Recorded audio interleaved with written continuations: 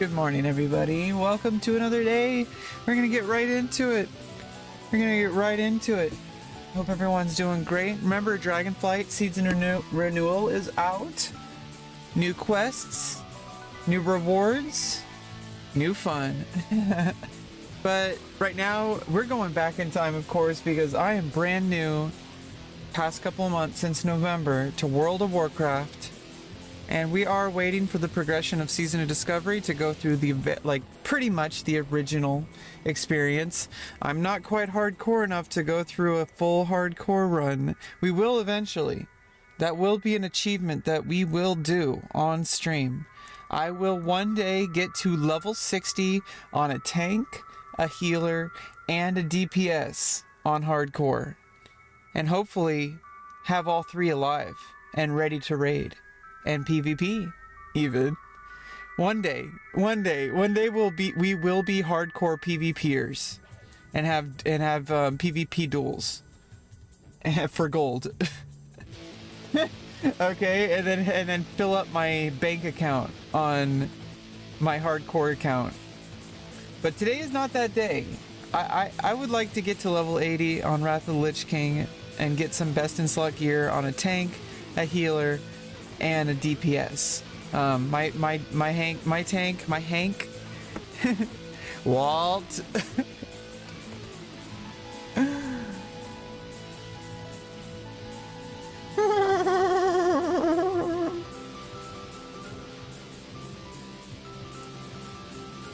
My tank, my DPS, and my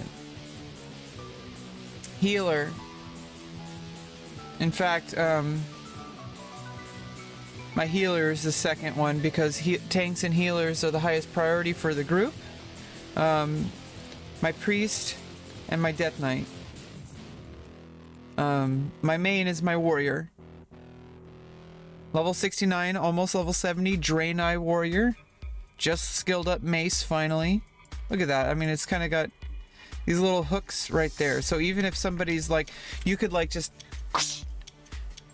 like like if you're in a situation where that's like more, you know, where you're not able to swing, like if you're in a situation with that club, with that mace, you'd be able to just I mean, that's why you want to have that you know, full muscle building. you want to be able to go like this. What is that, like? I think that might be like some muscles back here at the shoulder. So if you are holding your mace and you can't bring back to swing, this mace would allow you to just pull up and hook into somebody's, probably where would that go into? Probably their neck. Yeah, they would go into like their neck. And you'd be able to hook that into their neck right there. So I mean, that's a pretty good design. It also has in between the two spike parts of the mace and blunt parts, there is a middle part that you could catch a slashing type blade. Not too good against probably, you know, the only way you would use this against like a spear, you'd be able to, you know, slam this probably in between the shaft of the spear to be able to parry it aside. That's the only thing I can think of for a spear.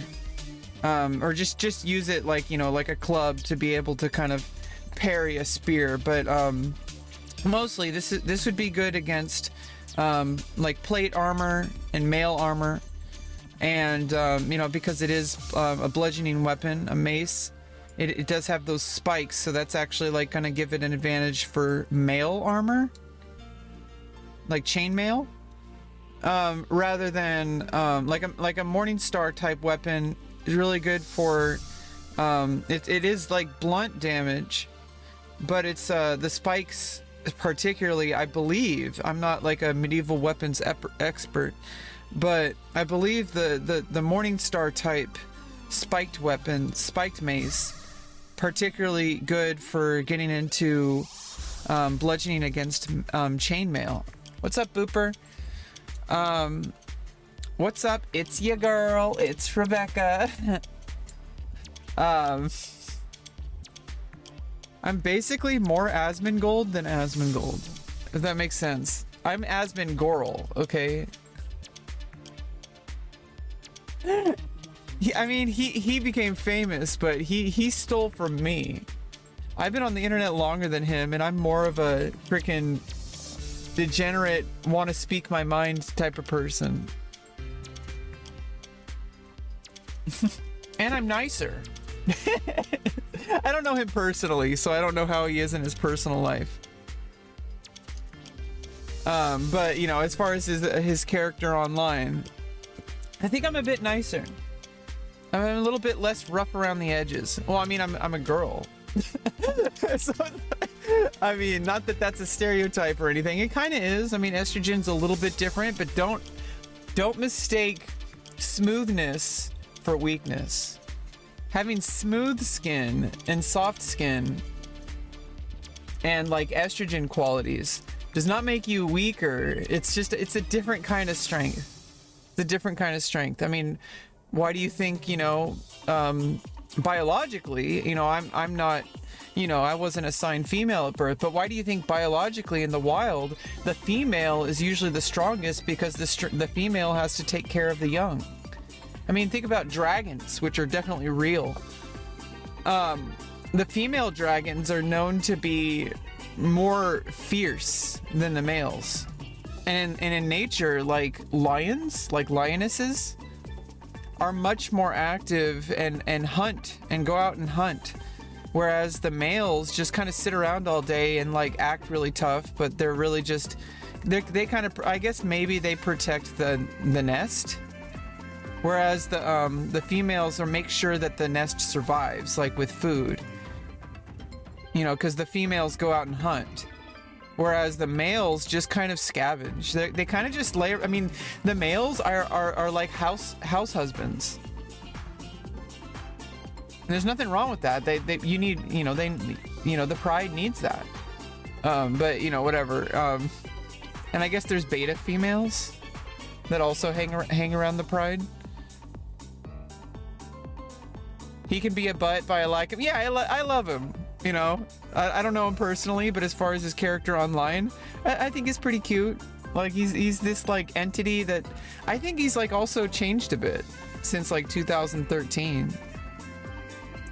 He has potential to actually listen to people. He says he's not empathetic to people. He just says he like lacks empathy. I think he has like a personal like lack of like, I think he does have like he's really humble, you know, regardless of like what people might think of him. I think he underestimates his own ability to understand people, and I feel like he's a few conversations away from being like a really like understanding human being. Like as far as like, you know, he's rough around the edges, of course. I'm rough around the edge. Everybody is. But I feel like there's certain things where it's like, hey dude, like can you like maybe back up a little bit and try to like understand the bigger picture a little bit, because he understands things really well and logically, but sometimes, you know, like what I kind of like, the way I kind of see things is that it's possible, and I noticed this because there's a lot of content creators, especially people like Destiny. Destiny is actually pretty good at this, but he's also really bad at this, if that makes sense. Logic alone, and you could see this with like Star Trek, like the Vulcans. Like, you know, it's like logic alone is not, you know, has its flaws. You know, you have to understand the like emotional impact, and like, you know, because you're doing yourself a disservice by not allowing yourself to intake all the information, because logic and reason and like the surface level things, that's very important. The facts, they matter.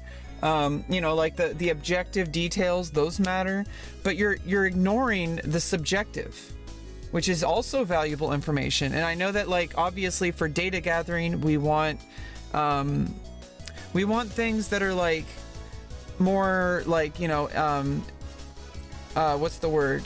Empirical, for like data gathering and decision making for like a mass scale. However, anecdotal evidence is important on an individual level and to help you build insight that you would not have without it. Because you could look at data sheets all day, but if you actually go, you know, like a data sheet about like homelessness in America or in California, but until you actually go to like a homeless encampment and talk to the people who are there, or go to homeless shelters and talk to people who are there about who people were before they were homeless, about who people are now, and how they're struggling now to overcome the stigma that if you're homeless, even if you're like working really hard, you have like a job and you like, you know, but you don't have a place to live and you live in the shelter, and, you know, because housing prices are insane. And it's almost impossible to overcome homelessness. And in fact, the only way I overcame homelessness was my dad let me move back in. You know, which I was on the lease, so I mean, I don't want to get into that, but there's a lot of lack of knowledge on my end as far as the way the world works. You know, I really like, you know, I don't know what I don't know. And that's kind of scary for me. Like, there's a lot of things about life that I could be doing. I constantly have this like fear of missing out kind of thing, where like I feel like there's a whole bunch of things in my life that I could just be like immediately changing. But like, because I don't have this information, and I just constantly feel like there's this lack of information. Like, if I only knew like what I could be doing differently, maybe I could be, like fix everything. And it's a problem, because it's like I need to trust, you know, my own ability, and I need to trust my own knowledge, because I'm pretty damn intelligent and I'm pretty damn smart. And I know a lot. Yeah, most people read the first line. There's a reason why reading the spark notes for a novel is not enough to understand the novel, because you're missing out on the most important information, which is the intended delivery of the author. The author intended you to read every sentence. That's the medium. That's the art form. It's not something you could just summarize in bullet points. That's like the plot line. You could summarize the plot line, but a story is not a plot. A plot is not a story. Like, a setting is not a story. A theme is not a setting. Oh, it's a vampire story about college students. Like, okay, that's a theme. That's not what the story is about. The story is the nitty-gritty, the line by line, the paragraph by paragraph, the delivery. Because you could have that same exact theme and have infinite different stories. Because what if it's a story about like struggling with homelessness and like the interactions? I mean, I just like, because I've struggled with that, and like I understand like what it's like. But what if you're a vampire going through that? And you have ethics, but some vampires don't have ethics.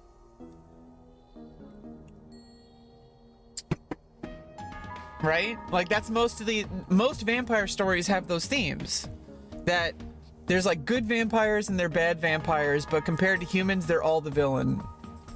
Because like inherently being a vampire means that you prey on people for their blood. That's what makes a vampire. But you can have different versions of vampires where it's like, maybe you could eat like, you know, drink like animal blood, or like in Vampire Diaries, like with they just drink blood that people donate, you know, like from blood banks. And they, you know, the compulsion is really the only thing that makes vampires different in Vampire Diaries than like Twilight, for example, or Buffy. The compulsion and the vampire rules, like the way the vampires work in Vampire Diaries, I feel like that's like the best version of vampires I've ever seen.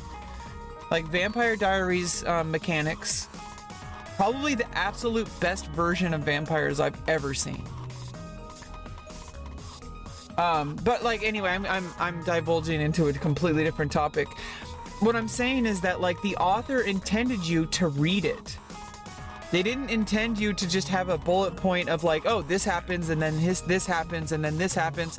Like, that's just the vehicle for the narrative. The narrative is like what the author wants you to feel, word by word, line by line.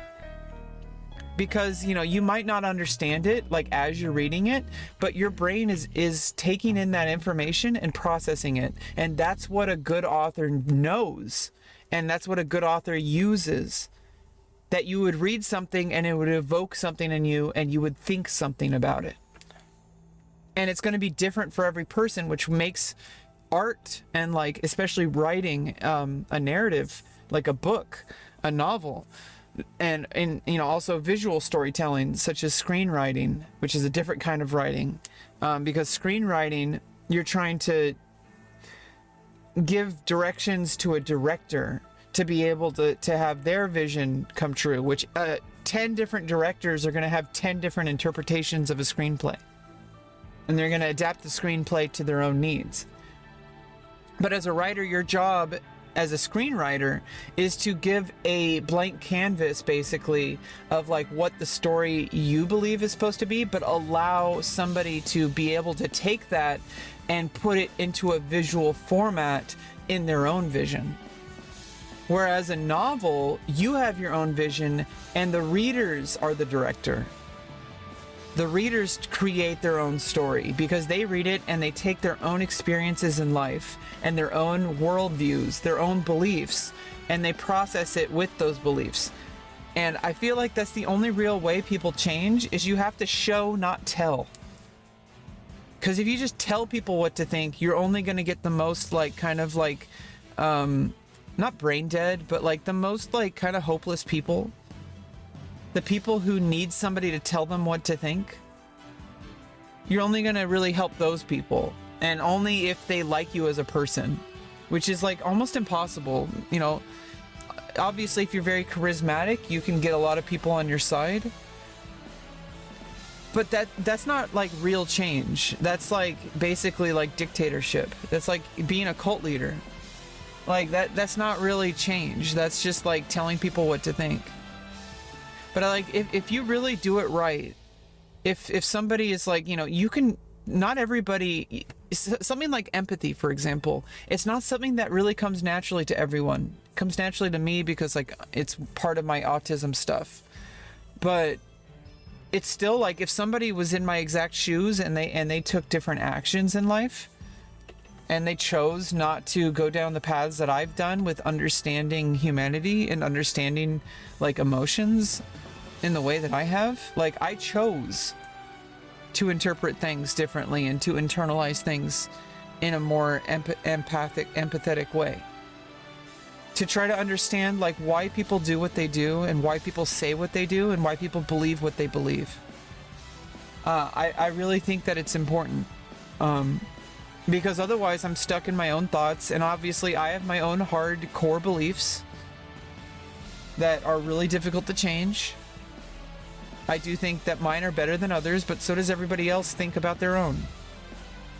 I would think that, like, obviously I think everybody really wants to serve in their own best interest. But that doesn't mean you have to be like selfish. It doesn't mean, you know, it means that we all understand that everybody fights for themselves, but that doesn't mean we have to fight for ourselves. Like we can like share our worldview and kind of like meet people in the middle and maybe lift people up by letting themselves lift them up rather than me trying to pull them up. If that makes any sense. Like I can provide them showing, not telling, that this is the way I see the world, and how do I convey that in a way that somebody can grab onto that and personalize it to their own needs. I feel like that's the job of a writer. That's the job of an artist. That's the job of an actor, or any kind of like any kind of expression. Like that's the job. You're not trying to tell people what to think. You're trying to show people what you think so that they can, in a way that they will interpret it in a similar way and internalize it in their own custom format. That'll get the same essence of what you believe, but it'll be stronger because it's their own version, and then they can then bring that to the table. in a way that you would never be able to. And then you could work together potentially. Maybe they'll work against you. You can't control that. But, you know, at the very least, you can make other people into leaders. And then together you lead. You know, I think that's mostly what it's really all about.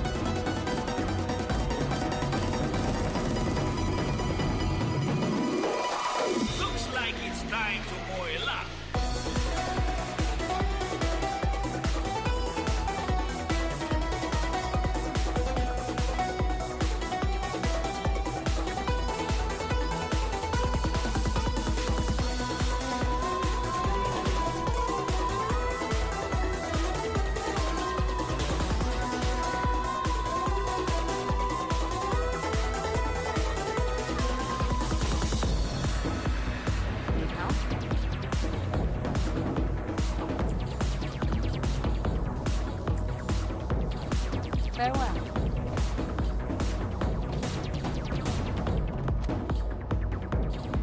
Can I help you?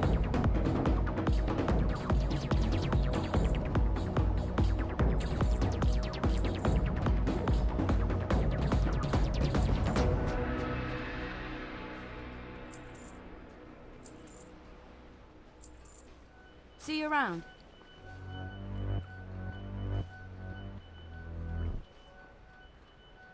Hey there.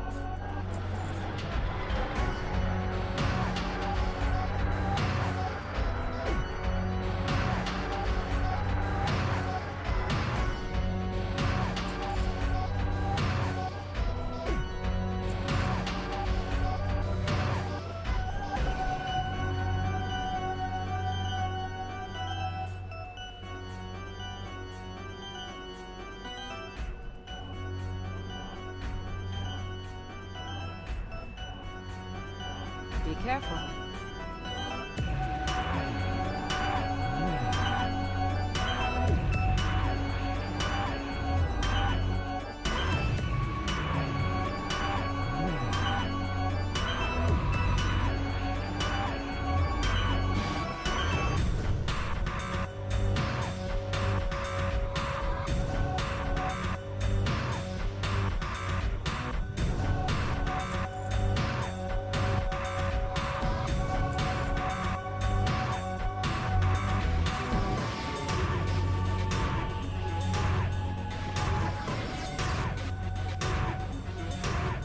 I get for you today?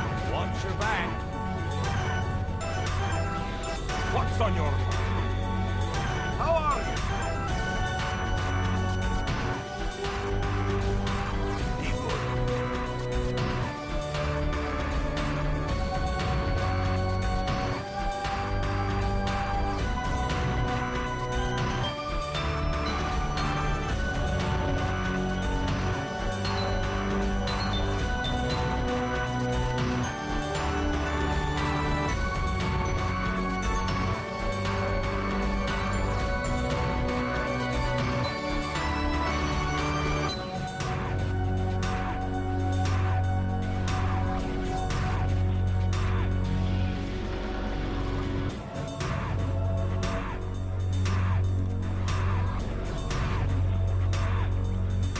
You got my attention. Well met.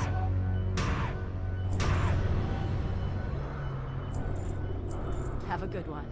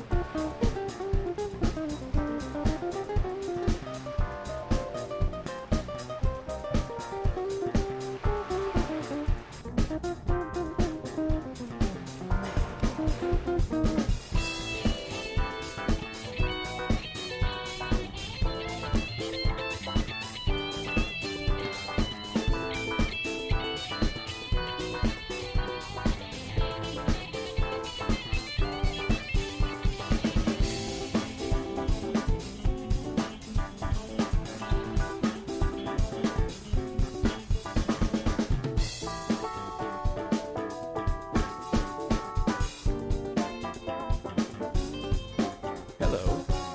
See you later. Have a good one. See you around.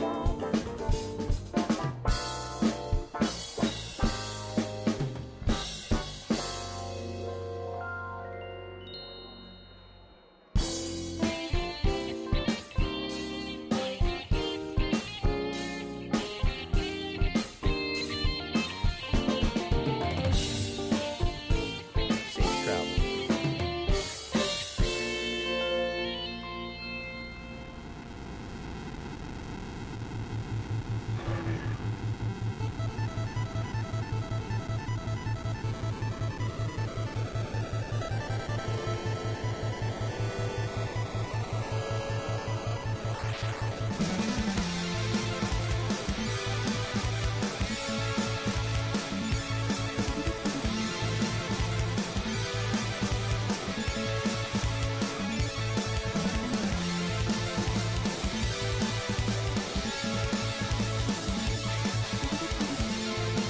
Hey there.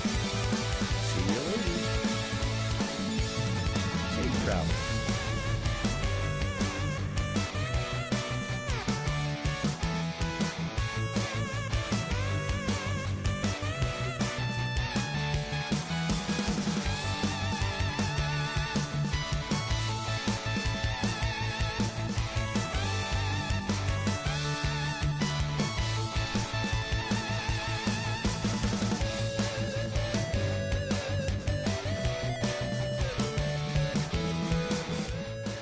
Level 70, let's go. Let's go, level 70. We got 10 levels to go.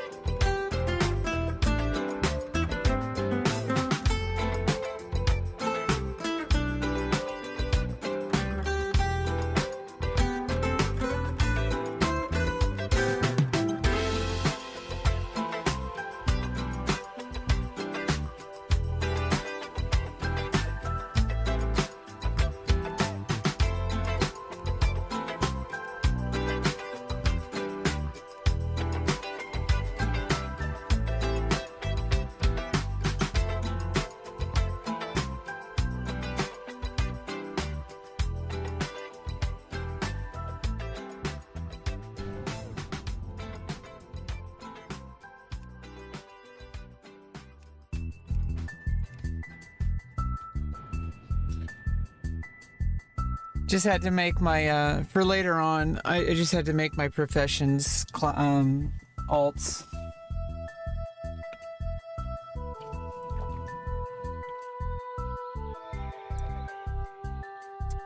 So, Becca Jewels is jewel crafting and plate.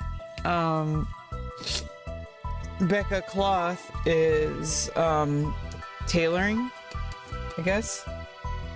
I guess that's, does that include cloth crafting? Whatever. Oh yeah, I need to make, alchemy.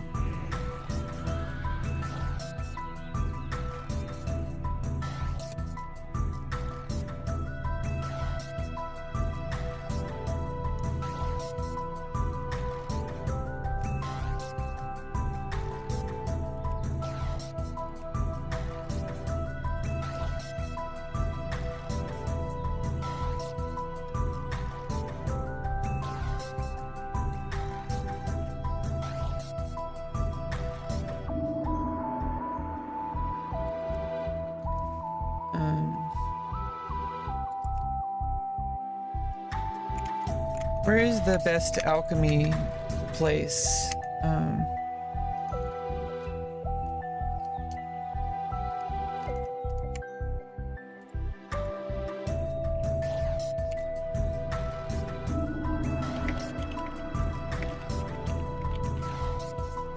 Like starting town.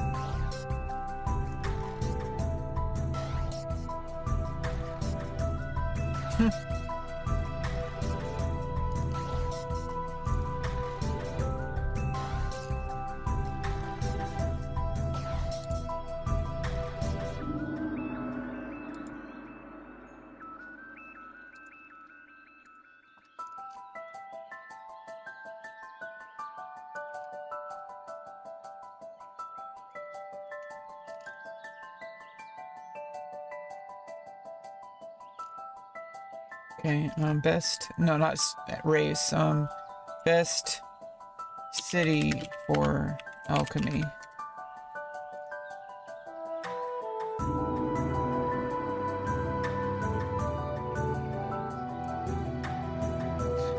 Well, I mean, I guess regardless, I'm gonna have to get to Dalaran anyway. And I could just have a mage cast a portal to get there. So I'll just make a human.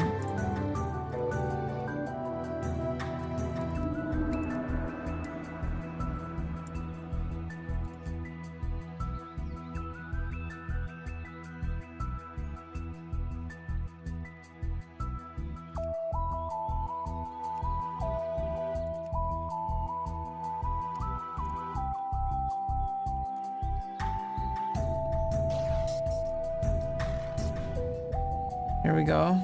Pick of potions. Okay, so I mean, I think that's all the professions. Jewel crafting and plate mail. Tailoring and whatever else, I guess. I don't know. Engineering and whatever else. And alchemy and whatever else. Probably herbalism. But then again, like, herbalism won't really matter unless I level up this rogue.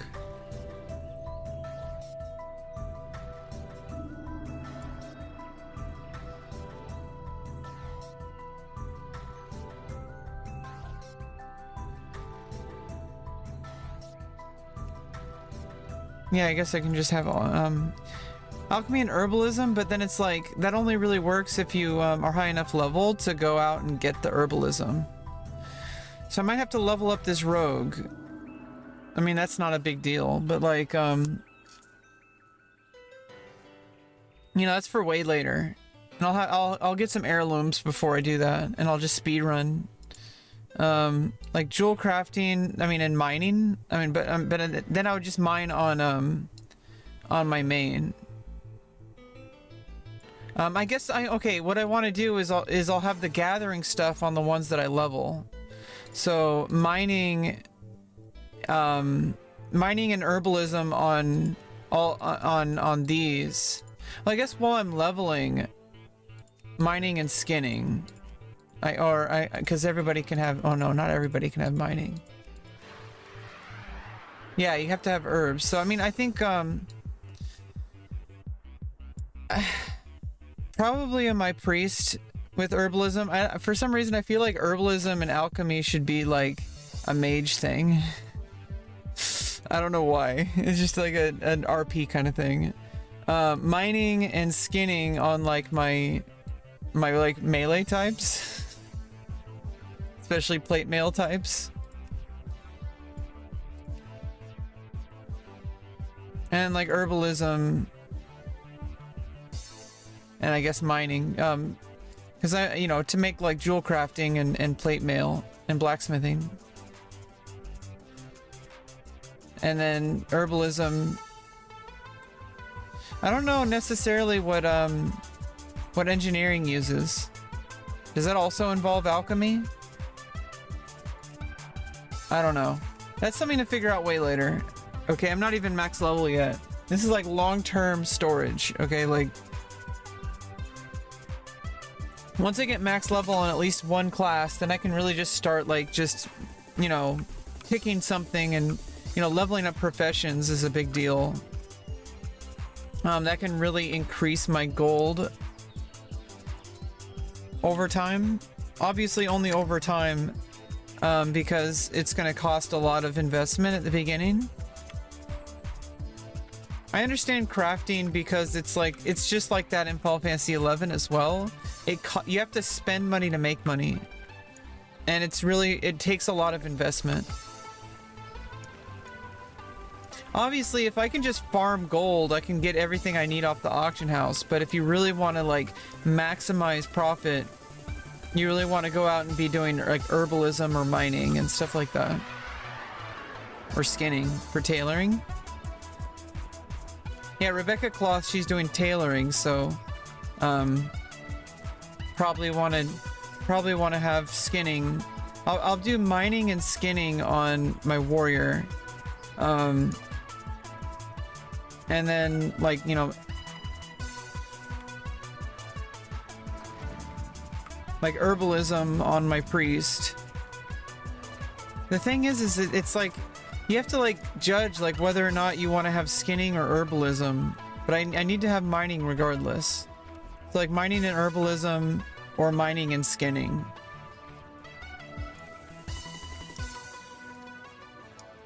I'm guessing like I'd probably want like mining and herbalism on my priest because I don't know, I just feel like skinning is like, I'm not going to be killing as much mobs out there because it's like I'm a priest. Like I'm probably gonna, most of my stuff is gonna be done like in dungeons and raids. I'm not I mean, obviously leveling up is questing and stuff, but probably like try to level up priest just by doing dungeons. And whatever quest lines I need to do for like certain things. But I'm just trying to like think long term, like what's going to be the best option. I think like mining and herbalism, I mean, for while you're leveling up. Like I think for like a melee class, I think mining and skinning, because you're going to be killing a lot more mobs faster and more efficiently as a melee than as like a, like, I don't know. I don't think it really matters because obviously you're going to kill stuff regardless while you're leveling. But I think like a priest, for example, I'm going to be doing like a disciplined priest or a holy priest, I'm not sure, but whichever one is best for healing in a dungeons and raids. Yeah, I'm like really in depth. I really like to think long term and like what can maximize my potential. Stormwind is the pillar of the human race, maintained through strength of will and the edge of a sturdy blade. Yeah, other revenge and shield slam levels. There's a whole bunch of upgrades to my spells. Level 70. I don't think I got anything new.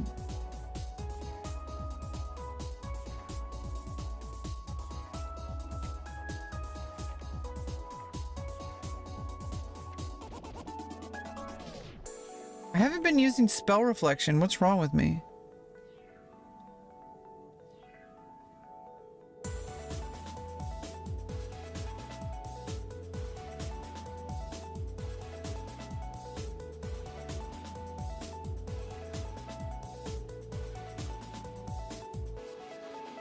First of all, I'm just gonna put Sunder Armor on Shift 1. I need spell reflection.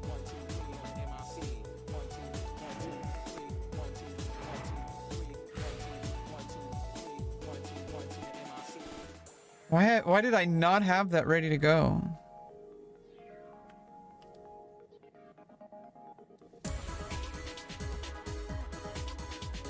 Because you can't always stun everything.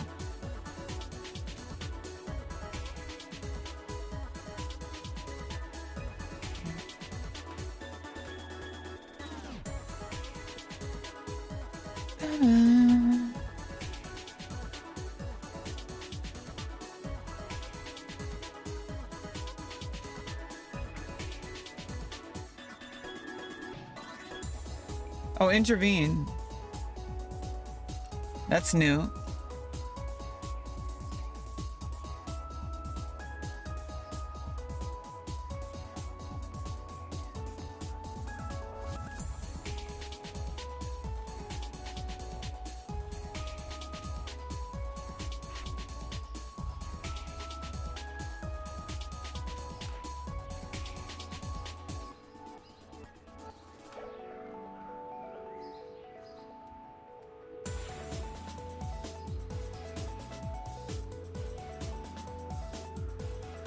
Run a high speed toward a party member, intercept the next melee or range attack made against them, as well as reducing their total threat by 2%. Yeah, that's a good one.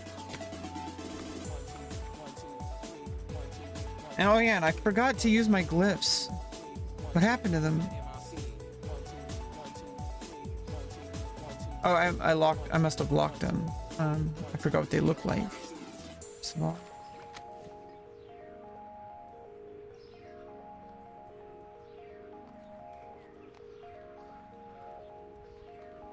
Did I accidentally sell my glyphs?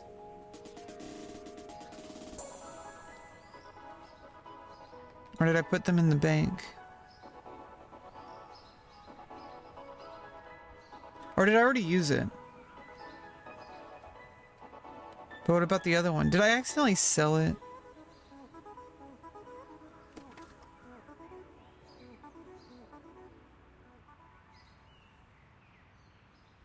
Oh, there they are. Okay, I've got Glyph of Command. Forgot to use that. And then and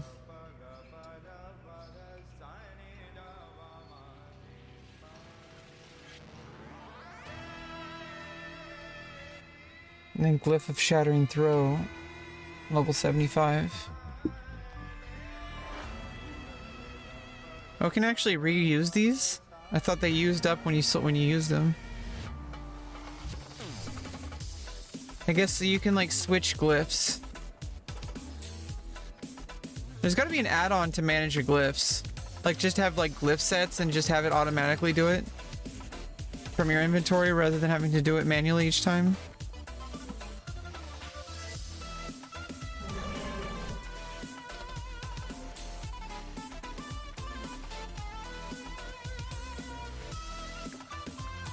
Overwrite only. Yeah, I mean, I know that, but what I'm saying is like, it doesn't use up the glyph. I still have it. Like, it didn't use up, it's not like, you can reuse it and then overwrite again. So if I have multiple glyphs, I can overwrite them and have different glyph sets. But like, I was wondering if there's like an add-on that will do that for me so that I can it'll do them all in a row. So I don't have to manually do it each time I want to like switch glyphs.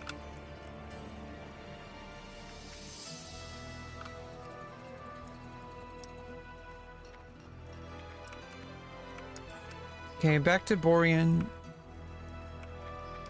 Oh, let me check the auction house for like, I think I need more potions.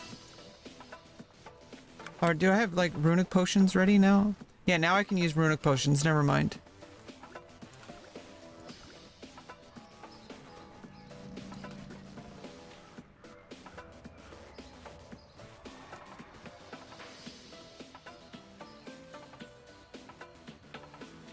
I can also use the shovel tusk soup now for additional haste and stamina for an hour.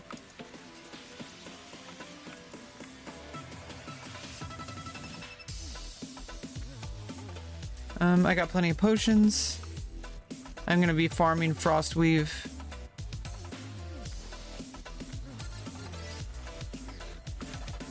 And I have alternative first aid if I need to use it and while I'm farming those, so.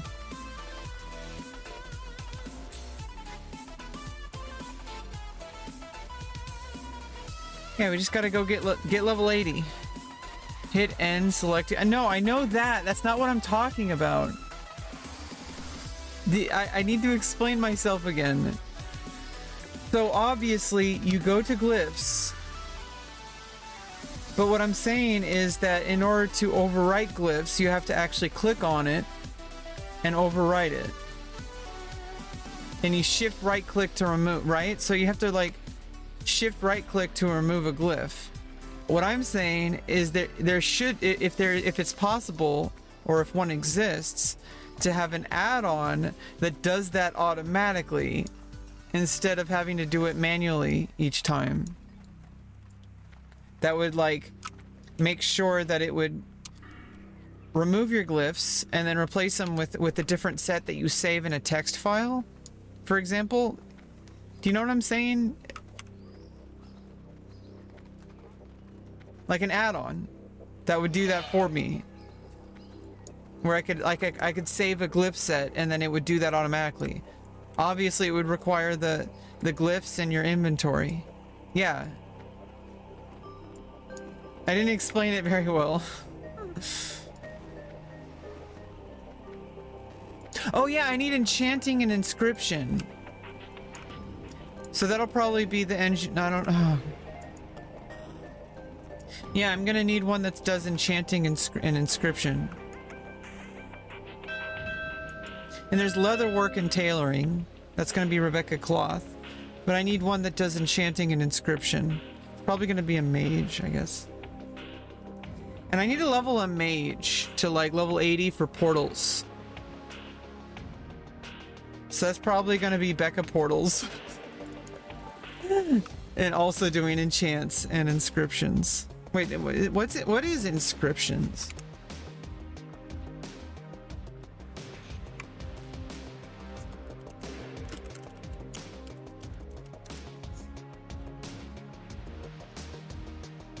Glyphs, scrolls, enchantments, and other items. Okay.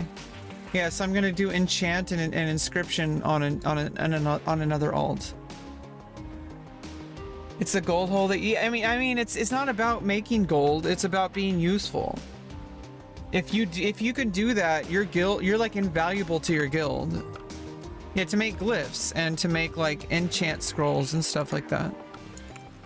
Like that's invaluable profession. It's not like to make money. It's like utility. Is this the right one? Am I on the right boat? No, I'm not. That's not a boat at all. It's like somebody's house. This is the boat. Better get there before it leaves. Cockhand?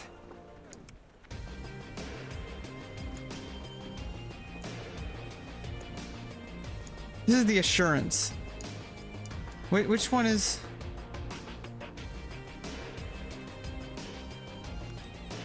Oh, it's over here. I'm stupid.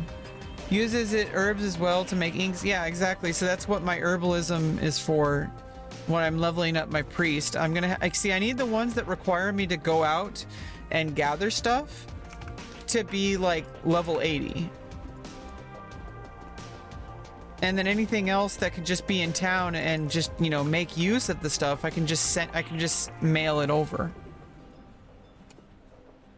Just talk to lady, she will port you. What lady?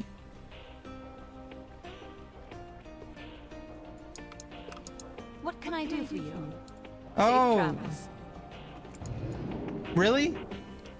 I don't have to actually take the boat? Jeez. Well, that's convenient.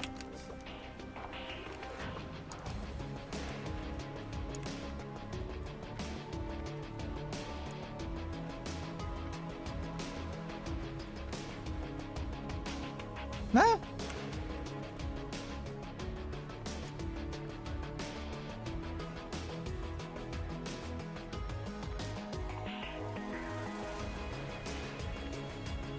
You are useful, Booper.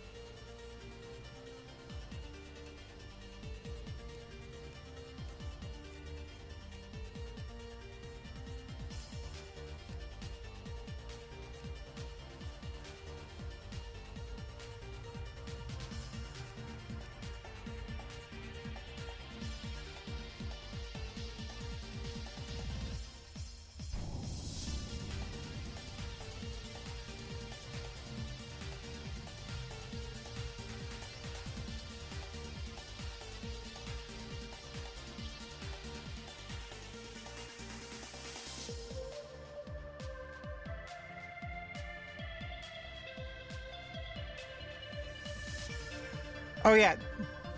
Oops. Oops. Accidentally made a rogue. But I also think my rogue should be a night elf. For the extra, like, ability.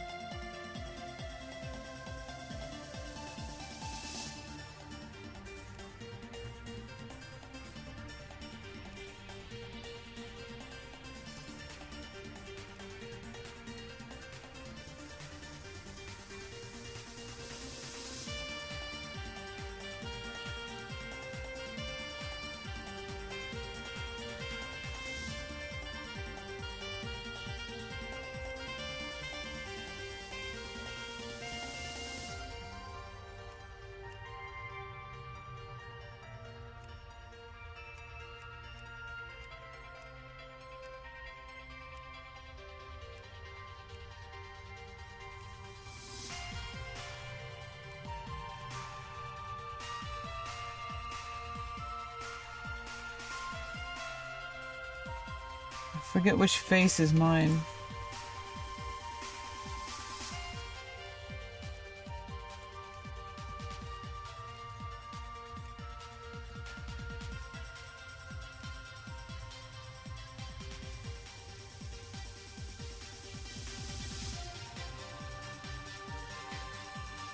I think it's that face.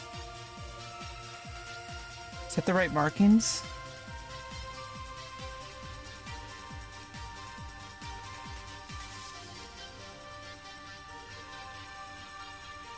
Yeah.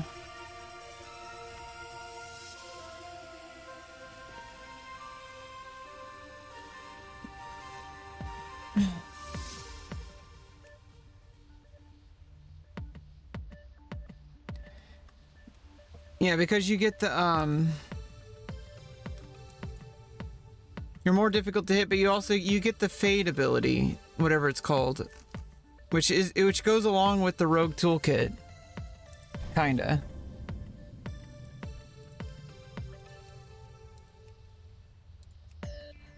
And then my hunter.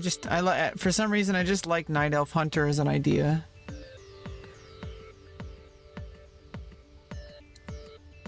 Just makes sense to me. I don't know why. Probably because they're like more connected to nature or something like that. But like, I guess if you want to make sense for my rogue. Come on, I need to see your face. God damn it.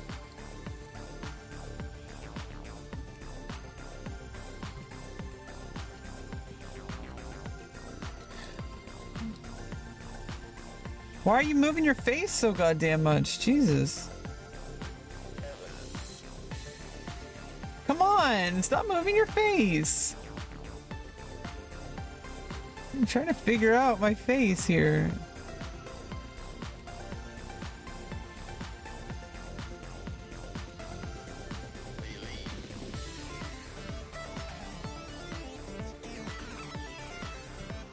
It's hard to see with Night Elf faces. Which one was mine?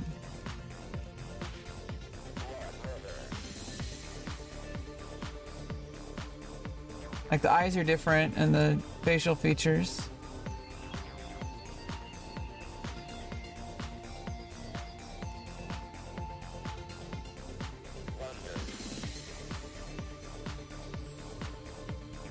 I think that's it.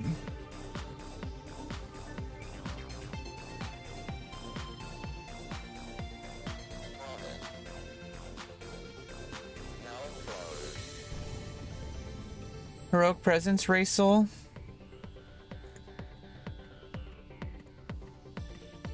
Oh. Yeah, because she gives you that extra 1%. Yeah, you might be right. I think so.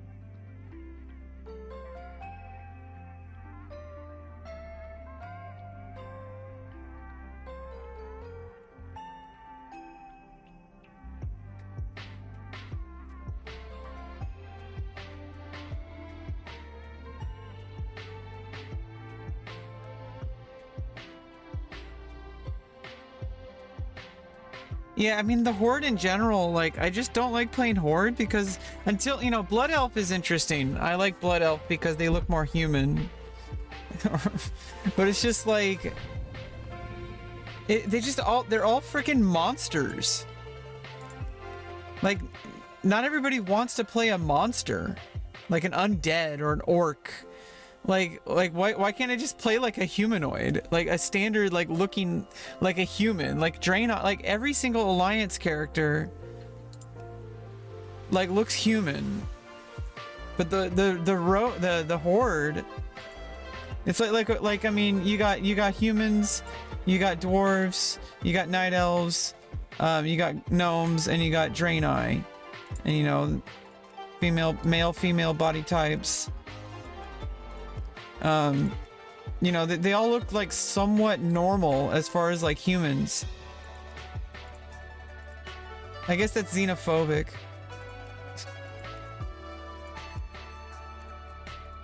But like you got Horde and they're all just freaking like, I'm a monster. I'm a monster. I'm a big beast. I'm like a monster. And then it's like, oh, I'm like a normal looking person. You know? You know, this guy looks like Jafar from like Aladdin. She looks like she's some kind of like Disney villain. You know what I mean? Like at least they look human though. But they have like a villain look.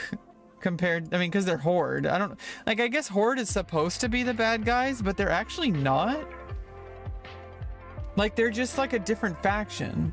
But like for some reason that I mean, obviously that the idea they were coming up with Horde is like they're the bad guys. You know, because they have like this villainous look about them, like trolls. They're monsters. Tauren, they're not so. They're kind of more neutral, I guess. But like undead, like they're monsters. Orcs, they're monsters. Like, I'm a big orc. Whereas, like, you know, it's like, oh, I'm like a human. You know, it's like I'm a dwarf. You know, a friendly dwarf. It's like, oh, I'm like a night elf of nature. And it's like, you know, it's like I'm a gnome. I like, you know, make things. I'm like really tinkery. And then like Draenei, they're just like, I'm a space goat. They're like for the first time. And especially when they added Worgen, for the first time they added some kind of monstery looking creature on Alliance. Because I mean they have the hooves. They like look more like they look kind of like more like an animal. You know, but they still look very human-like. Like they don't look like an orc. You know, it's or like an undead. You know, it's like they still look human-like. But like for the first time when they added. With Burning Crusade, when they added Draenei, it's like now they have something that's almost like it could be on the Horde. But then, like, you know, they added something that's kind of looks like something that could be on the Alliance. Like, as far as appearance goes. There was no Hunter in the original Vanilla WoW, so, like, in WoW Classic, they added Hunter? I mean, it makes sense. Like, there's no reason why they shouldn't have Hunter. Or is it, like, broken?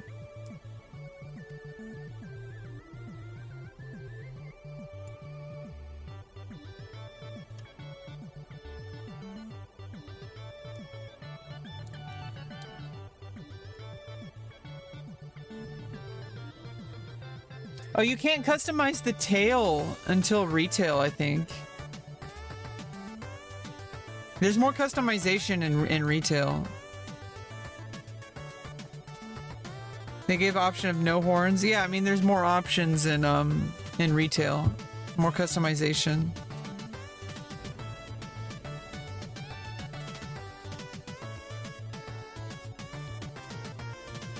Like if I just I could just like load up Dragonflight really quick.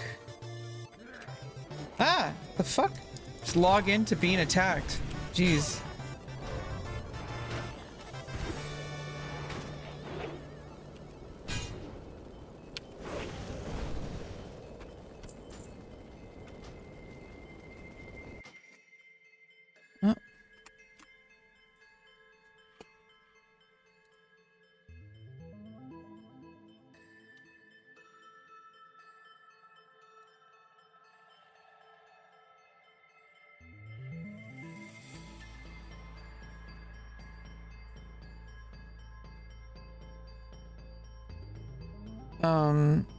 Whoops. Like I kind of screwed some things up here.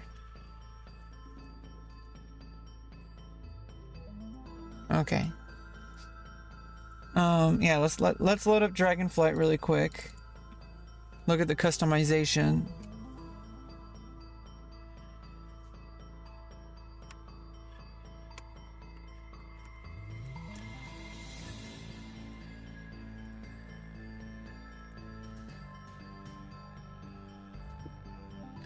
War Within comes out in the summer along with Cataclysm. There's going to be 2 separate Cataclysm instances. They're going to have Cataclysm on Modern WoW, and they're going to have Cataclysm... Oh, there's an update. And they're going to have Cataclysm on Progressive server. I'm going to play on the Progressive server only. But, like, it's kind of interesting. I guess there's going to be an option of playing... Cataclysm on Modern WoW. You haven't played retail since I didn't play during Shadowlands.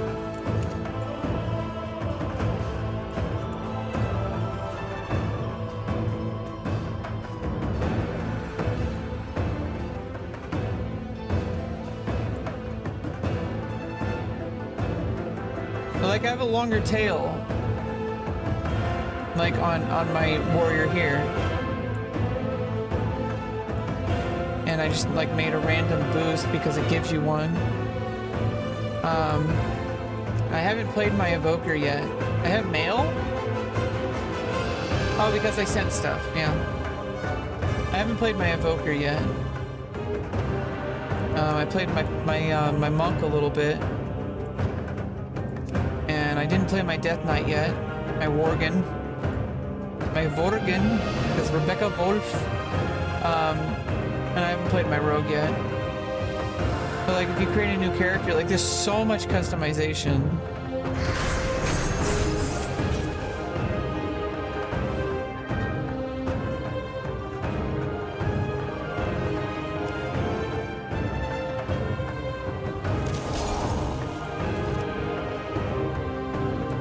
Like special different orcs and shit.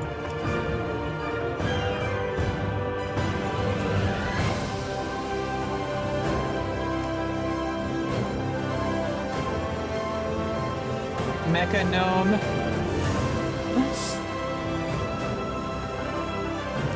Like Polterian and Dark Iron Dwarf. Lightforged Draenei. Like Void Elf.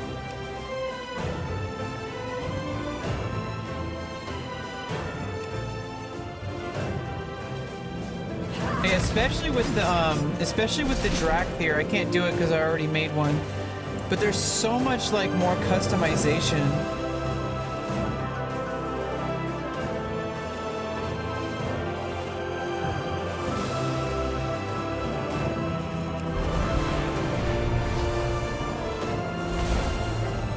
And they got cool character creation animations too. It's like the customization screen is also really better. You can like pick your like makeup. And different like piercings than usual. I think I think I only have ruby discs. I think you have to actually collect these on your account. I'm not sure. No, those are earrings. Okay, never mind. Can't see those because of the hair.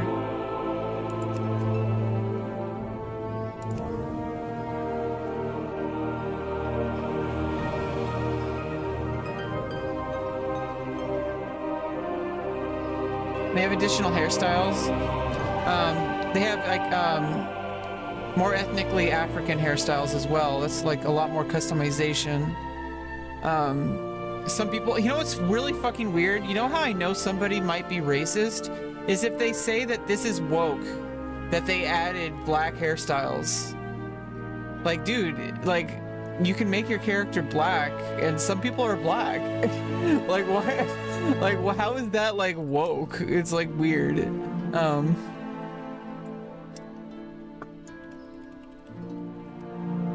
I haven't made a priest yet on Oh yeah, and you can make like interesting like color combinations and different eye colors. It's like kind of interesting. Yeah, you can make kind of like highlight style. It's kind of cool. Different eyebrows.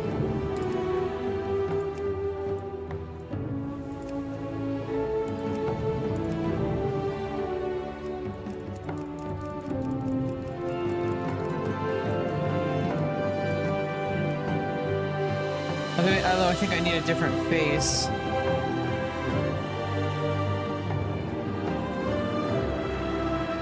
Yeah, you can have like scars and shit.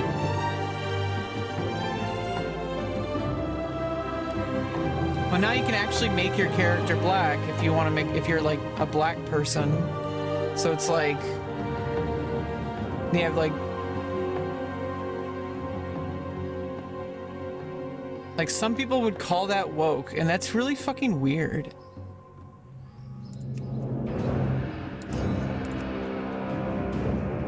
And then you can have different face shape.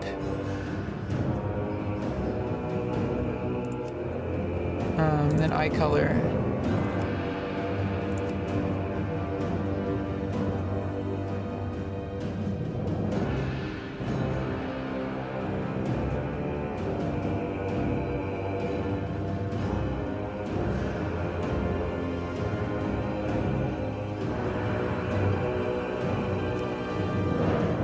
And you can also make your character blind. Like, that's crazy.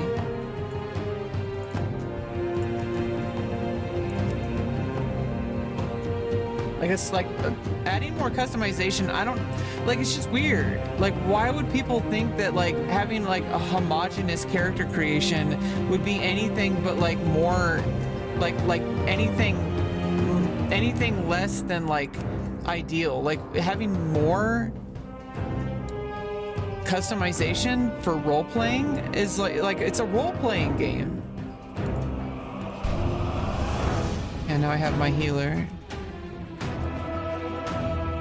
But yeah, like a lot more customization. And what's weird is just I've heard people on the fucking like on the shout channels on you know, it's like people are like, oh, you know, if you're woke, it's more like wow, woke. It's like, what? Because they have like more customization, and because like they have like more like diversity of like a bigger, more like expansive world that is already like from the very beginning was already pretty customizable and expansive.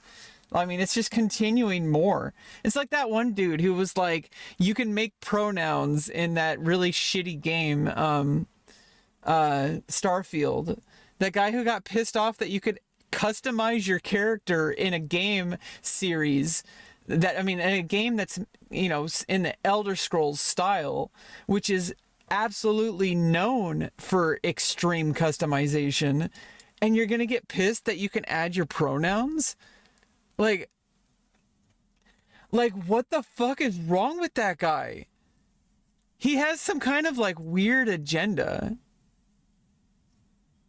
of like, he sees pronouns and he immediately thinks that it's some kind of like weird thing. And like, even if it was, like, why are you so against people having pronouns? Like, he has pronouns, I just used one. It's just so fucking weird. I mean, it's not like it's okay. That's a little bit too much of a stretch. It's not racist just because it didn't have that. It's just from a you know, obviously maybe, you know, there was a lot. It's not like quite racist. It's more like people have inherent biases that they don't always check.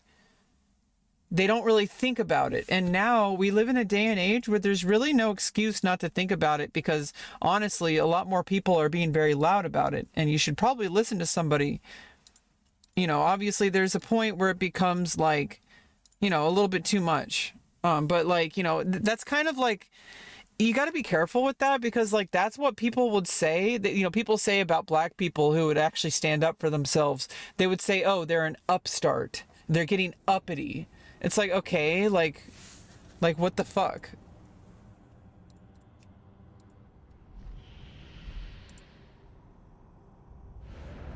Like, that's kind of weird. Yeah, obviously. Yeah, it's all white group. No, it's not like that. I'm gonna delete that comment though. Oops. I accidentally pressed the wrong button. I'm sorry. I pressed the wrong button. I was just trying to delete that one single message.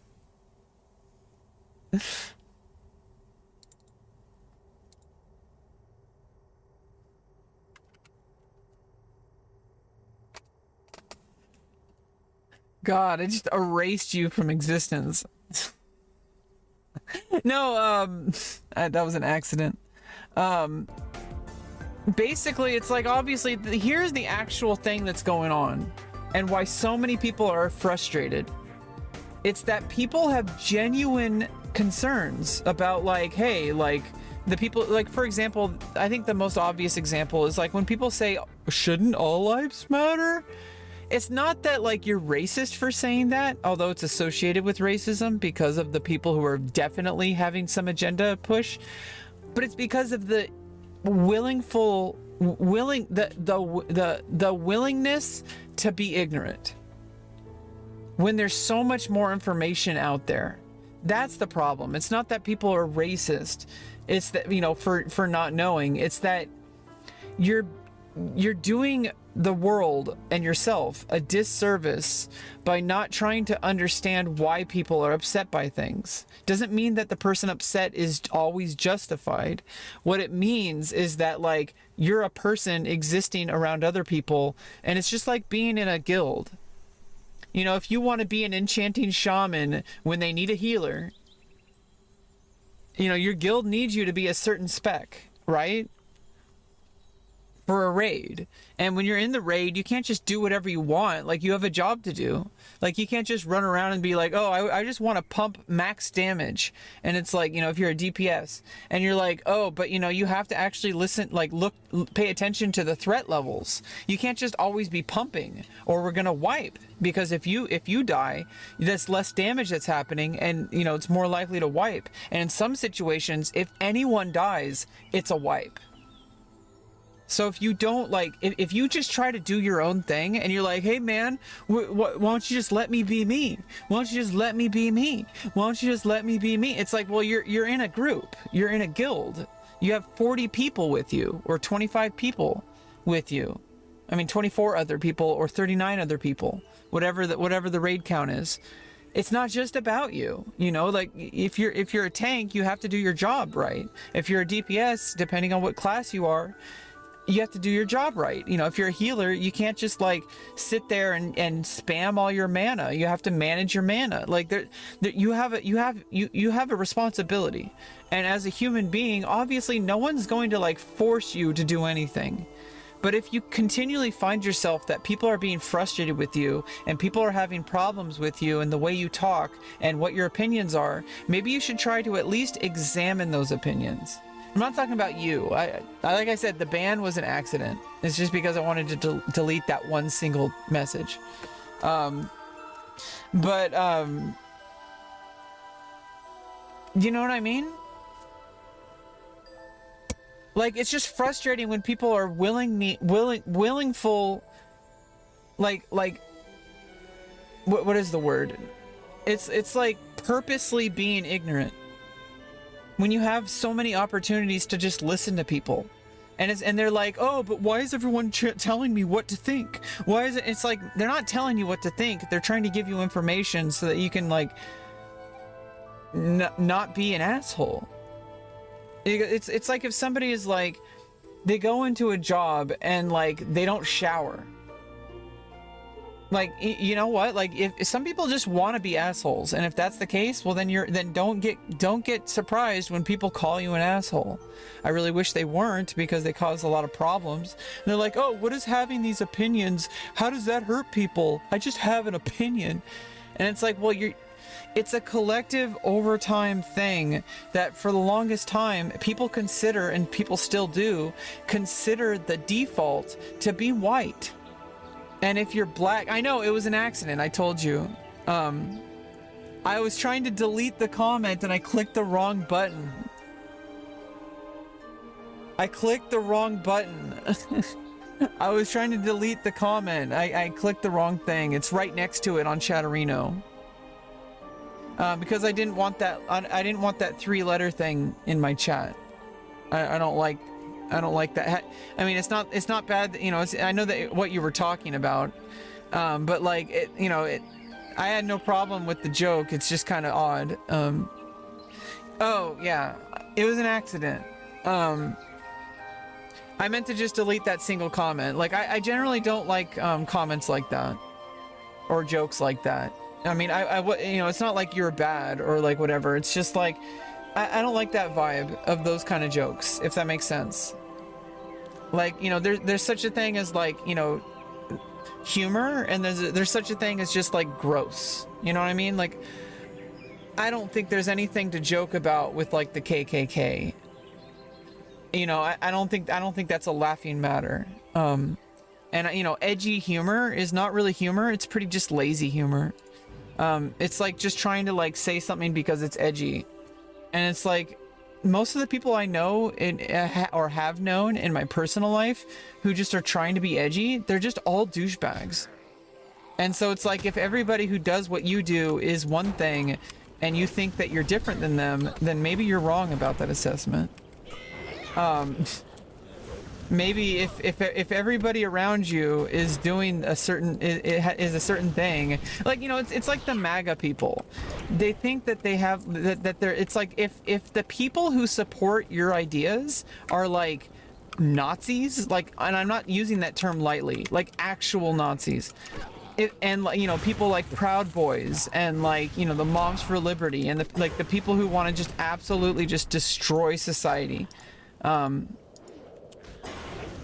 If everybody who has your opinions are like the worst possible people, then maybe you should re-examine your opinions.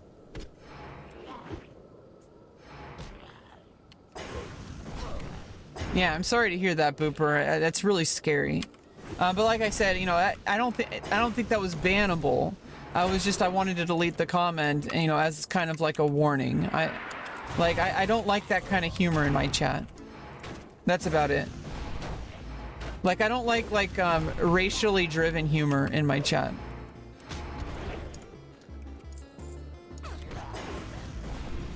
Like, I don't even make jokes about being white. Or, you know, it's like, imagine if I was making jokes about, like, you know, being female.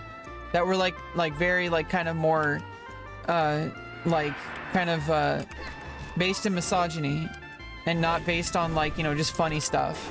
I try to keep things, like, not, like, PC. I just try to keep things, like, not mean. If that makes any sense.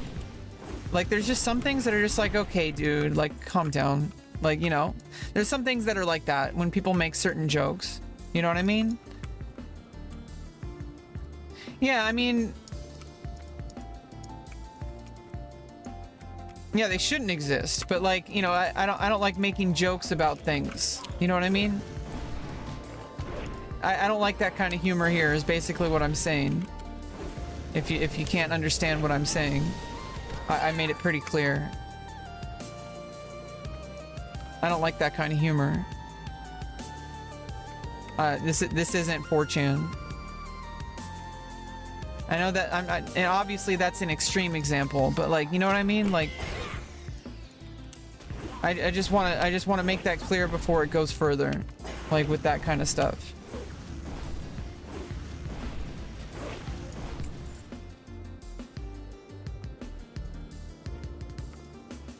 Okay, what is this? I need to burn it. Okay.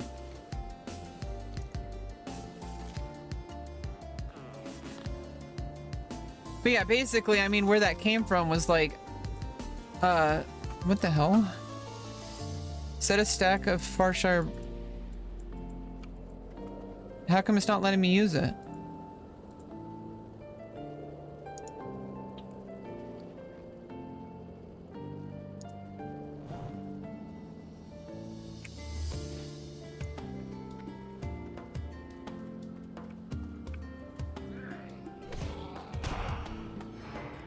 It's like, I mean, I can't know for sure, obviously, what the intention of the original develops were. I know that there's a lot of shady stuff in Blizzard and stuff like that.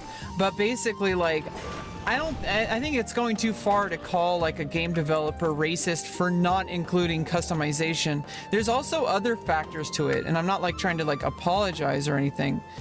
Because I obviously don't know what the intentions were. It could have been, you know, like, some kind of agenda. But I think it's ridiculous to accuse things of being an agenda just because it's not as inclusive.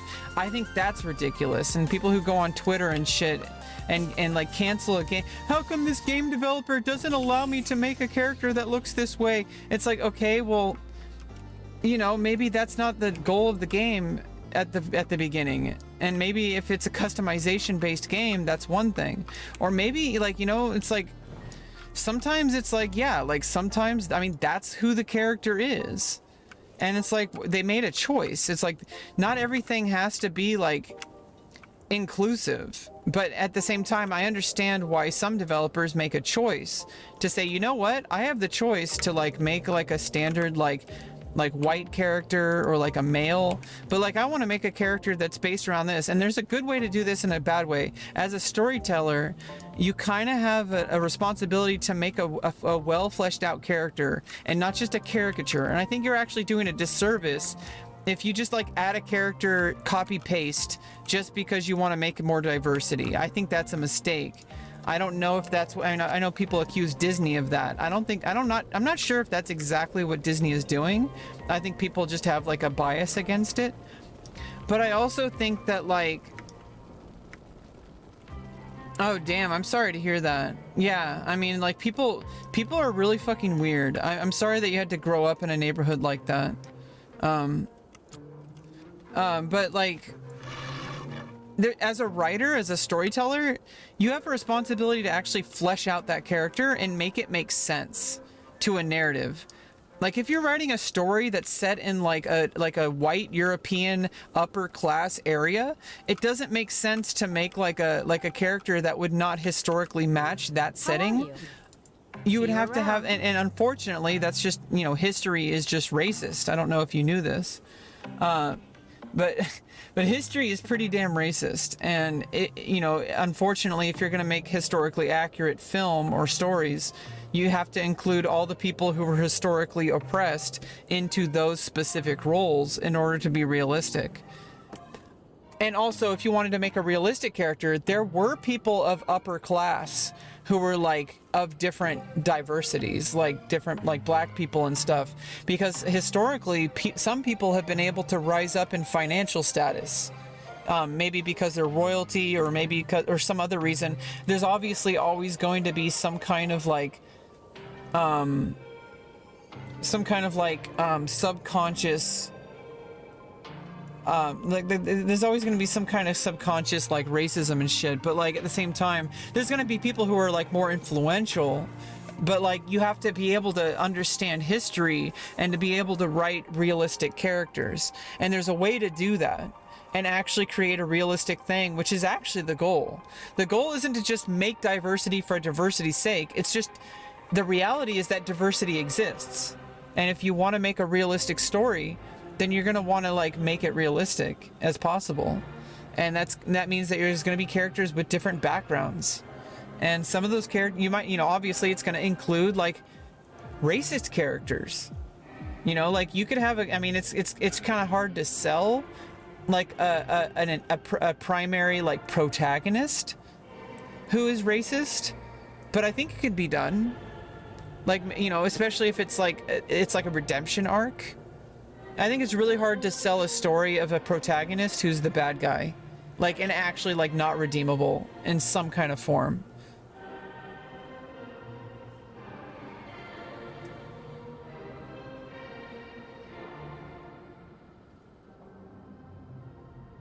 Jeez. Yeah, that's really disgusting. But like I said, that's the kind of stuff I don't like being written in my chat. Not because you are, it has nothing to do with you. It's just like there's certain things that just, yeah, let's change the topic. I think it's like kind of, Yeah, I guess I'll just sell that because I have the gems on this one that I think make it better than the extra armor.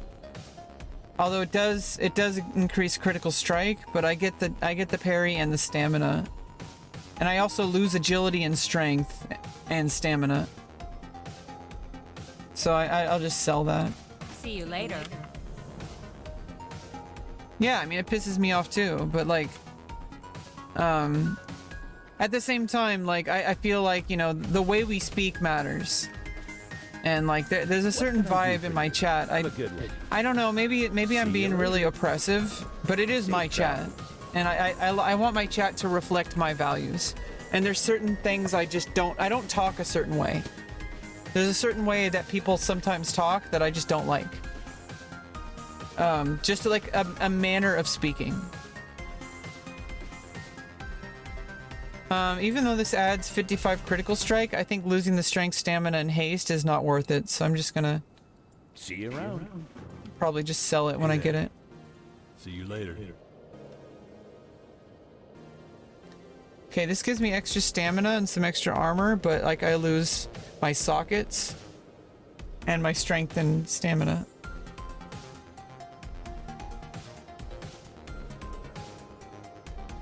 So I'm just gonna sell it. Be careful. Yeah, everyone is human. But you know what I mean? Like, I'm human too, and you know, maybe it's a weakness that but it's just like I'm the one who's responsible for curating my chat. And in every way, first of all, I have every single right to moderate my chat however I like. But besides that, I feel like there's a reasonable way to do that and an unreasonable way to do that. And I think it's like, if I want to reflect my own values in chat, then I'm not going to allow certain types of, not like discussion topics, but like certain ways of describing things and certain type of humor. Yeah, I'm going to get very, better armor when I start doing dungeons, like heroics. For now, while I'm leveling, I'd like to at least min-max while I'm leveling.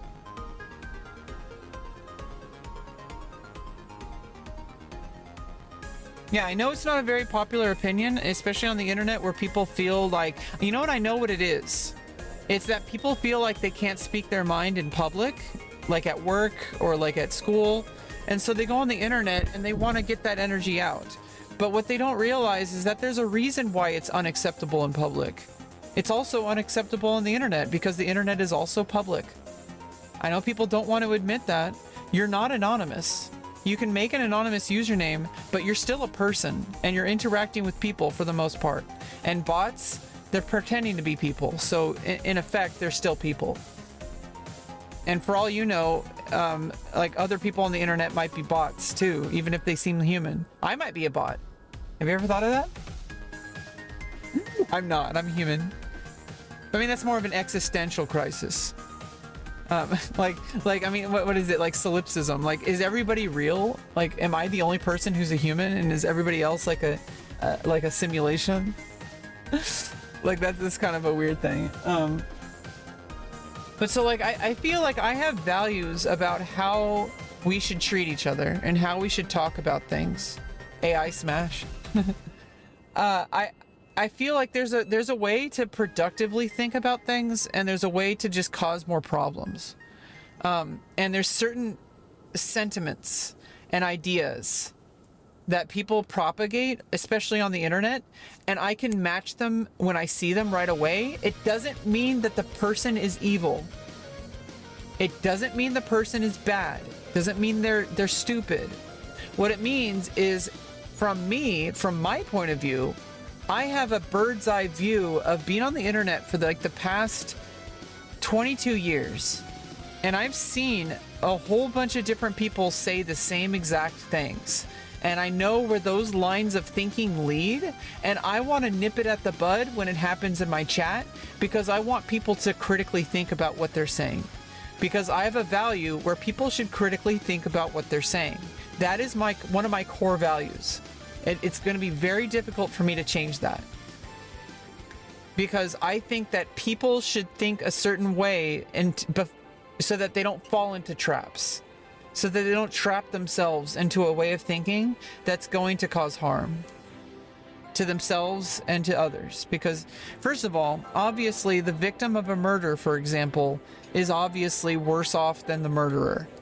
But the murderer is also a different kind of victim, because they lose their humanity when you do something that cruel. You took someone's life, for example. You have to live with that for the rest of your life. So in effect, you also hurt yourself.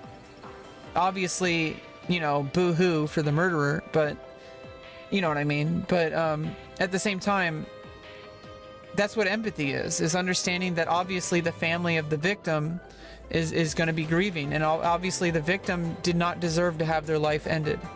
But at the same time, the person who committed the crime is also suffering in a different way, because now for the rest of their life they have to live with the fact that they did this terrible thing. Like it's a different kind of suffering that person will not get sympathy for, because it's really hard to feel sympathy for somebody who does something so terrible.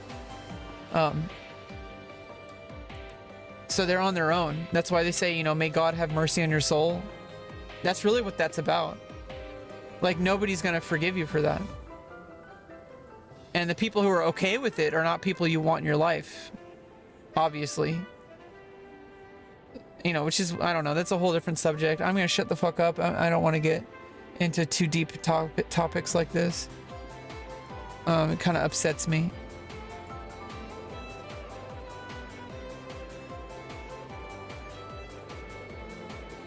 Have a good one.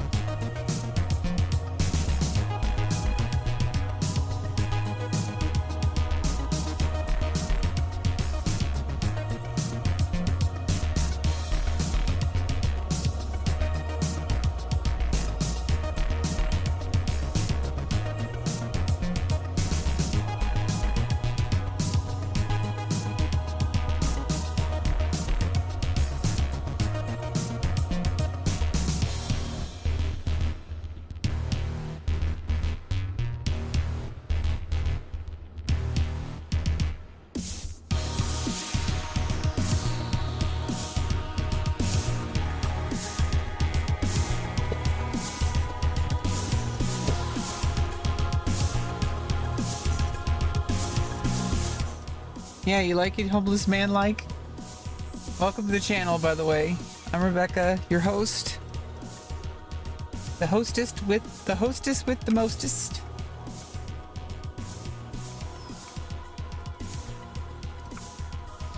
I just like need one more harvester and like they have to repop? Or is there, oh no, there are more on the other fields.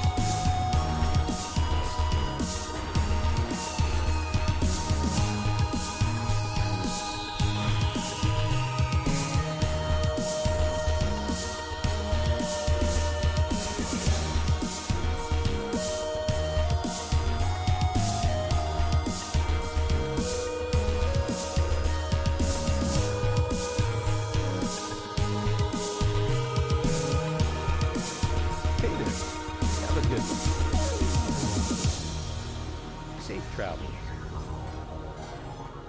Can I help you?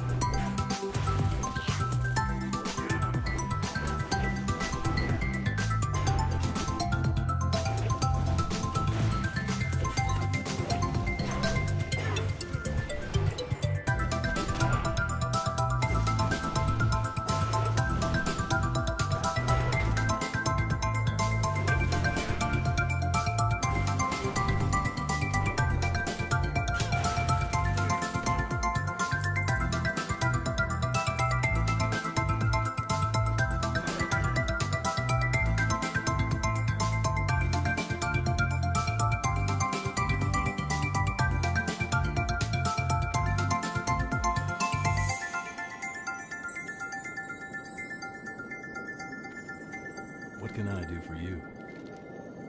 For the Alliance.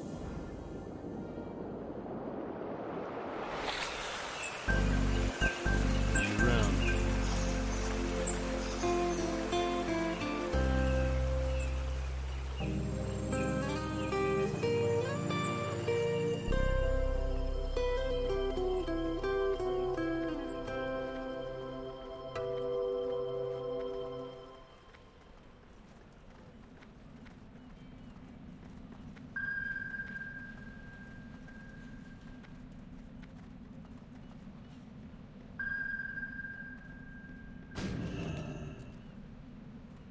You need something?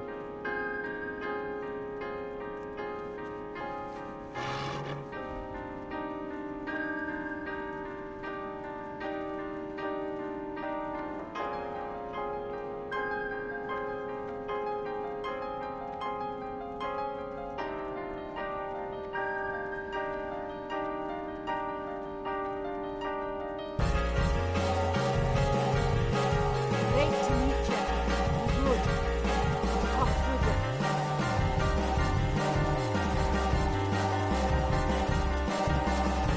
Keep your feet on the ground.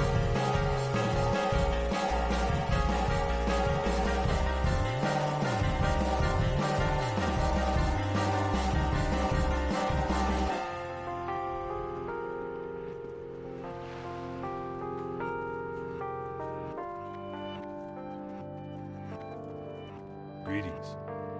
Be careful. See you later.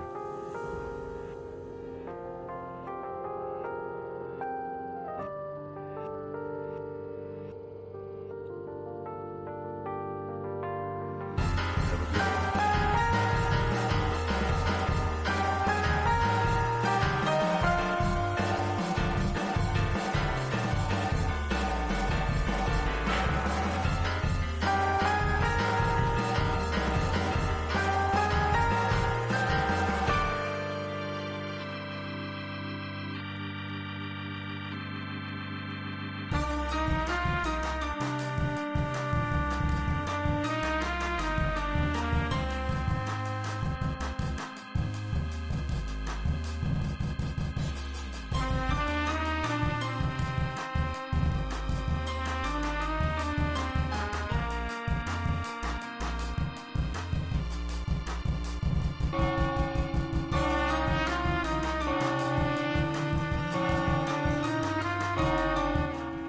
Is it the same exact Taco Bell sound?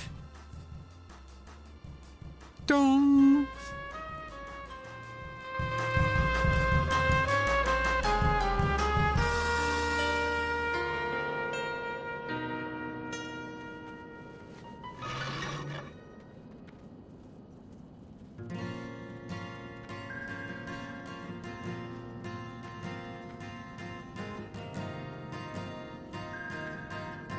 You need something? For the Alliance.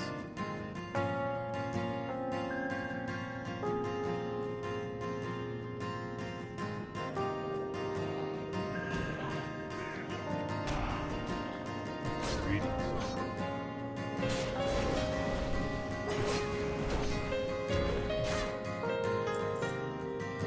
Hey there. See you around.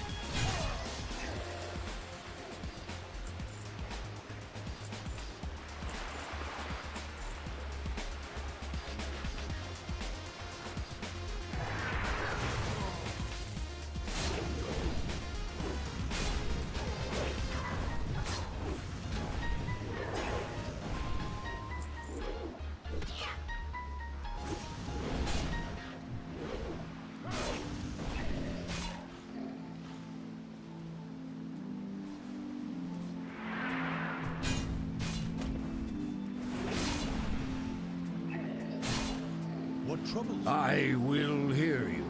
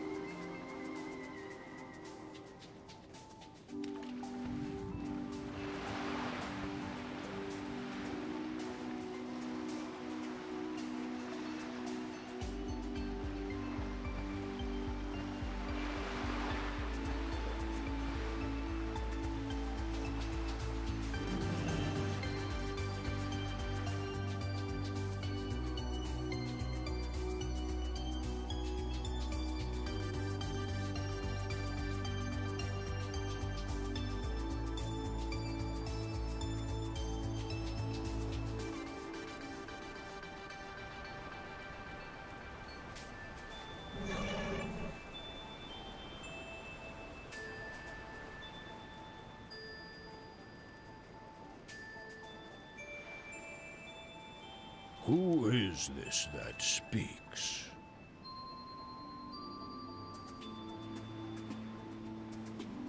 Item that you need. May your nets always be My full. mic. Oh shit! I've been talking for like the past 5 minutes.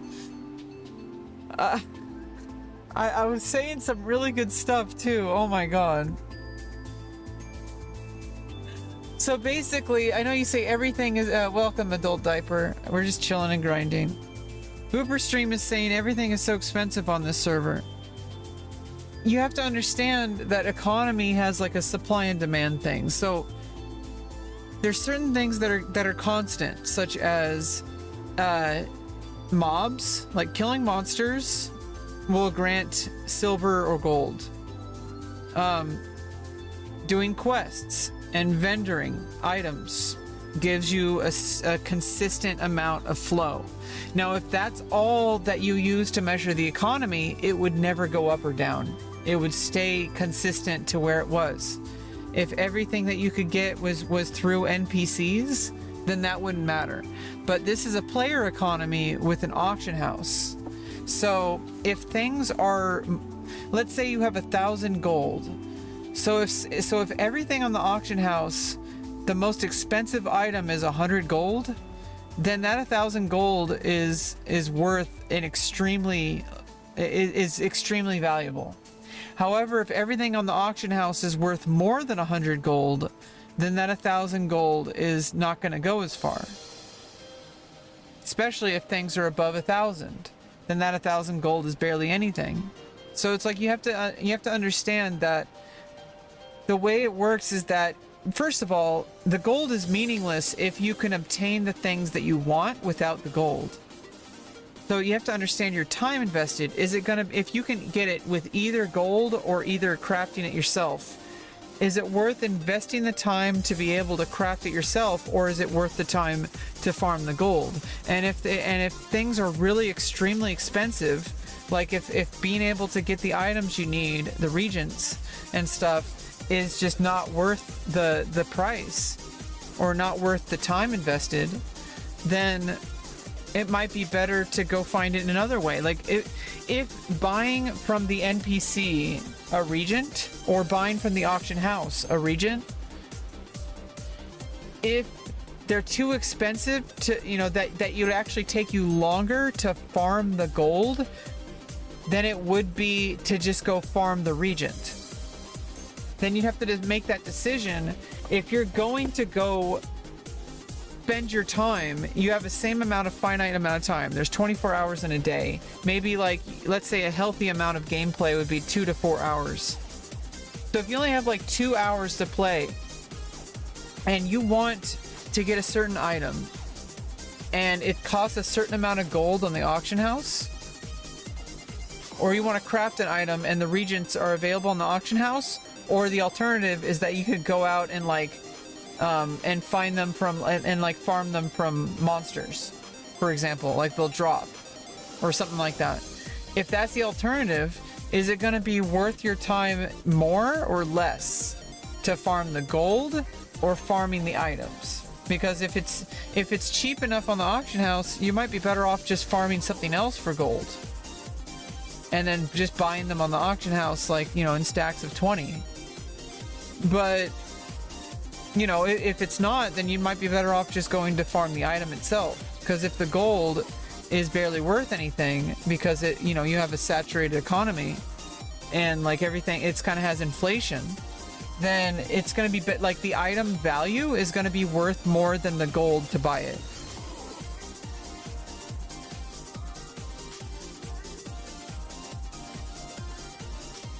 It comes from a disenchant from enchanting. Yeah, so now you're either gonna have to farm the gold to buy the buy the regent, or you're gonna have to go level up enchanting to be able to do it yourself. Which is going to be the best time investment? Obviously, first of all, leveling up a profession always going to be the most profitable in the long term.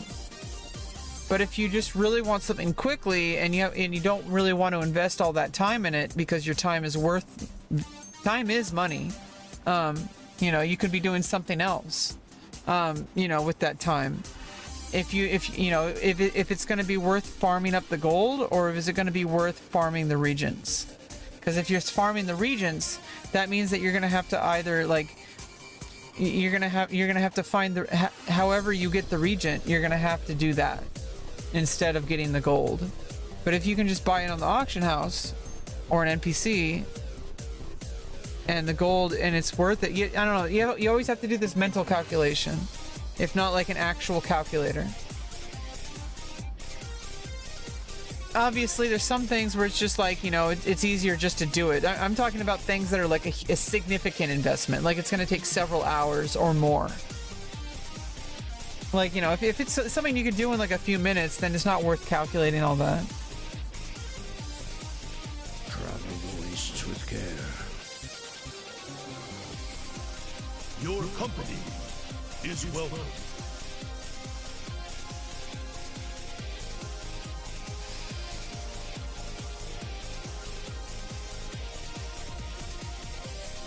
Travel the wastes with care.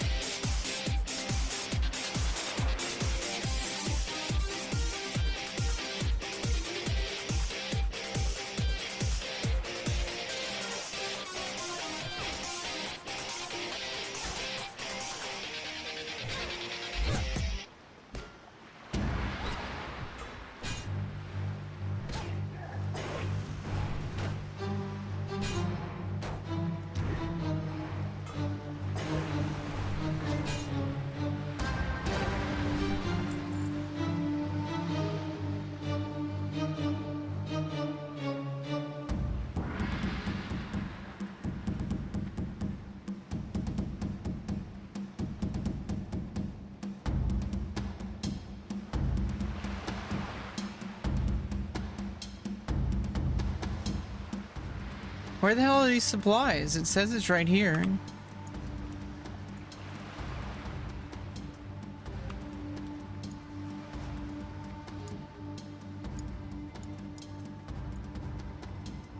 Oh, right there. Okay, they look like that.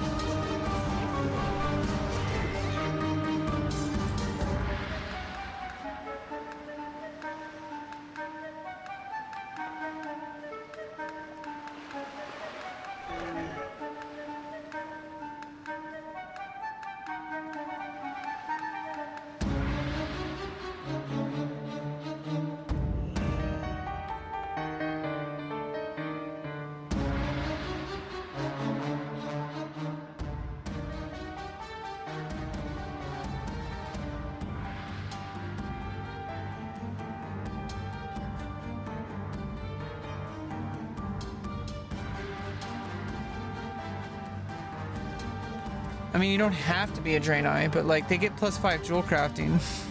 Oh yeah, I was muted again. So I mean, obviously, yeah. I mean, they get the +5 jewel crafting. And you know, but also anybody can get to Exodar, but like, you may as well be a Draenei because they have the +5 jewel crafting. And also, you're already right there. It's so much easier to get to Exodar that way.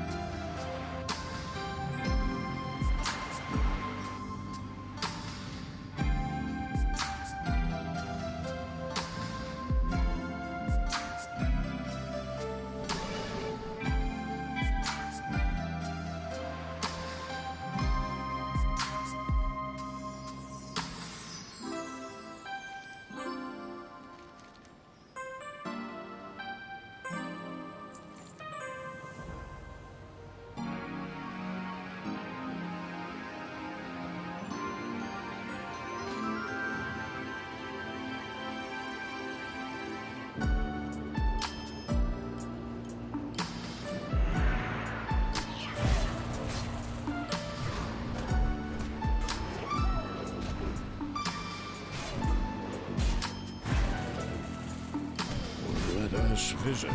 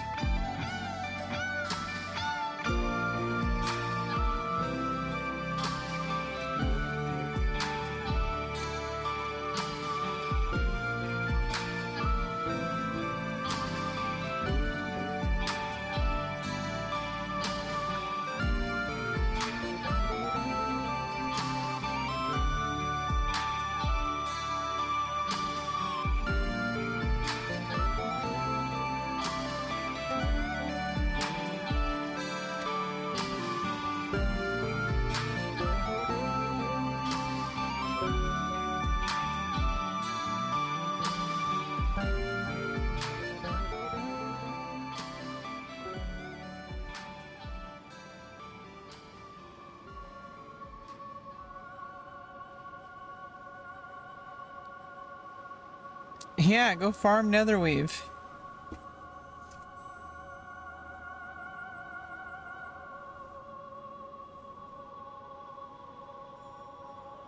You'll have a bunch before you know it.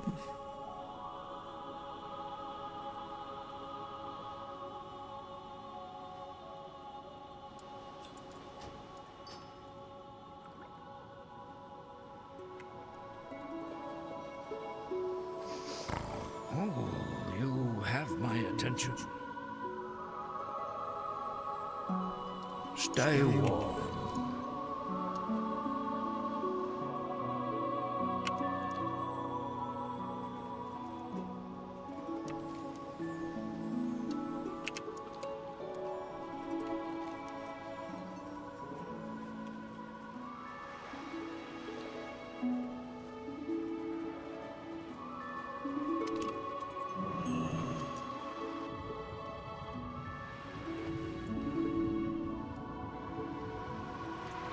Yeah, I mean, just go farm it, because not only do you get the netherweave, you also get whatever other drops to vendor, and you also get all the silver from the mob kills.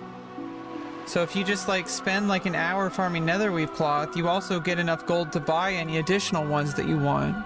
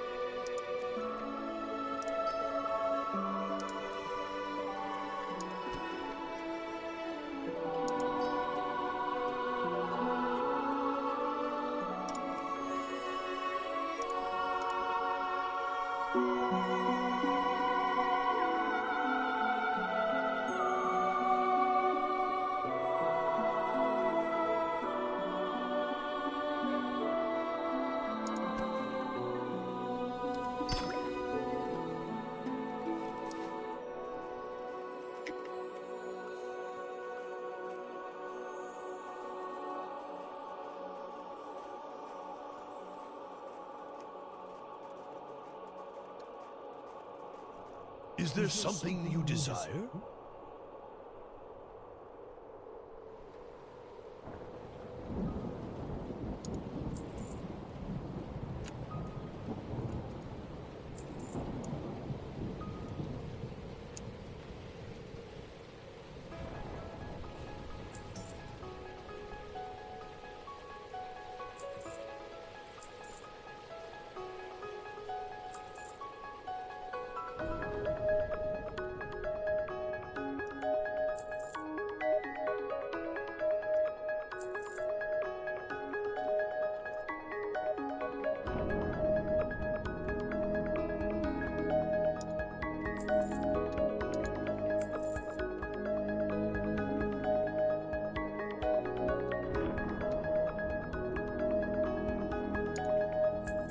Good hunting.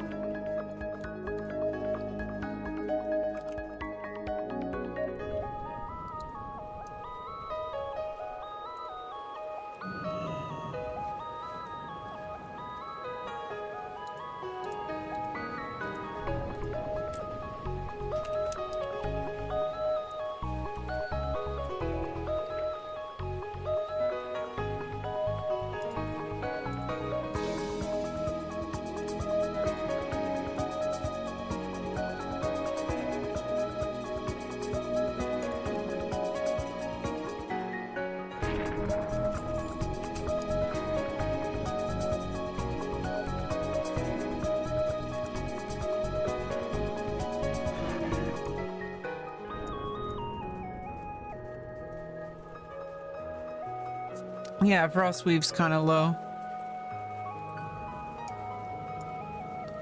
I needed those Frostweave bandages.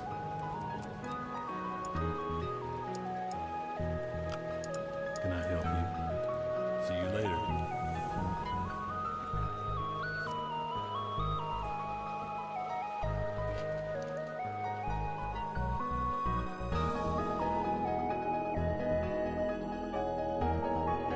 Have a good one.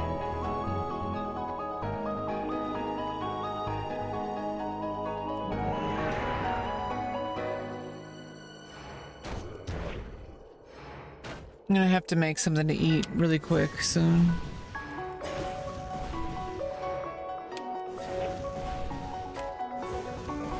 You have to level the character to be able to do tailoring? I mean, isn't that true for everything though? Because there's certain items that you have to wear. I'll figure that out when the time comes. Like I am so far off from needing to level professions. That's something that you do like when you already have done like a bunch of heroic dungeons, a bunch of raids.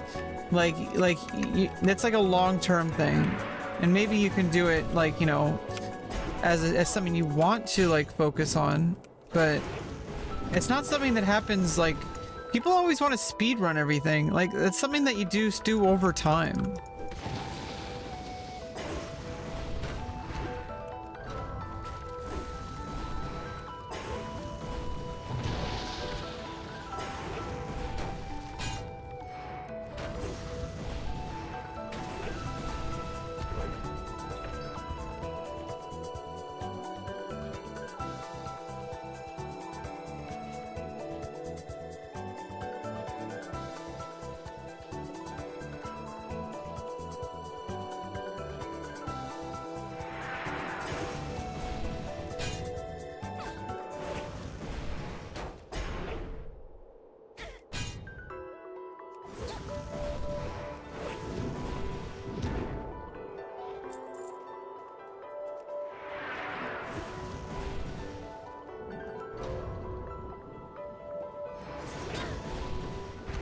You want it now?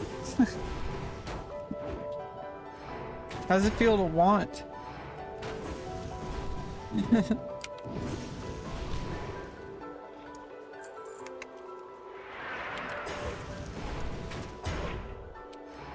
Like, if you don't get the hint already, I'm not giving you my regions. I need them. So, like, if I'm not going to give you my Frostweave and Netherweave cloth. So stop asking.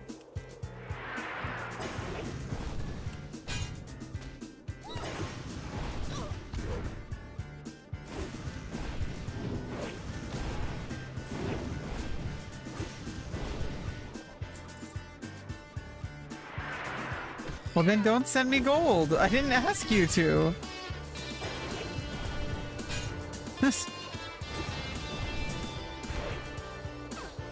I mean, I appreciate the gold you sent me, but that wasn't like a contract.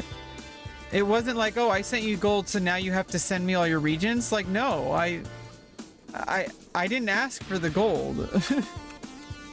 It would be one thing if I asked you for gold and then in exchange I give you all that. That wasn't the agreement. Don't send people money, and I think more people need to understand this. This is an actual serious problem, especially like, you know, with OnlyFans and stuff, and also streamers.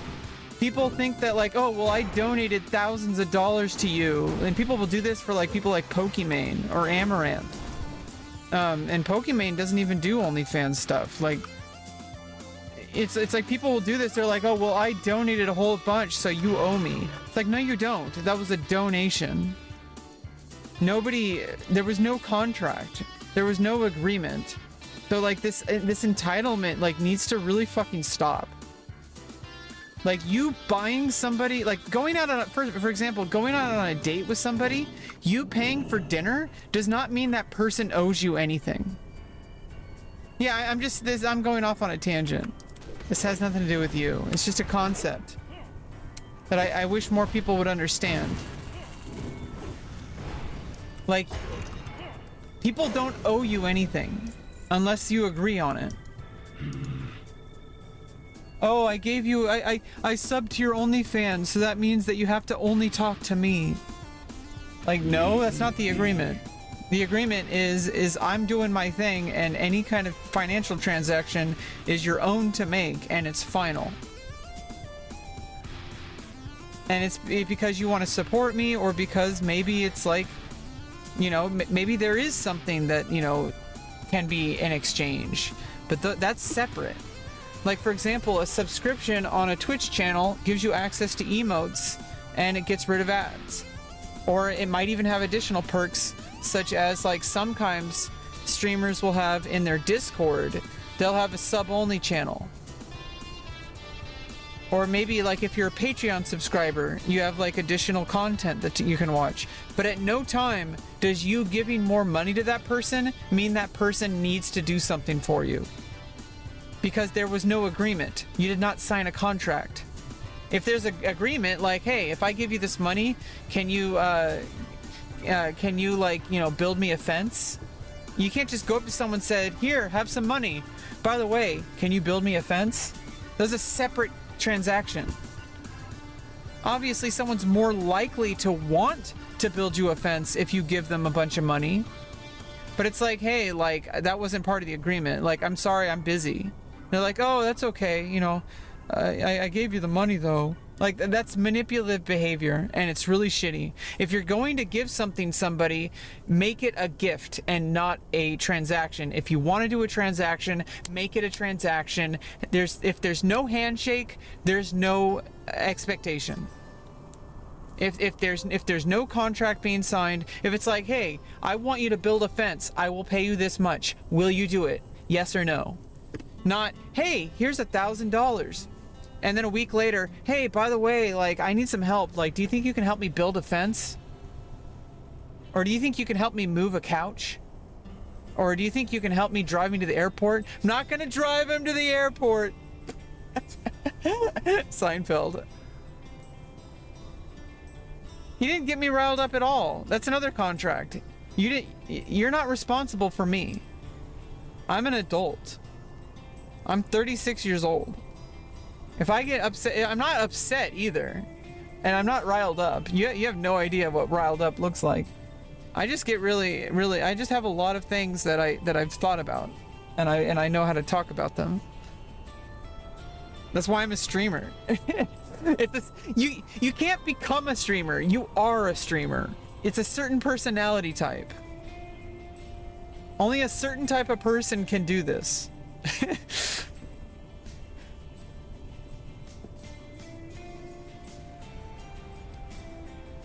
It has nothing to do with how many viewers you have. It has nothing to do with, like, you know, what game you're playing or what you're talking about. It's just a personality type. You aren't, it's not a profession, it's a personality.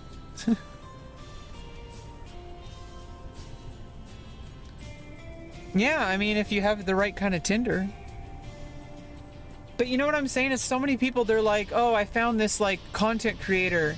Like, people will donate to, like, Mizkif or Asmongold, or they'll donate to Pokimane or Amaranth or somebody, and they're like, I donated thousands of, there was somebody, I remember one time someone did a TTS dono for Pokimane, and it was like, I've donated $10,000 to your channel, and it's like, and then she was like, okay, I don't know why.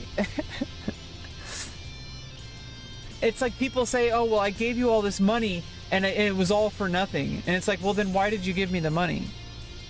Like, that wasn't part of the deal. It's called a donation for a reason. It's not a transaction. And there might be like a service provided, but that will be clearly stated as, hey, if you subscribe to me on Twitch, you get access to these emotes. And you also get access to the sub-only Discord channel. If you sub on Patreon, you also get you know, you can make a request for a custom video, or, you know, there's stuff like that. Oh wow, well, I hope your son does well on Call of Duty. My word of advice is to have him not treat it like a career, and treat it as and not as a hobby either. Don't even treat it like that. Treat streaming as something you do, rather than something that does something for you. Streaming is something you do. Just like going on a walk is something you do. Just like eating is something you do. And ironically, if you treat it that way, I think you're more likely to be successful. You don't attach all this emotion to it or all these outcomes to it. Yeah, just have fun. It's something you do. And even if you have one viewer or if you have 10,000 viewers, it's still something you do. It doesn't define you. And I think that people who get successful have a huge risk. And also people who aren't successful have a huge risk of attaching emotions to it. Because if you only have 1 or 2 viewers, first of all, you're not chopped liver. You're important to me, Booper. You're a viewer and you're here and you're chatting.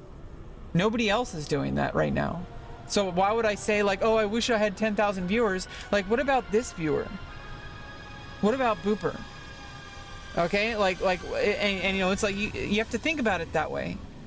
You know, like, oh, if you know, but if you have only 1 viewer, there's this tendency to feel like a failure, a tendency to feel like there's something wrong with you, like you know, you're not as good as other people, because, you know, but that's a correlation, not a causation. It just happens to be the case. And it's really difficult to actually get popularity as a streamer, especially because the amount of commitment to even the learning curve to even like figuring out if a streamer is someone you want to watch or support is so high, because you know, watching a stream is most of the time not going to be enough to convince someone to come back. Most of the time it's some kind of outside reason, like because they you know, they found them on YouTube, or they, you know, they own a website, or they're a developer of a video game they play, or they have an OnlyFans and you subscribe to that and you want to see what else they do. And, you know, like there's all sorts of different reasons why somebody might discover somebody and why they'll invest, you know, be willing to invest the time into a stream. And it's ironic, it's like counterintuitive that streaming is like, it's a landing page. It's not like the discovery page. And if you had 30 viewers, that's actually a lot. But the thing is if you have tens of thousands of viewers, I don't know how this feels personally, but I could imagine that if you have tens of thousands of viewers, then you're going to attach emotion to it because now it feels like there's a purpose. It feels like that's your career. It feels like there's a reason to show up. And now you've lost, I think there's this like perfect balance where you treat it as something you do rather than something that does something for you and rather than something that defines you. And if anybody defines themselves by their career, which is not wrong, it's perfectly fine to have meaning in what you do. But there's more to life than that. Like, you know, obviously it's good to take pride in what you do. Some people are like, you know, they're, you know, they work on a fishing boat and they really love their job. They show up to work every day and they find meaning in that. They find pride. But that's not all who you are. You might also be a father or a mother or a daughter or a wife or a husband, or you might also like be meaningful to a different community somewhere, even regardless of whatever job you do.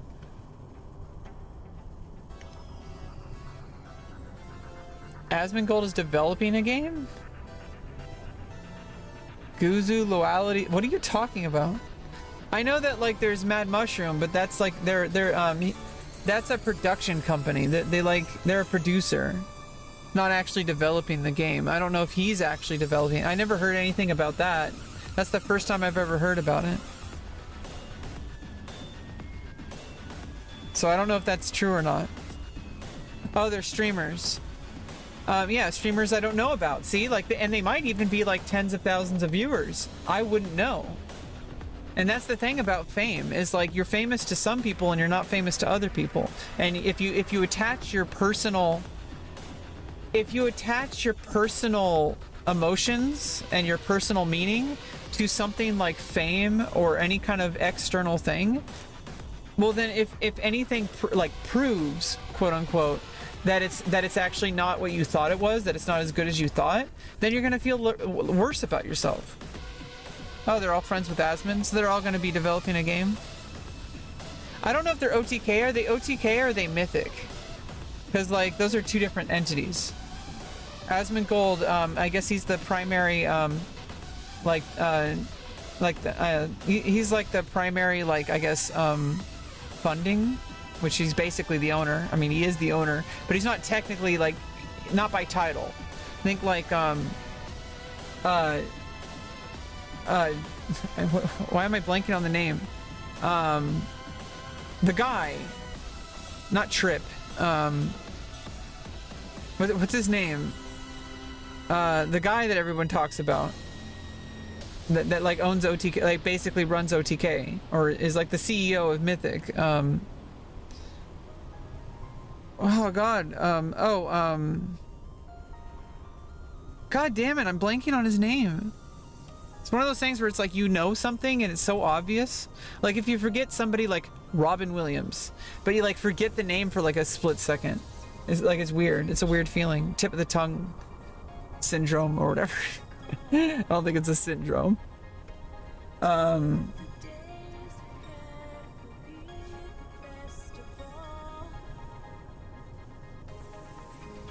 Just the tip. Okay, tips out. Yeah, tips. I was like, it's not trip, it's tips. Because it's, I was like, just the tip, and it's like tips out. Okay, tips out. Tips out is like technically like the CEO of Mythic.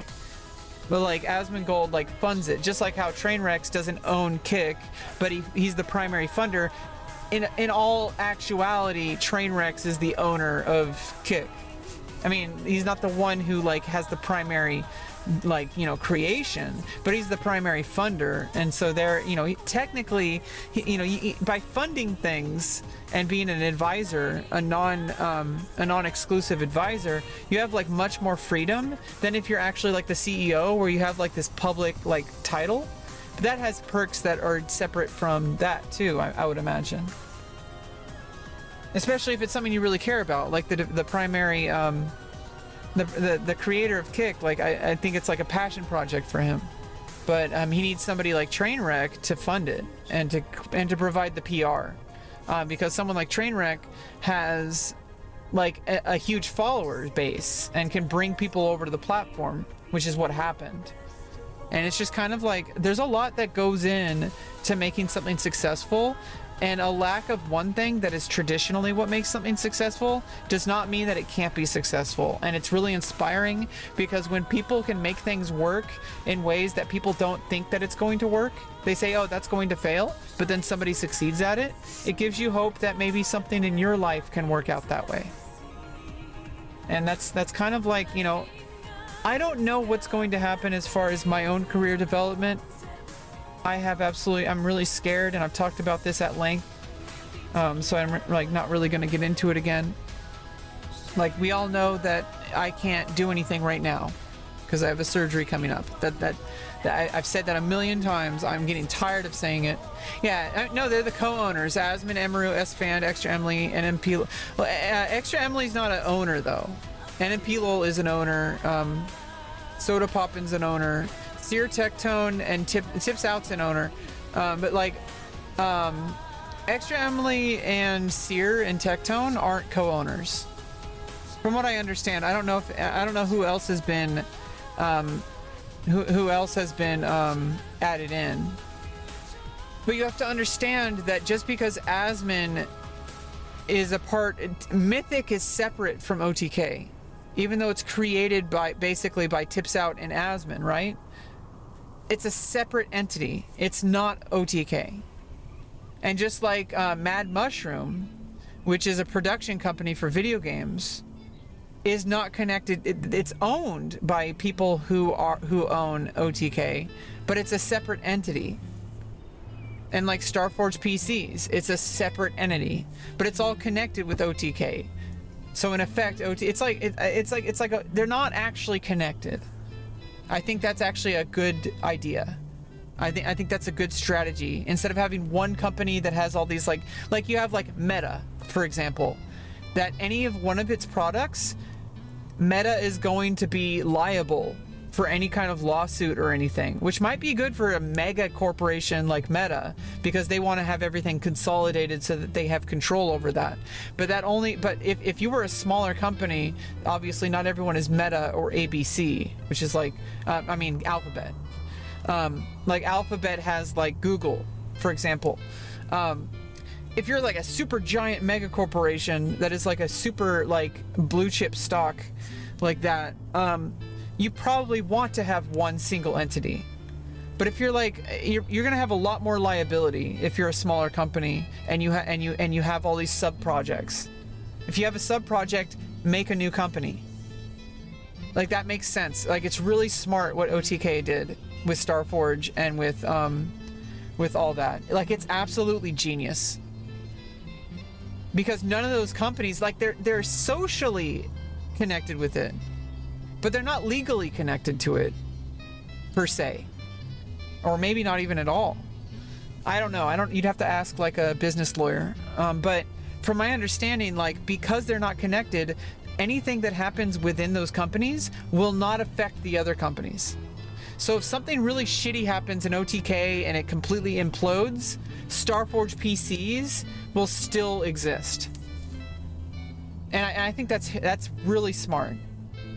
Because if it was OTK and then they did all these side projects and it was all branded with the OTK thing, then what if something really bad happens with OTK and they go under?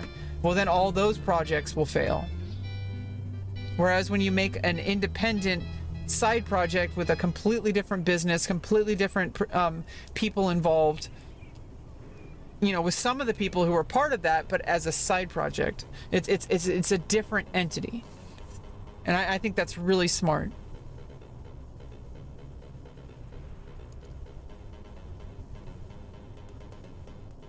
Suffer well.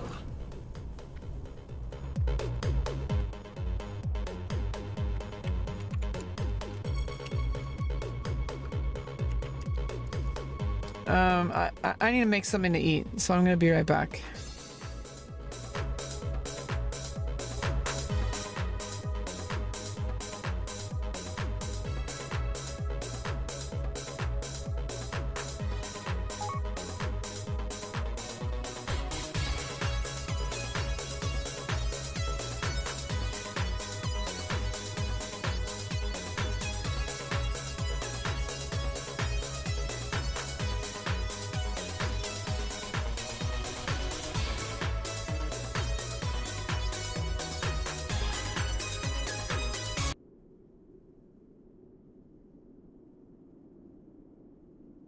to talk about this a lot, but it's time for me to suck my own dick and talk about something that we did, and this is kind of a good thing. And I can't believe this happened, but we actually announced our own first game. Oh yeah, Atomic Picnic, right? It's Atomic Picnic. But it's like, it's a Mad Mushroom game. It's not an OTK game. Do you understand? Yep, finally publishing a game. Finally fucking happened, boys. It's been like 6 months or so. There it is.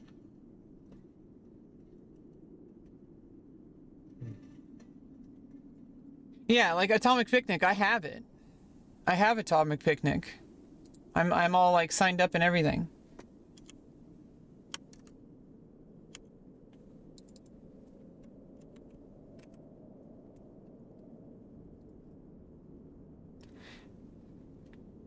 Oh, really? I didn't know that part. I thought, you know, I thought it was just like somebody else's project. So he actually like came up with it. But other people develop it, of course. Like, he's not a programmer. But he's like a, you know, I can understand. I mean, now that you mention it, the elements of it are very like, he has a very solid understanding of like what the illusion of progress, which is basically what games are. Games, movies, novels, anything. There's something called the illusion of progress. Because there actually is zero progress. If you read a book, all you're doing is reading text. Literally nothing is progressing. The illusion of progress is what your mind is making happen while you're reading it. Or while you're doing it. It's Asmon. Yeah, it's so Asmon. And now it makes sense. I was like playing it and I'm like, this game is just super enjoyable. It's still being developed, so it's still early on. It does get kind of repetitive and it's really hard. Like, it's insanely hard. I would like to play more of it. Right now I'm really into WoW, so it's like kind of kind of difficult for me to focus on other things. We'll play it again sometime. I played it on stream before already. So I'd like to play more of it. And there's a lot of stuff to grind because you can get permanent upgrades from collecting the money in the game. And it makes it so much better. So that's why it starts out so weak. I was wondering like why it was so hard. And it's like, oh, because over time you have permanent upgrades to your character, to your account. So like as a new player, you're like, it's like, wow, like you have to grind out the upgrades and you have to choose like which one to prioritize, or you can pay to win. But you know, it's like that you know, but right now, I don't think they have a pay-to-win allowed yet. Or maybe they're never going to. Maybe it's only going to be grind to win.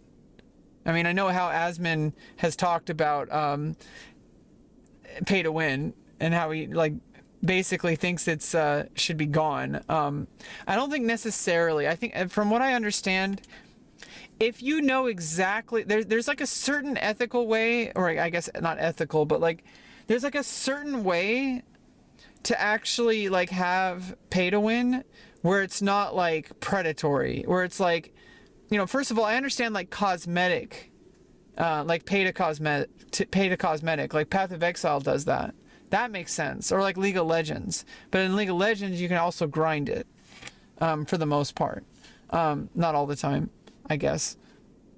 But yeah, I know that like it's kind of plaguing video games today, so maybe that's not even going to be a thing in Atomic Picnic. Maybe it's just going to be like World of Warcraft without the pay to win part.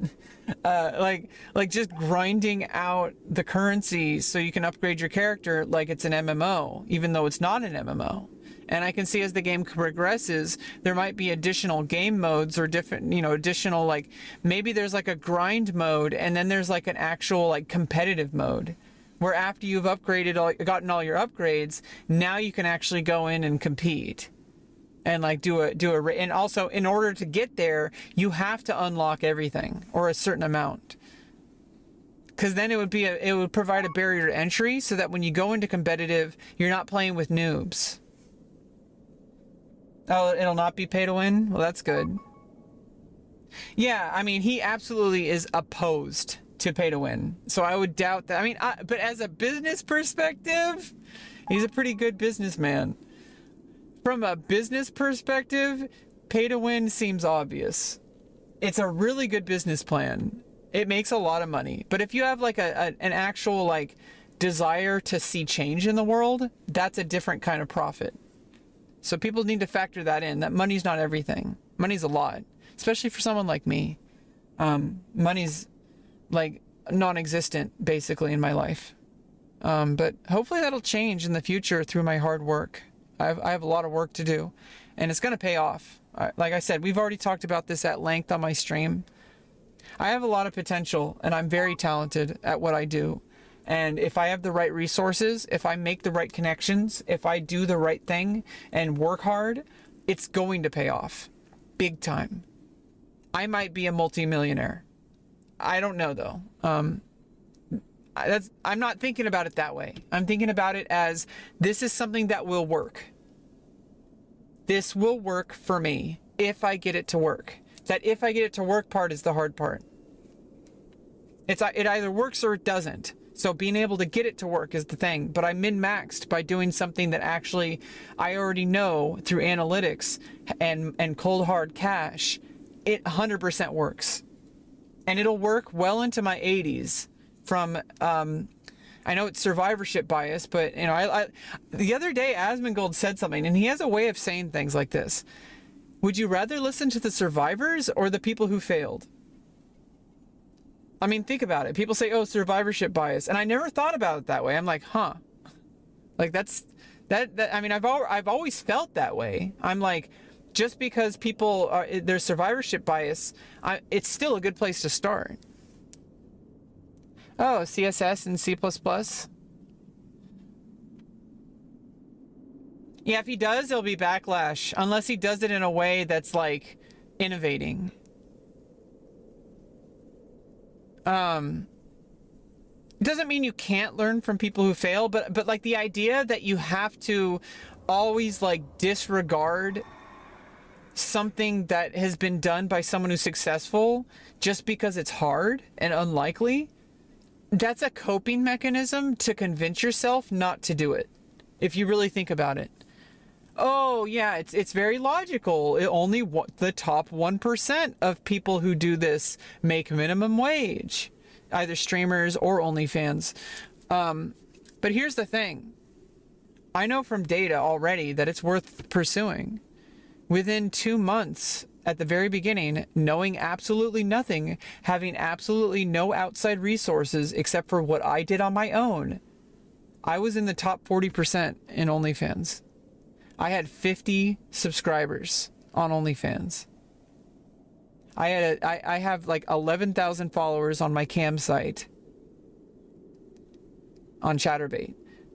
I had concurrent viewers of 100 to 200, sometimes 600.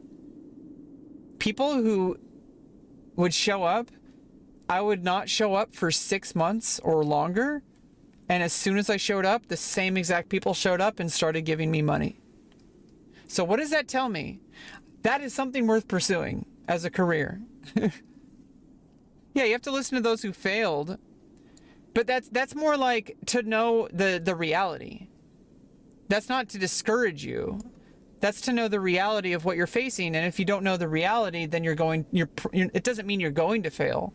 Because you could go into something, because that's a correlation and not a causation. You could literally like stumble on something by accident. You can strike gold or oil and not know what gold or oil is. Like if you strike oil and then someone says, hey, I'm gonna buy that from you, and you're like, oh, cool, and you have no idea like that oil was gonna be profitable or that there was gonna be oil there. You just happen to like strike oil and then you get a whole bunch of money. Like you don't have to try to do something sometimes to do something. And I think if you can kind of like maneuver yourself to position yourself where you don't have to try, that even if you tried to fail, you would still succeed, then you're doing something right. If you build something so strong that even if you went out of your way trying to make it fail, and it still succeeds, like that's what you want. You don't want something that you constantly have to be tending like a bonsai. That's like, if you mess up even once, you lose everything. You don't want something like that. I don't want something like that. But you also have to listen to the people who succeeded, because, you know, they succeeded for a reason. Sometimes it's not merit-based, but sometimes there's a lot of factors. And I'm not saying don't listen to people that fail and only listen to people that succeed, or don't listen to people that succeed and only listen to people. So you want to take it all in. Your message is being checked by mods. I'm seeing everything.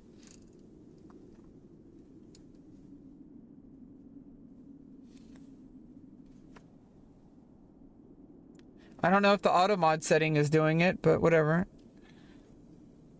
I have no idea.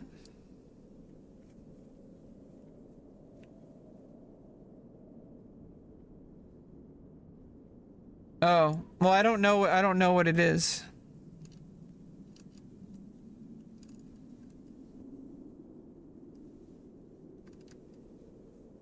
Yeah, I don't know. I'm sorry. I don't even know what were you trying to say? If it was the word, or if it was or whatever. Just like reword it or something. I don't really want to go in and adjust the auto mod. It's supposed to be auto mod for a reason. I don't want to do anything. I don't want to go in and tweak it. That's the whole purpose of it being automatic. But, you know, it's like, people are like, when you say like, oh, that's survivorship bias, you are justifying your decision to quit. And it's okay to quit, but using that as a justification, I think, is doing yourself a disservice, because you're convincing yourself that the only reason you're failing is because of this survivorship bias. Oh, it's like only 1% of people make a minimum wage, so therefore I'm not even gonna try, and I'm justified in doing so. It's like, no, it's like, if you do the right things, it's going to work. And you just have to find out the right things, and that's the hard part. But if you find out things that work, like I did, where obviously streaming video games is not working for me, I changed my mindset about it. And I love doing it, and I love doing these talks, and I love talking with you, and also playing games together with people. Oh, Beverly Hillbillies? Probably because it said Hillbillies. It might be auto-modded. God damn it, Twitch.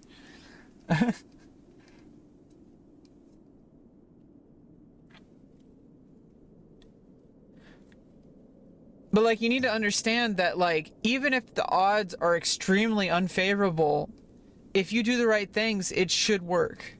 But the thing is most of the time, you're not doing the right things.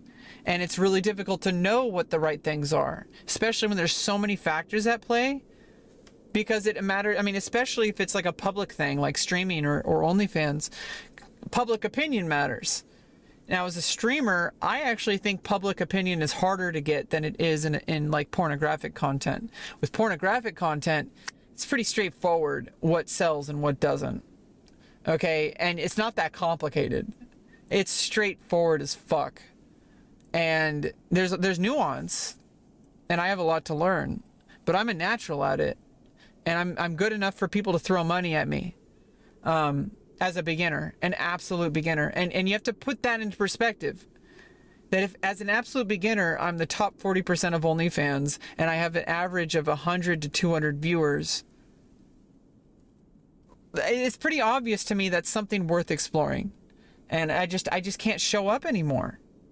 And that has nothing to do with my business, with my career path. That has everything to do with gender dysphoria, and it's just yet another example of how much gender dysphoria has fucked over my life. And it's a reason why the surgery's happening. It's the big reason. Like, there's multiple reasons. It's yet another example of how I found something that actually can be successful for me, and that can also make me really happy and fulfilled. And at the beginning, it was easier because it was new and because I didn't realize. But then the gender dysphoria kicks in, and it really fucking hurt. And I'm like, God damn it, like it's being robbed from me. Something that I love doing and that actually brings me success was stolen from me because of deep depression. And you know, and I wish people understood like why I need this and why other people like me need this. It's like, if you can't even show up to your life, then what's the point? You know, if you can't even show up to wake up in the morning to eat breakfast, then what's the point? And nobody should feel like that. Yeah, I mean, you know, I appreciate you. And until then, you know, regardless, I'm going to be having a good time. I'm going to be doing my best. But it's, you know, especially my Twitch stream, that has nothing to do with that. And whatever we do in life, I'm going to show up here and we're going to try to have a good time. This has nothing to do with my career path. Like this is my video game adventure, and this is my platform to speak on things I want to speak about. And some people might not like, and that's why I don't think, at least at the moment, that's why I don't think it's possible for me to be very successful as a streamer, because I have a huge learning curve. And I'm very controversial just by existing. First of all, as a trans person, just existing makes me controversial, which is unfortunate. But even besides that, 10-4 rubber ducky. Even besides that, I am pretty damn opinionated, and I'm female, which makes being opinionated worse on the internet or in public or anywhere really, which is unfortunate. But that's a problem. That's a different problem. But it's just exacerbated. It's a problem for anybody. If you're very opinionated, like, people just generally don't want to see that. They don't want to have their beliefs challenged, which makes streaming not a very good career path for me, because I'm not extremely relatable. I'm not easygoing enough. People can't show up from different walks of life. I'm not on the fence. And people don't want to have their core beliefs challenged on a daily basis. And I don't do that either. Like I said, I'm trying to back off right now because I'm making myself uncomfortable. I even make myself uncomfortable. So imagine how a viewer might feel, especially a new viewer. Like, a new viewer shows up and I'm talking about having my testicles removed, which I did. Like that. One time I had a viewer come in and that was the first thing they came into. And I'm like, damn, I did my job. I made someone uncomfortable. It's a good filter for like people you want in your life, or like people that you want in your stream. Like, honestly, I think it might be a blessing that the, you know, being trans, or, you know, even just being female,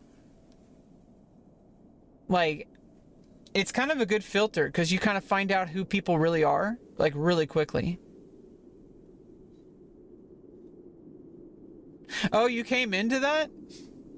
Like, literally? Or are you just making that up for content?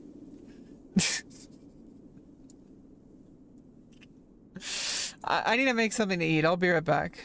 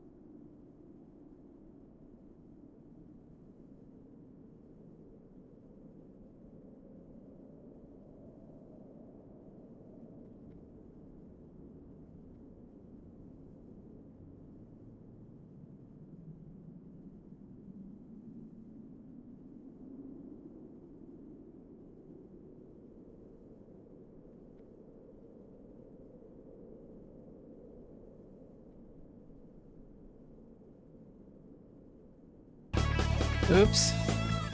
I didn't have the music on.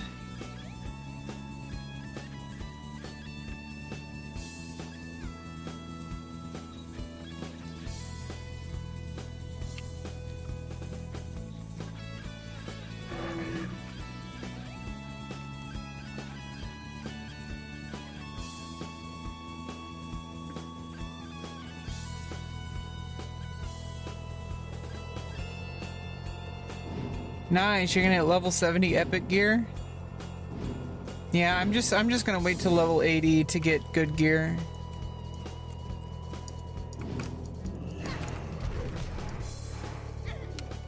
Oh, cool. Where at? For when I want to get farm netherweave at some point.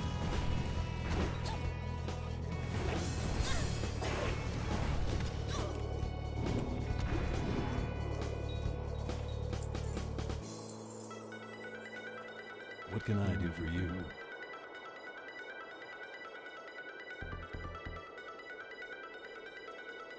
See you around.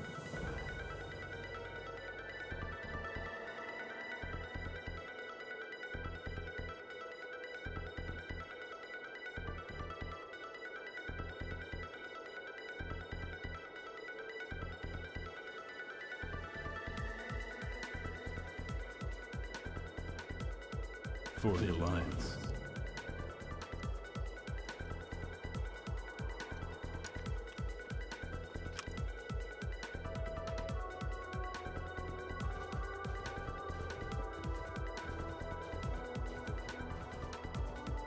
Oh, I see what you're saying. Yeah, just get a hunter and let your pet kill everything. I see. Yeah, you can basically just sit there and AFK.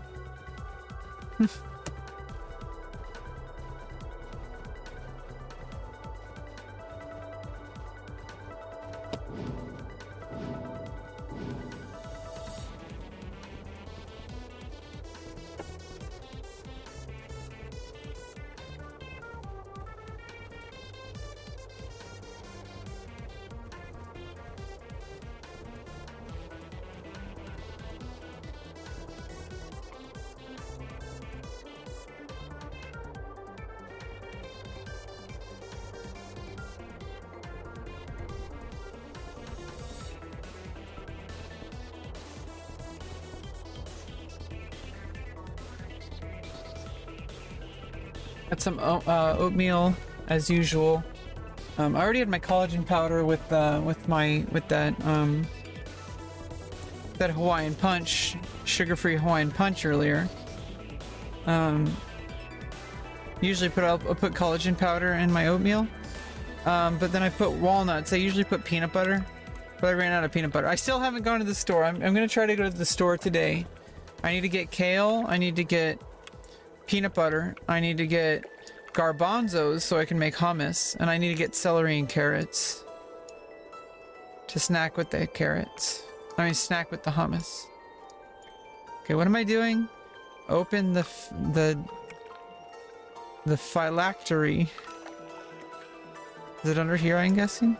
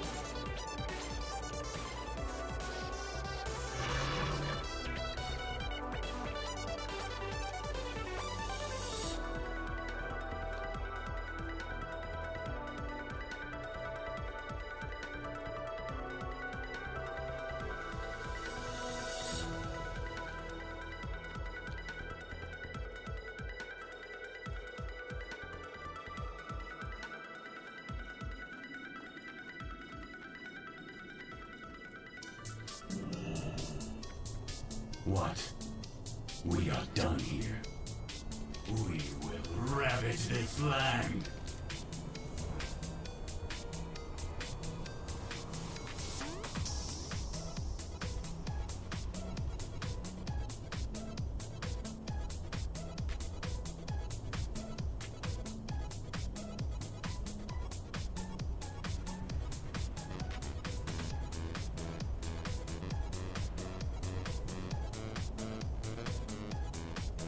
Another time.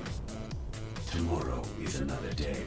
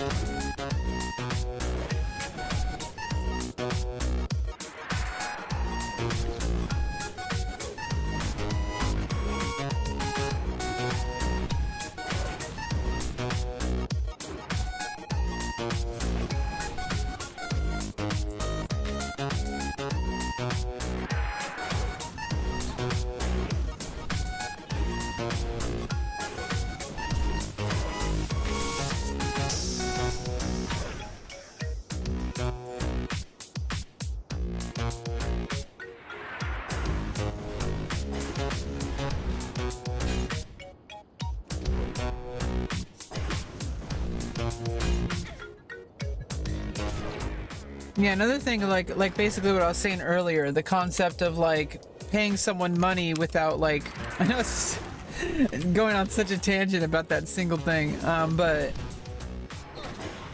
in a similar thing,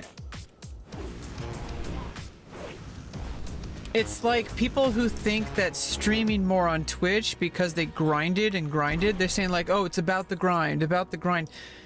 Grinding more doesn't necessarily mean you're more likely to succeed. Just like paying somebody more money doesn't mean that they're going to give you something in return, if that's not part of the agreement. So it's like, people are like, oh, but I've been streaming for thousands of hours. It's like, well, that, you know, that doesn't mean that it's going to correlate to success. So it's like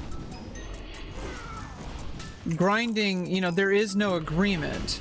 Grinding more, you know, doesn't necessarily, you know, even in WoW, you can get to level 80, but in order to actually get stuff, you still have to do the activity that will get you the stuff. Like, you have to know what you're doing. You have to learn how to play the game. You know, being level 80, like, you know, this is why boosting is such a, you know, stupid thing to do if you're a new player, especially. Makes sense to boost or something if you've already been playing for a number of years and you really just want to boost a character up to get started on a server or something. You know, because you've already done it like hundreds of times or something like that. That makes sense. But if you're a brand new player, jumping straight to level 80 when you have absolutely no idea how to play the game, you're gonna have to spend a lot of time catching up, and it's like it's kind of like, what's the point? Guzu? I may know who that is.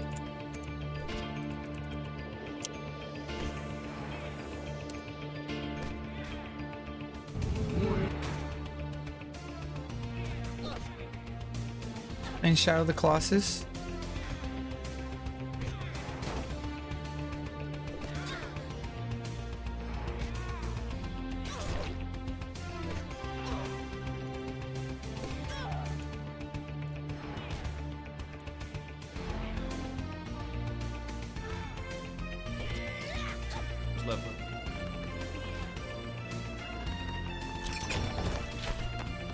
Are you really trying to get the platinum trophy today, all in one stream?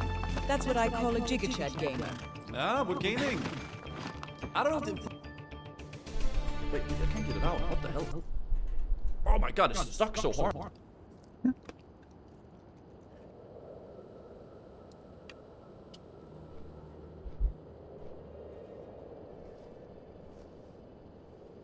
There you go.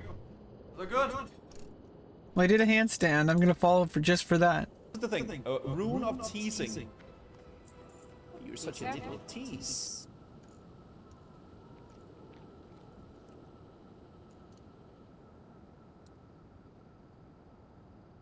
Is it making me? Because it has like a Very gamer. good showcase for Dick Forge PC. Shut up! I like it. Shut up, please. $12,000 computer, by the way, on. Turn on silent mode. I don't. Oh my god. Stop! How do I turn off Norton? I can't turn off Norton.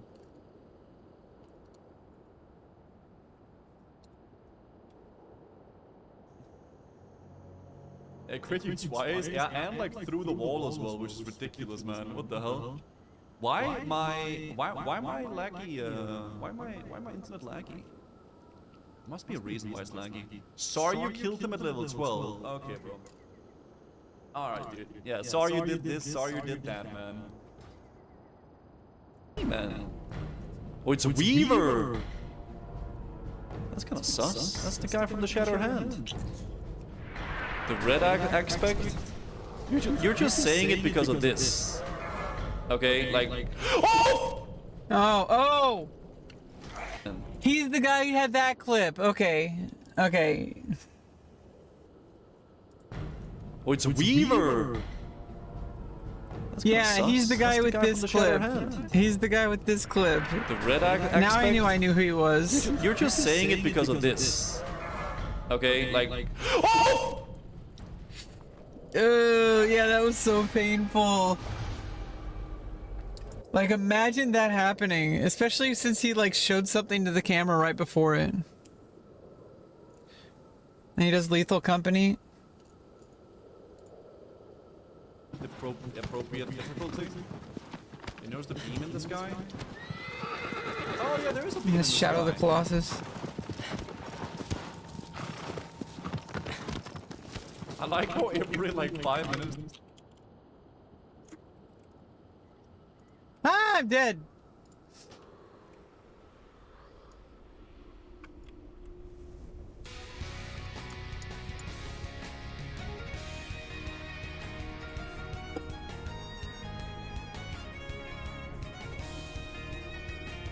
He is the simple man.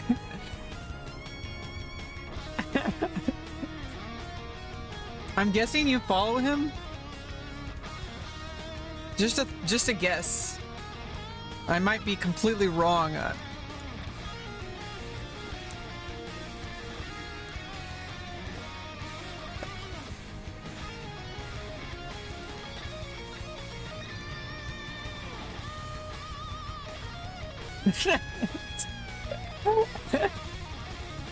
Just, you know, just a random guess.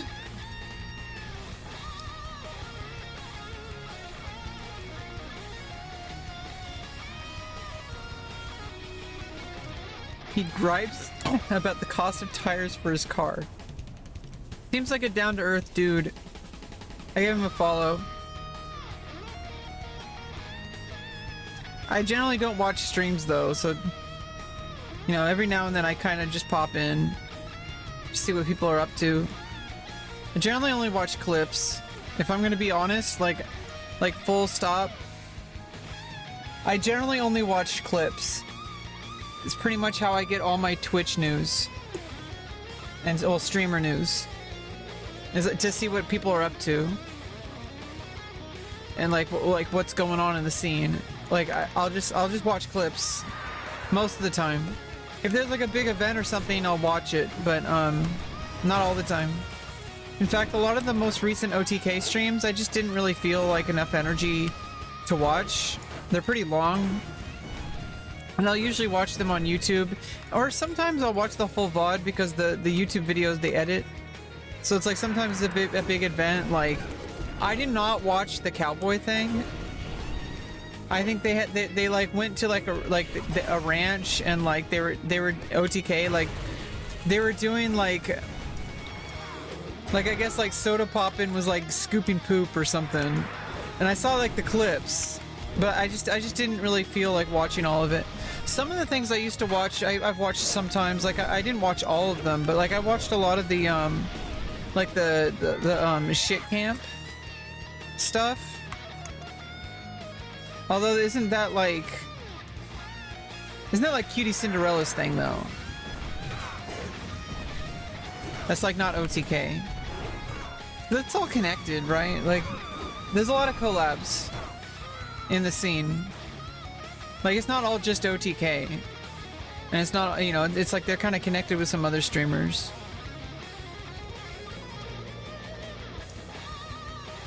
I love S-Fand. I feel, and also it's funny as he says this, like, I feel like if you see him in public, he's like the most recognizable person. I feel like he's just like the very like, he loves streaming. And then you can tell, it comes across. Like he just loves like making his community, and he loves getting into the whole football thing. He's found something that's like he really like is passionate about, I feel. Soda Poppin' quit streaming? I didn't hear about that. I think he quit the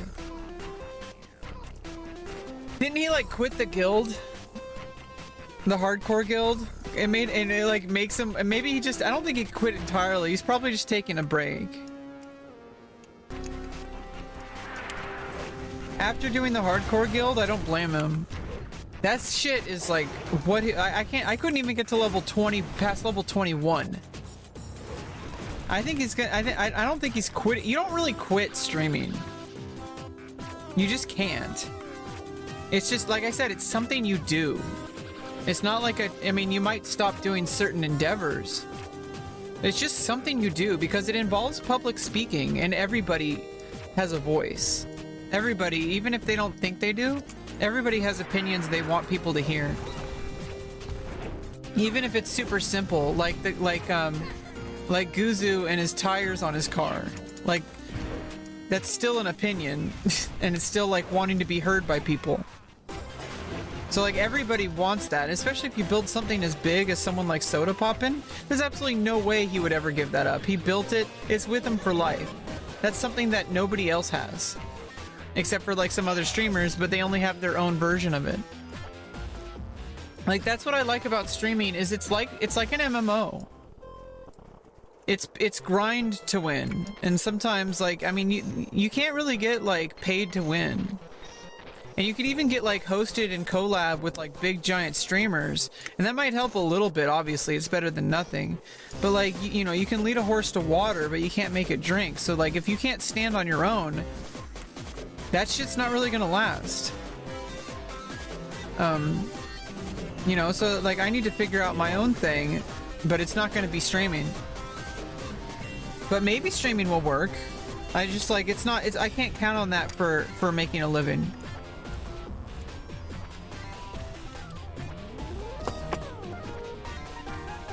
Well, Mitch Jones obviously said that, but if I'm gonna be real, I think Mitch Jones, I think he has a good heart.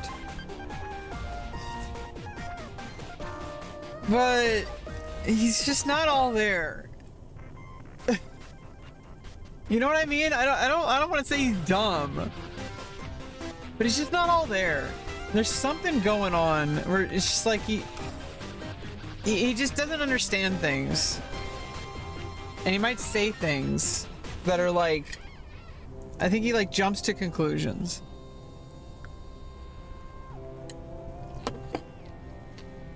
You're trolling me so fucking hard right now. None of this shit happened.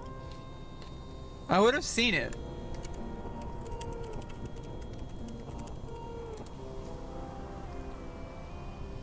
Long post. Uh-oh.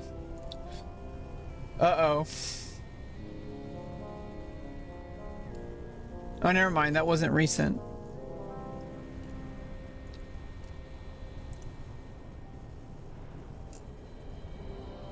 Oh, these are reposts.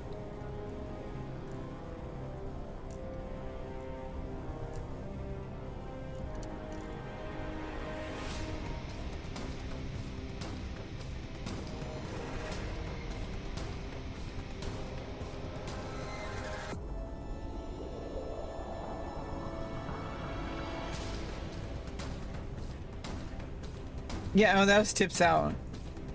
I think you're lying.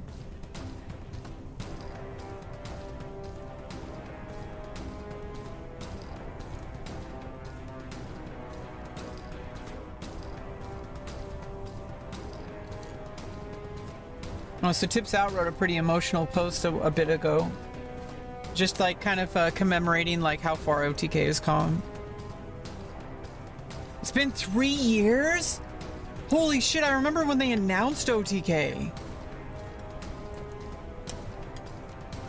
Damn.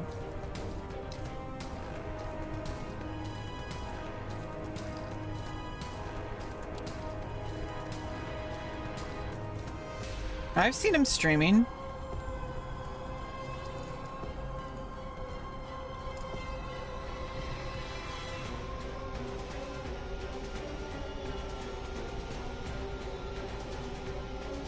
"23 days ago." That doesn't mean he quit. And also, there's more to his career than streaming. You have to understand that. He fucking is a co-owner of an org. He manages like all this fucking shit. He's also collaborating with other streamers. There's YouTube projects and events. It's not just about streaming. You need to get this through your head. More people need to understand this.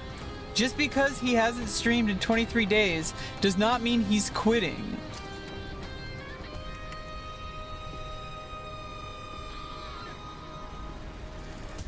Like, dude, like sometimes people need to go like take vacation.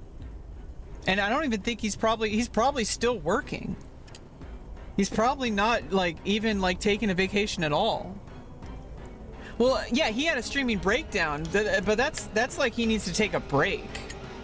Like he was running a like the like #1 streamer hardcore guild in World of Warcraft. That is the most stressful fucking thing anybody can do as far as like a video game goes.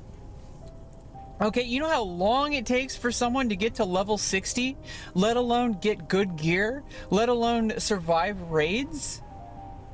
Forget about PvP. Like, that's got to be the... And he has to deal with all these streamers, and streamers are entitled. They have egos, and he has an ego, and he probably knows that. You know, you have a whole bunch of ego clashing.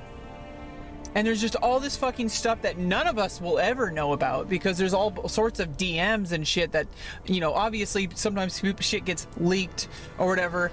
But, you know, you need to accept that, you know, there's some things that are just always going to be private. And you shouldn't want to see them. That's kind of weird.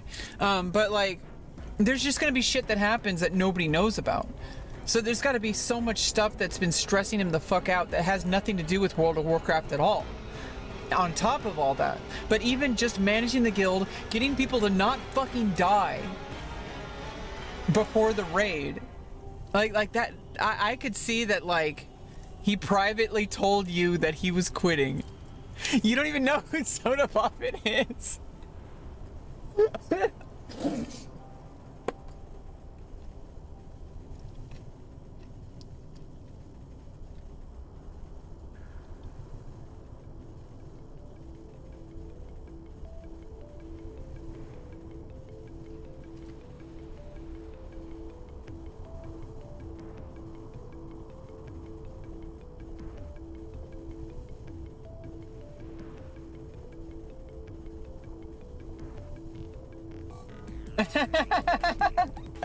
You have to be a sick, twisted bastard to enjoy working in this industry.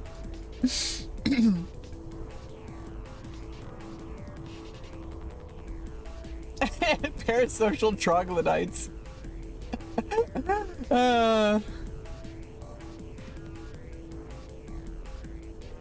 Man, what a great post. I'm just like, I'm loving what OTK is becoming. It's like larger than the individual content creators.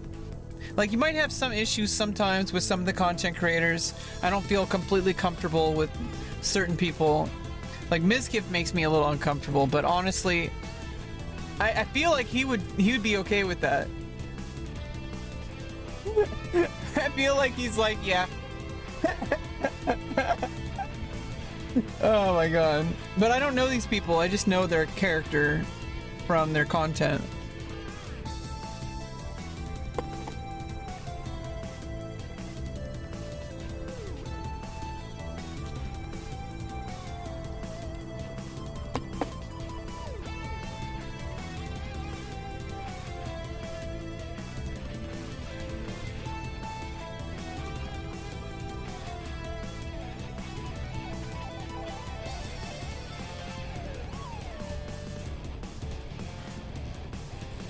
Now, when you say special,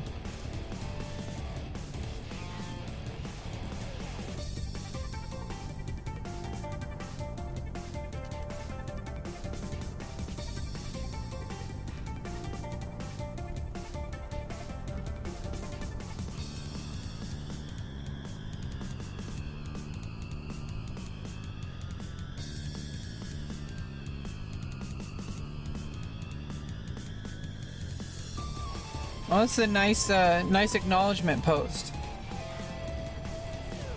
Filthy degenerates. But we're not for Justin Khan. Would be lucky to flip burgers at McDonald's. I don't even think they could. No, I'm just kidding. I mean, I can't. And they're like me. Otherwise, they wouldn't be streaming. Like, think about it. If you could flip burgers at McDonald's, why would you stream? It's the type of person that can do it. It is not the kind of person that can work a regular job. I would never intend to compare you to streamers. Oh my god. Yeah, streamers are the worst, man. The most parasocial people. The people, you know, streamers will make fun of the viewers for being parasocial. But what do you think? Where do you think they got it?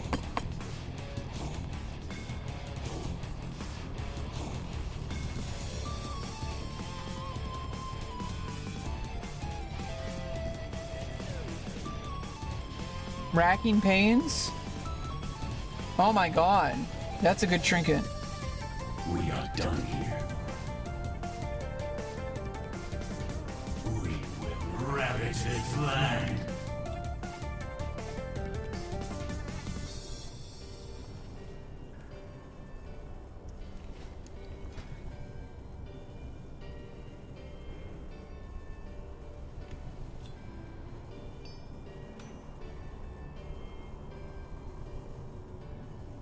Okay, the spell power one needs to be replaced because this one is better.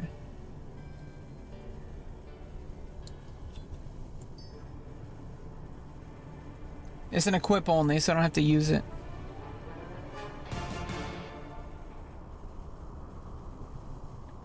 I can increase attack power by 248 for 20 seconds every 2 minutes.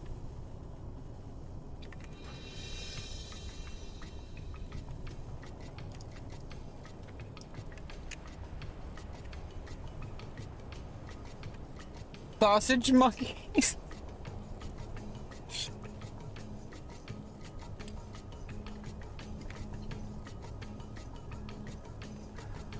With tendrils creeping.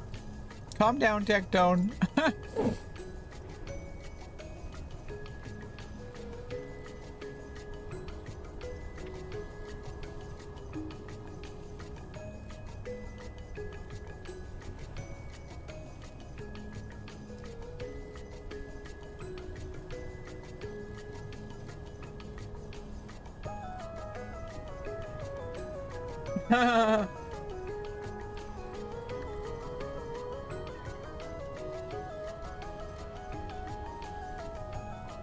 Yeah, I mean, it's the job of somebody who's like a company owner to be redundant.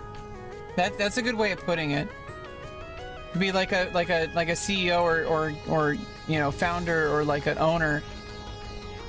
It's like you should be making sure that the people that you put in place, you're delegating, and you're like the master planner, which makes you the masturbator.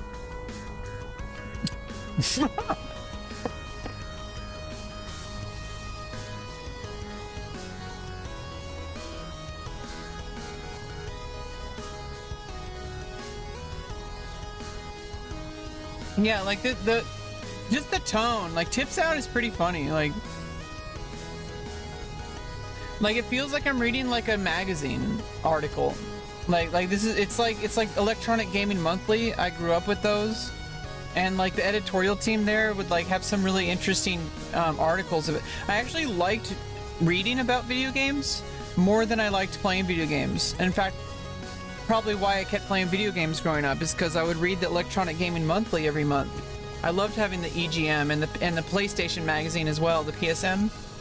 We didn't subscribe to Game Pro, but we had EGM and PSM.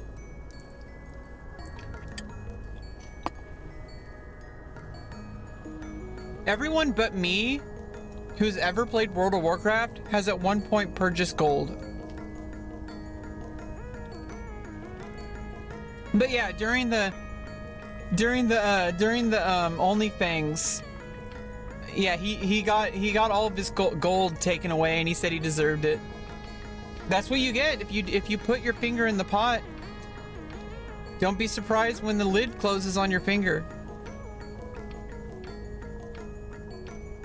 The best thing, the best policy is to just be honest and obey the rules as best as you can. And if you accidentally don't obey the rules, then try to do better. And of course, every now and then, if you do something that you know is wrong, make up for it the best you can. Don't like double down on it. Try to do better. That's the only thing anybody can do. I know that like if all of us have made mistakes. And obviously not all of them are going to be something that I would feel comfortable talking about on stream. But everybody has skeletons in their closet as you get older, especially as you live longer. Hopefully as you get older, there's less of those. And I feel like I've gotten to a place where that's the case. I don't feel like I have, you know, any current skeletons. You know, I have past skeletons because I was a fucking dumb kid. But, you know, You can't do anything about the past. You can just learn from it and try to do better and make amends. That's all you can do. And also forgiving yourself, because sometimes you just don't know better. And specifically with me, I had untreated mental illness and untreated, undiagnosed at the time diagnosis of autism.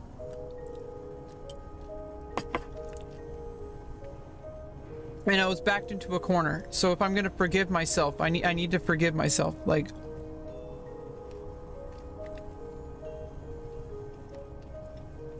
I mean, everybody involved has, and why haven't I? That's the big problem.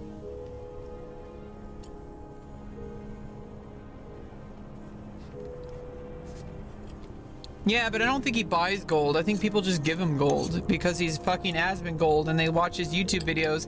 And it's like that concept from earlier. People think that if they give him gold or if that they subscribe to his channel, that somehow means that he owes them something. And that's not the case. And, you know, people need to understand that reality.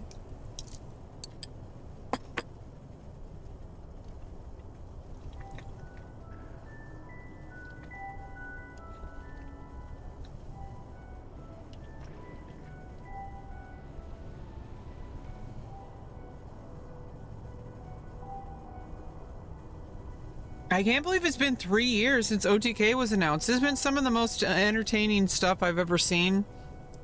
There's been some, unfortunate events, and controversies, unfortunately, but that's part of life.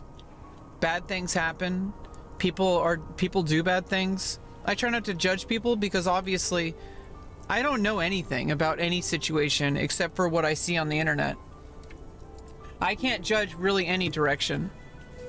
It's hard to admit because you have emotions. I have certain emotions about certain content creators. I have certain negative emotions about Mizkif, for example, but I actually don't know him, and I don't know all the details, and I don't know if I would have done any better if I was in his shoes, or Maya's.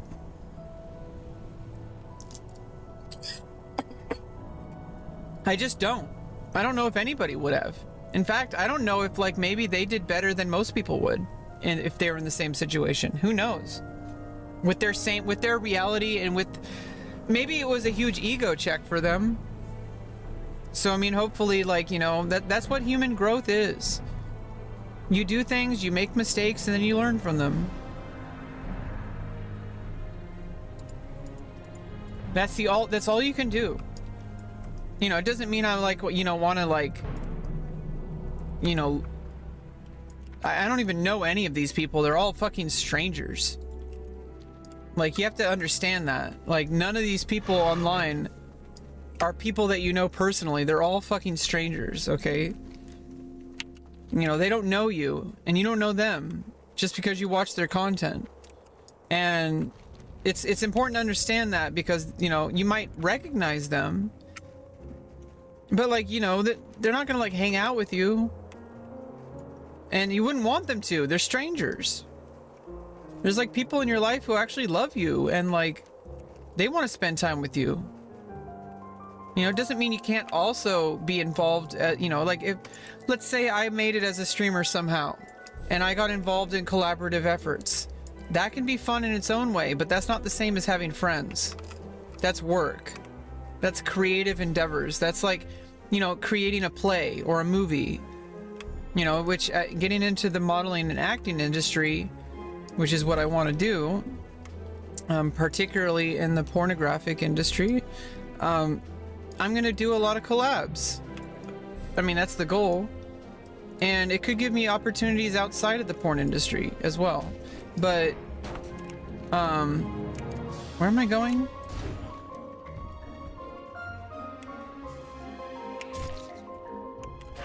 Do I have to climb? I think I have to go inside and go that direction.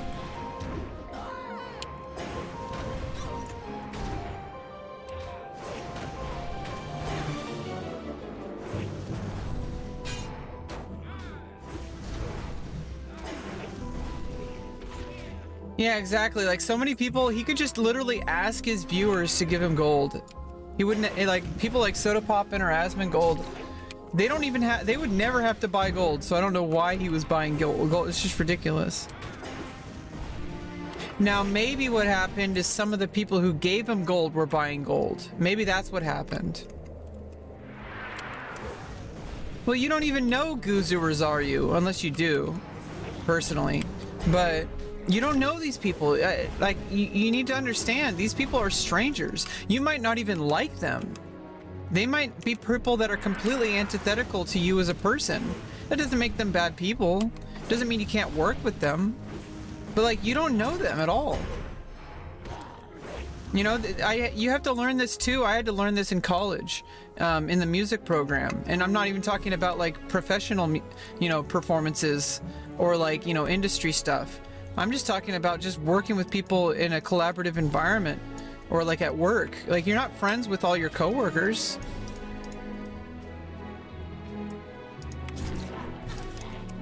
But it doesn't mean that you're not friendly at work. That you know, you can't enjoy each other's company. But like, you're not friends. That's something else. But you don't know if like what if you have like completely opposing worldviews? Yeah, I mean, like, they can seem like good people. I'm not saying they're bad people.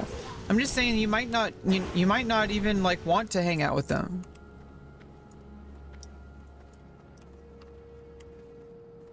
Now, I'm a pretty agreeable person, and I'm pretty resilient.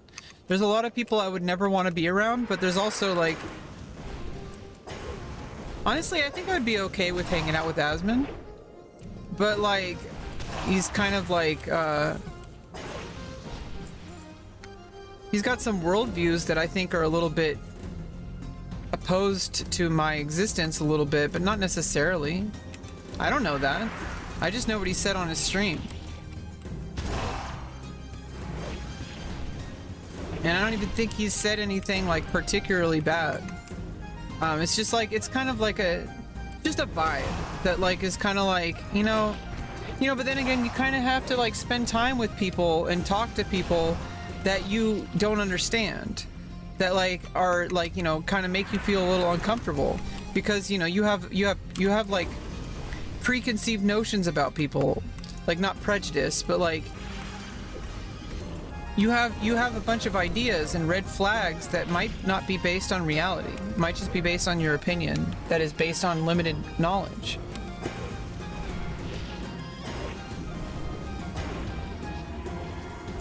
But like, as far as having like a discussion with these people, absolutely. Like, especially in a professional context. Like, having a discussion with people, that doesn't mean that you're gonna be friends with them. Like, you can have a conversation with somebody who's like your enemy. You know, keep your friends close, your enemies closer. And also, like, why would you want people to be hostile? Why would you want to be hostile to people? The goal is to be like, you know, agreeable with people and have peace. At least that should be the goal, I think.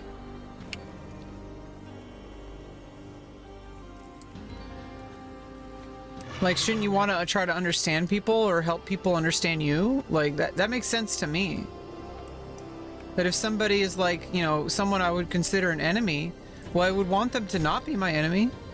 I think most people are decent people. They just kind of, they have a lot of preconceived notions based on whatever experience caused that in their life to like have these opinions. Especially, this is why I don't think everybody is a transphobe. Just because like they don't understand things. I understand why they think the things they do, for the most part. Maybe I don't, but like I feel like I do.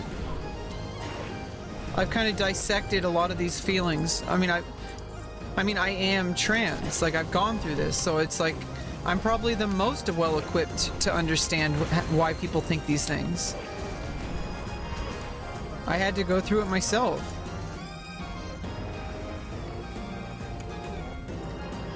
But like you have to like choose your battles, right? Like, not everybody is your enemy. Some people might be like make you uncomfortable, but that's a temporary situation.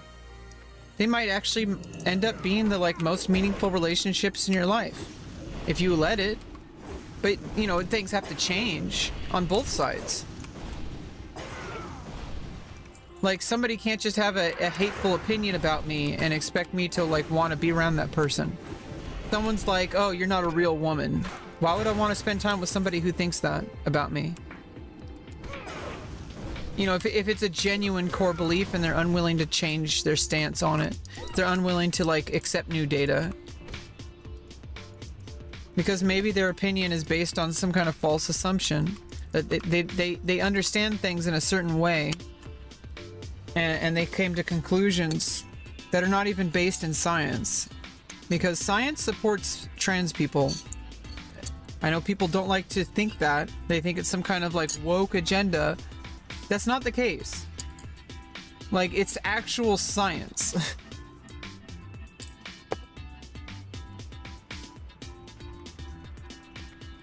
But they choose to believe that it's like a political agenda.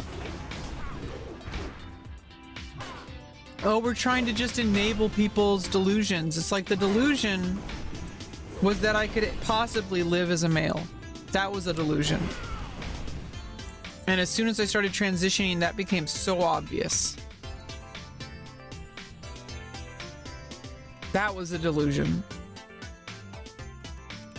But people have all these preconceived notions. Like, it doesn't mean that I'm like automatically like drop dead gorgeous.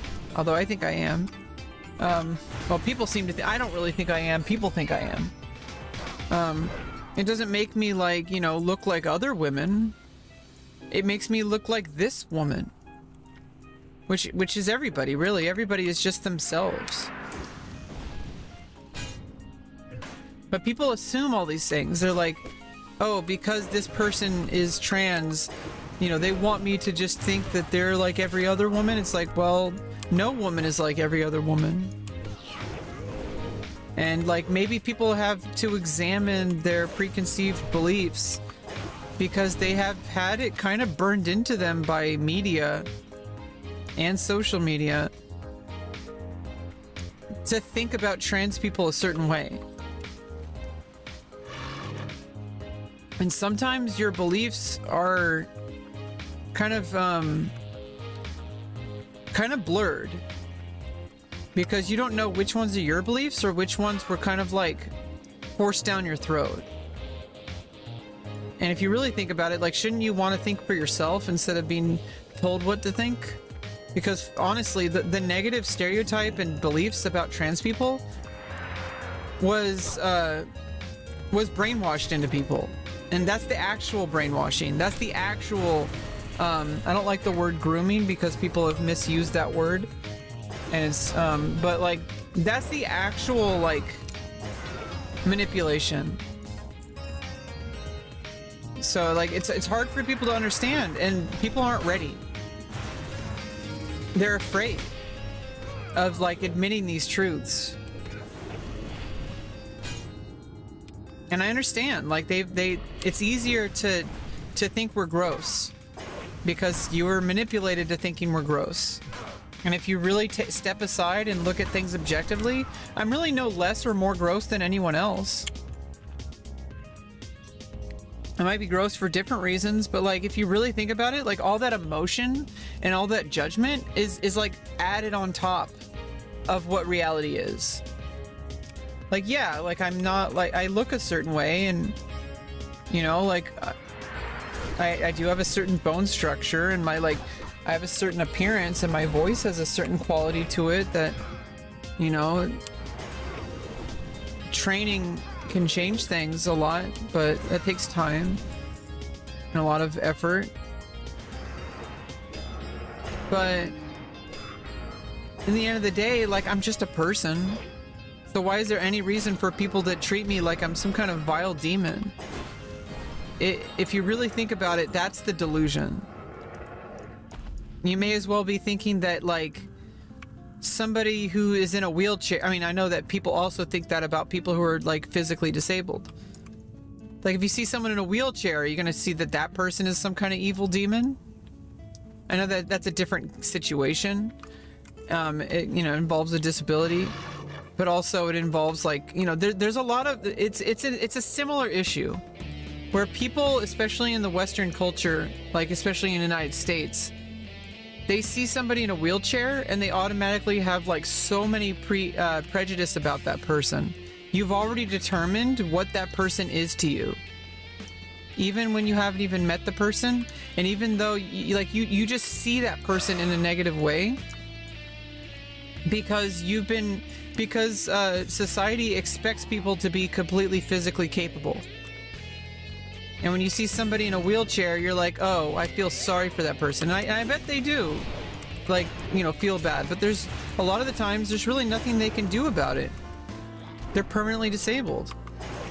You know, so that, you know, unfortunately they have to live in a world that wants them to be able.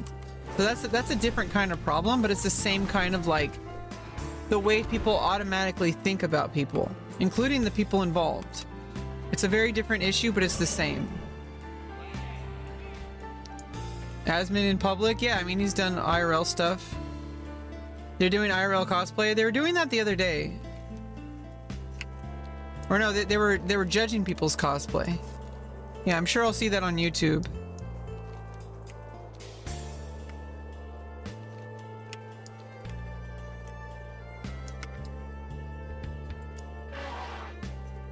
And honestly, we don't know who Asmin is outside of his stream. He might actually be an extremely extroverted person. Maybe just the character that he puts on stream is extremely introverted. And maybe maybe that house is just a big prop. You know, maybe he doesn't actually live there anymore. Another time. Leave me be. Suffer well.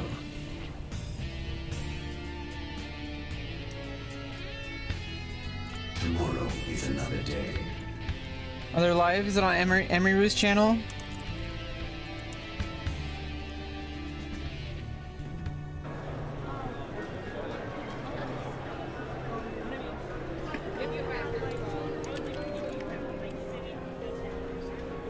Swords. Well, that seems fun. I wish I could go to a convention and cosplay. That'd be fun. It's a lot of work. I mean, I'd be really tired, but like, you know, I'm willing to do stuff like that. Like, I mean, in my real life, doing stuff that's like, takes more effort. When's the next chance you're gonna get to do something like that? Like, that's how I treat things. Like, if it's a big thing, like, hey, like your friend invites you over to like, you know, to do something, you'd be like, oh, you know, I'm kind of tired, but like, you have the rest of the week and the rest of the month to just sit around in bed or play video games.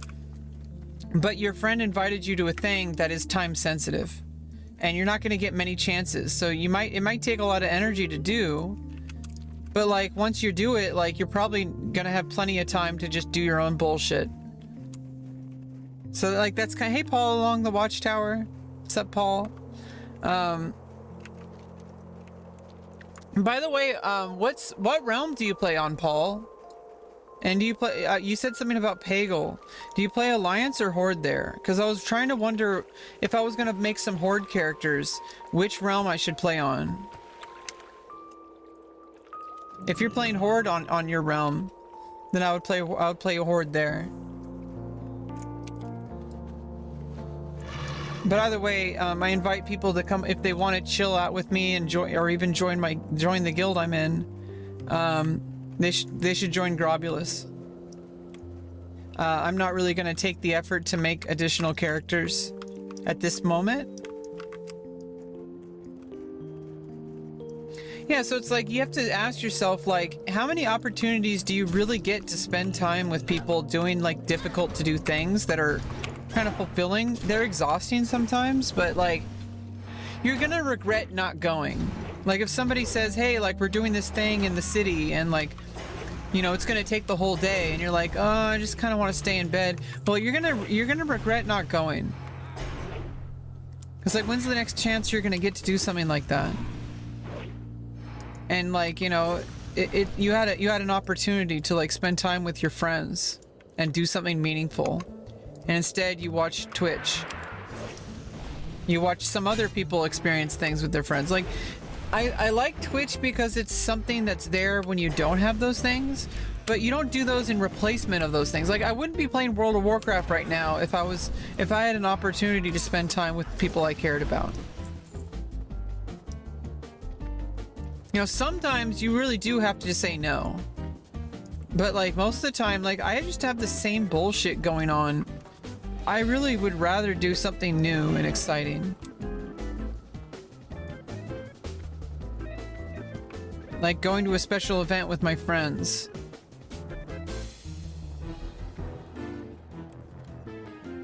Talk to Thessarian? Is he up at the top?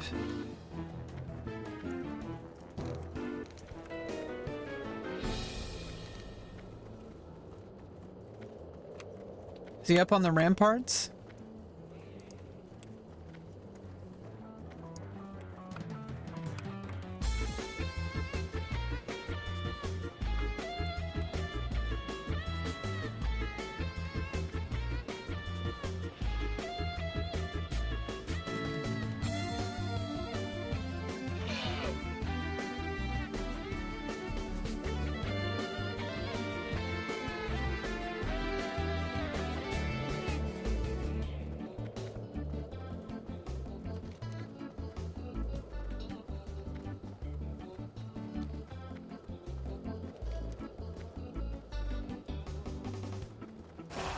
Work your way up and meet me at the top.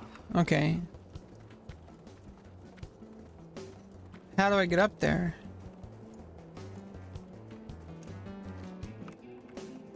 Is it over here? Do I have to go from this direction or go from inside?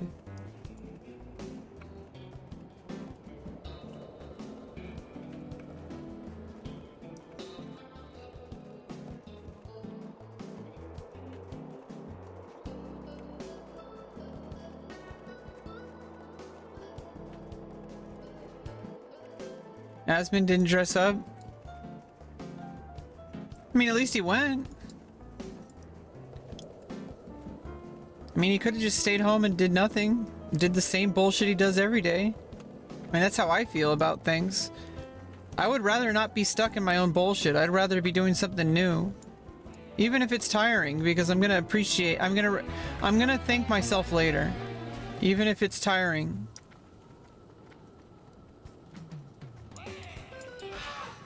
Like going to the airport, doing all that shit.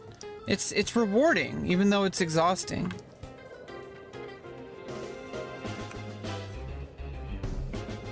How do I get to the top?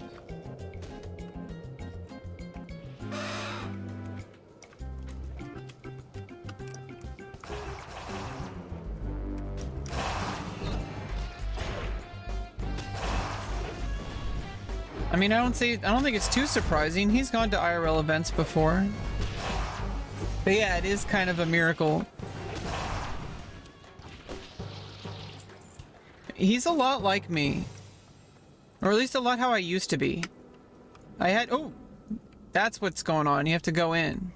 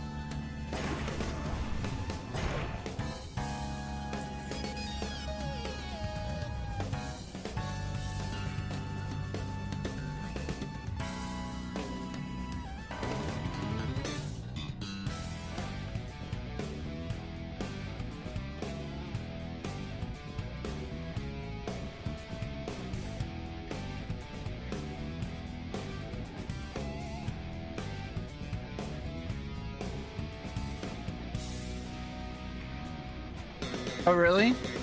Yeah, then I'm gonna do probably tailoring on my priest then.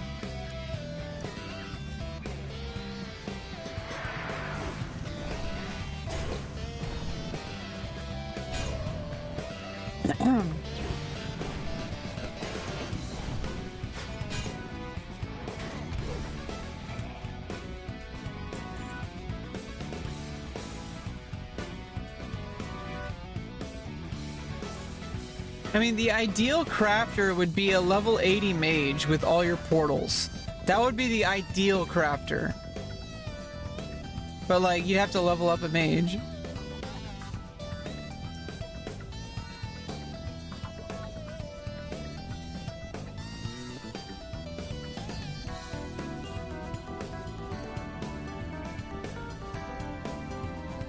Where the hell is this guy?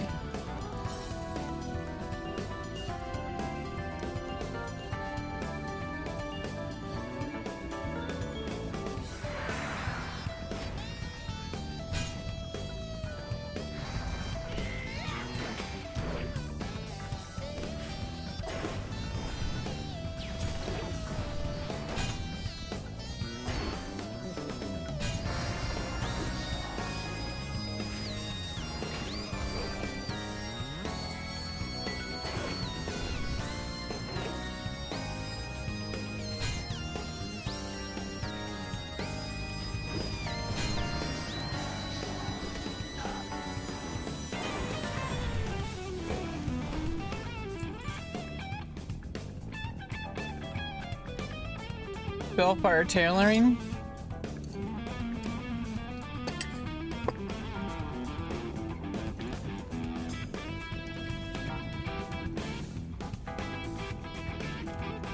Right, so there's specialization. So I'm gonna need multiple alts.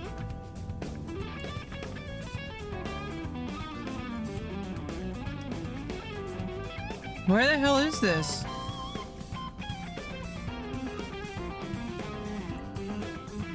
Said meet me at the top. I am at the top.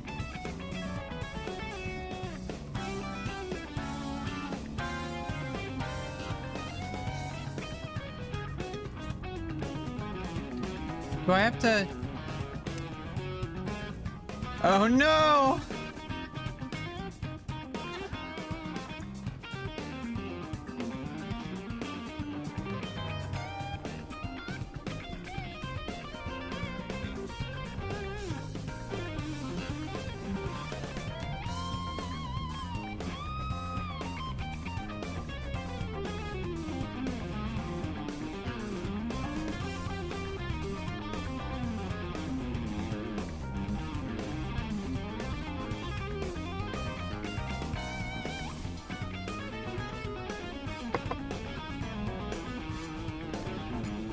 Yeah, like growing up and honestly for the longest time, I used to be a lot like Asmon as far as like, I would have opportunities to do things and I would just say no. I'd be like, no, I want to play video games. Or like, no, I want to stay home. I'm tired. I'm going to go back to bed.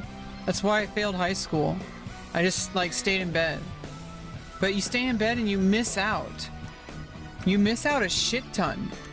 Like, the world just doesn't stop. You know, people don't just drop everything and stop when you're not there. Like, the world keeps going. And there's only so many times you can miss things before it's too late that you don't get opportunities again.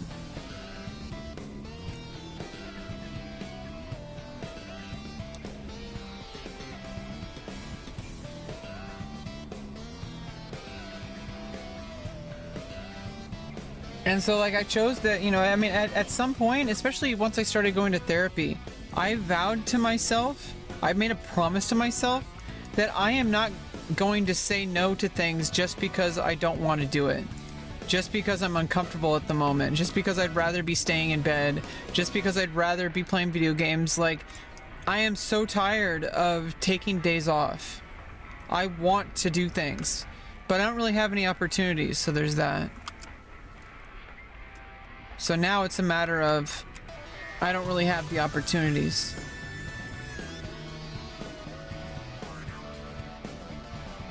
Oh no, am I gonna be able to get up there?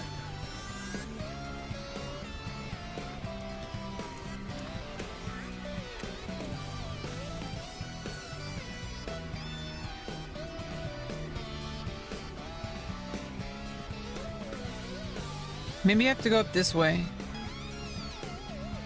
I need to get my res.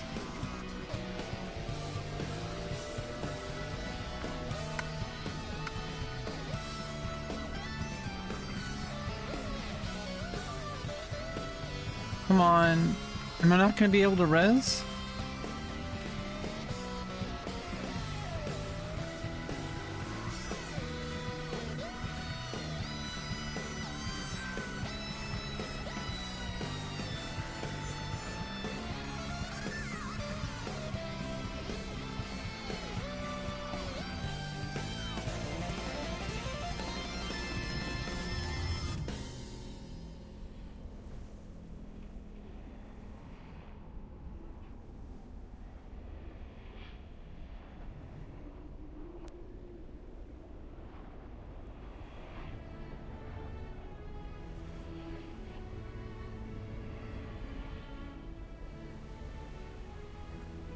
Oh no.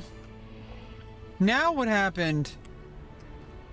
Are you serious?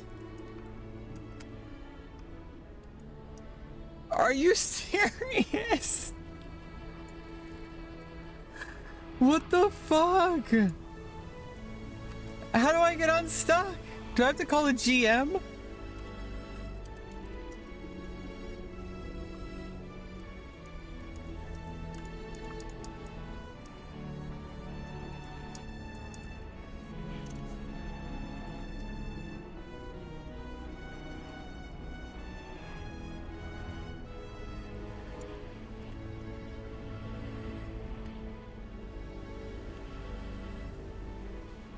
Basically trapped in a coffin now.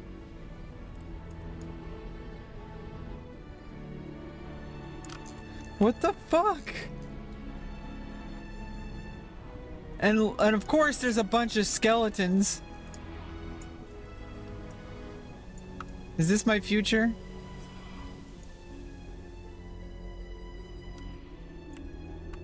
An unstuck button?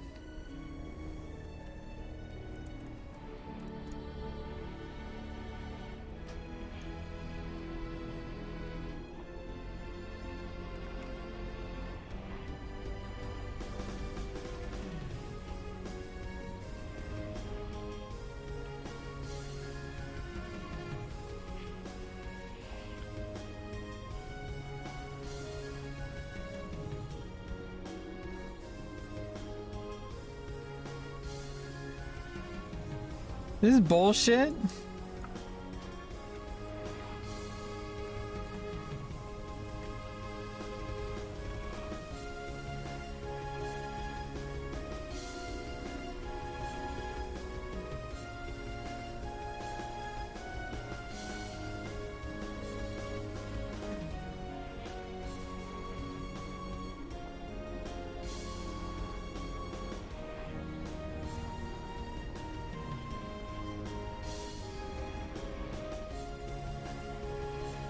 Yeah, I'm using the Blizzard unstuck stuck character service. Oh my god.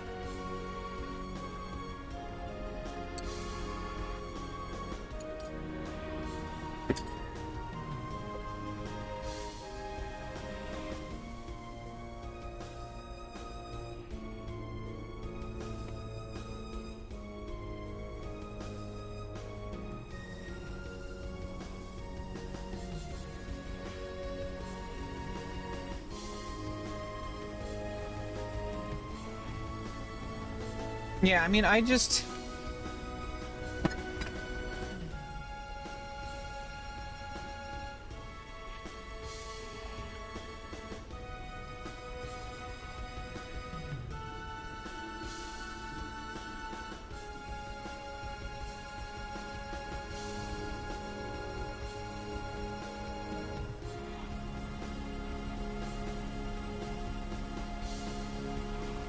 Did it work?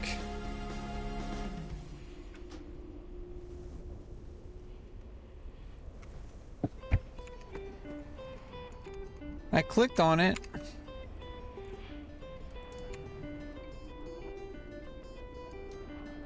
Oh, here we go. May take several minutes.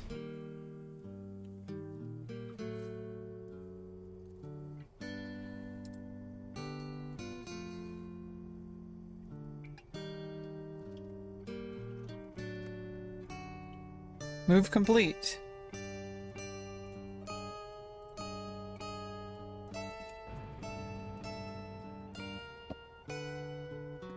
Yeah, they move you to the graveyard. So unfortunately, because I died at a spot that I can't reach, I'm just gonna have to get some res sickness.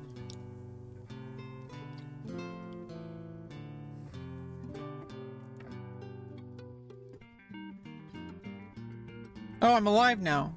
Well, that's good. It didn't even move me to the graveyard. It moved me here. But okay, so where the hell am I supposed to go? It says we'll meet you up top. How do I get up there?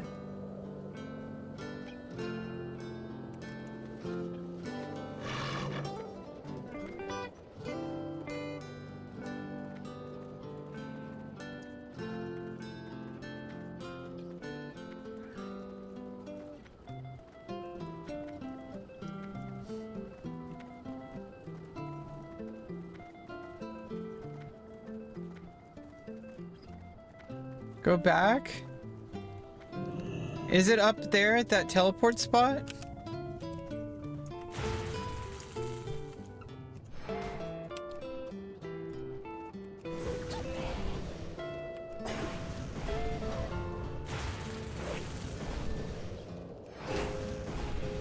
I tried looking all over the place when I was up there. I didn't see an NPC.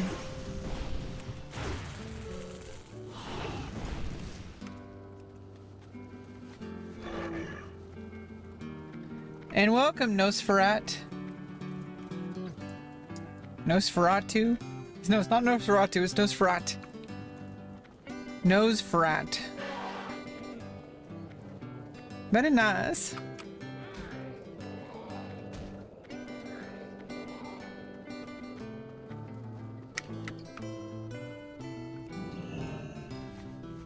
Oh, is it upstairs? Oh, never mind. I'm stupid.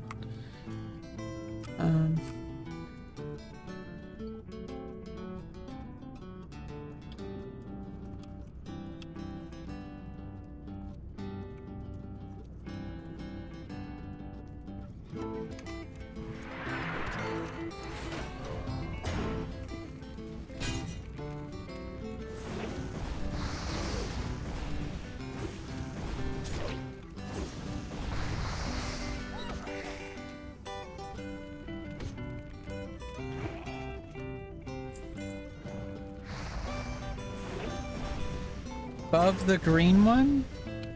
Oh, there's two teleporters!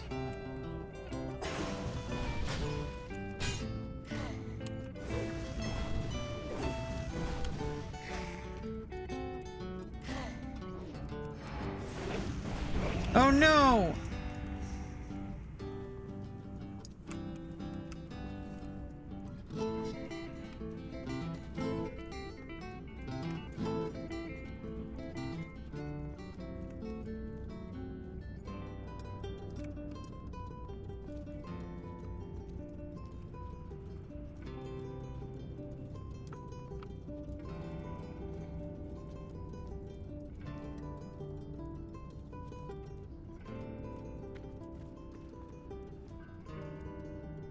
There we go.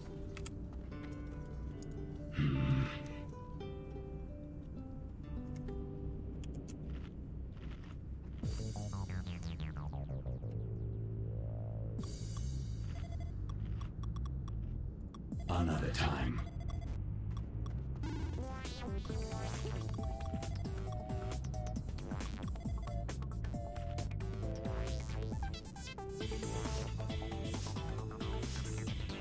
Yeah, there's some random undead there. Luckily, he didn't kill me. Image of the Lich King? That's what they should have called the expansion. It would have gone really well with the players. It shouldn't have been Wrath of the Lich King. It should have just been called Image of the Lich King. You need something.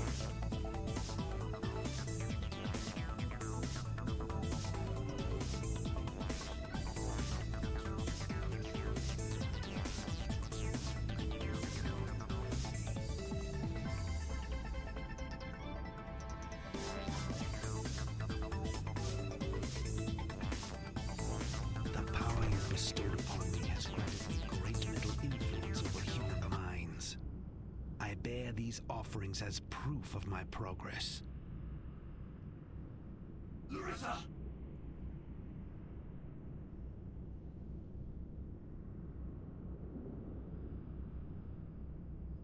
What have you done to my sister?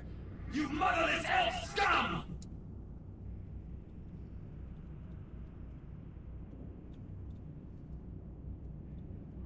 Now this is a surprise, Thessarian.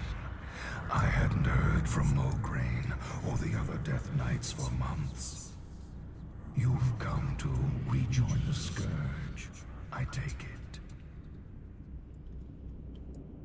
I would sooner slit my own throat. You would pay for what you did to your own men, Arthas. For what you did to me! I swear it! Allow me to take care of the intruders, Lord. I will feed their entrails to the maggots.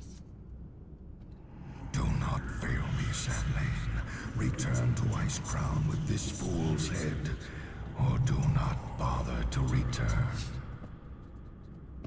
Yes, my lord. Oh shit.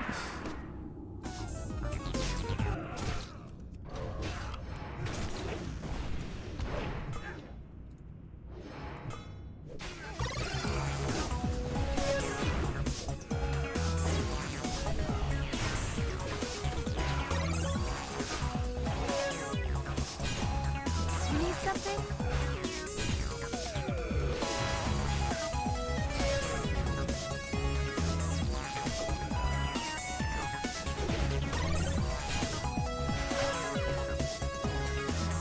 What?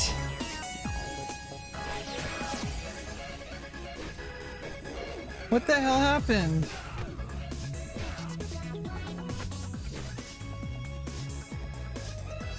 And of course, there's no possible way I would be able to revive there. Is the NPC just gonna kill it for me?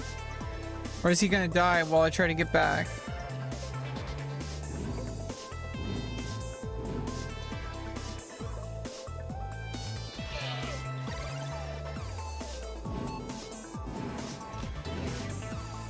Yeah, it rezzed me as being alive.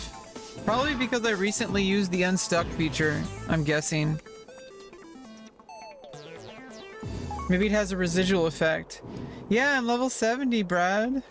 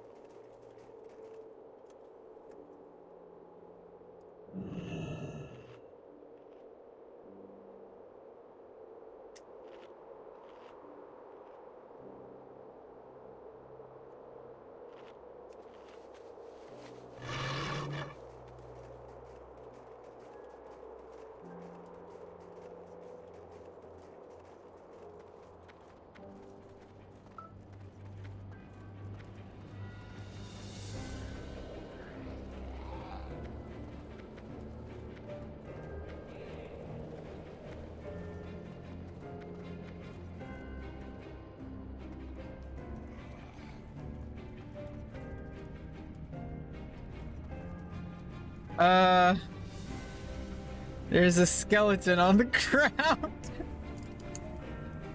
I don't know whose. That's mine.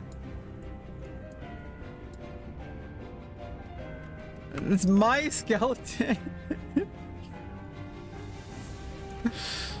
I think I have to do this over. Make it quick. Leave me be. Guess we have to go through this dialogue again.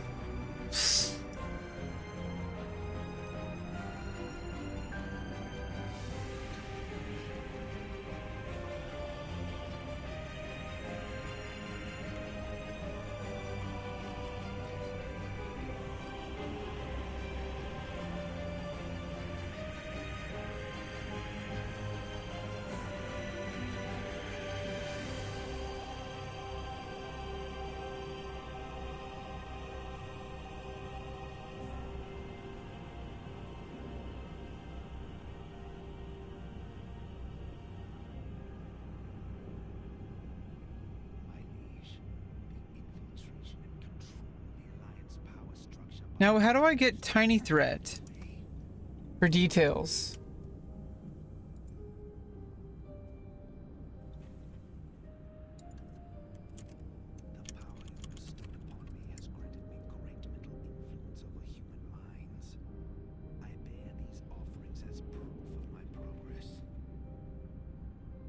Larissa!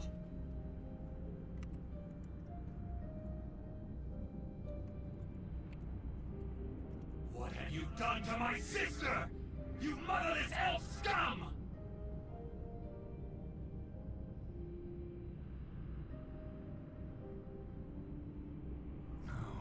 Oh, it's weak auras. I hadn't heard from Mograine or the other Death Knights for months.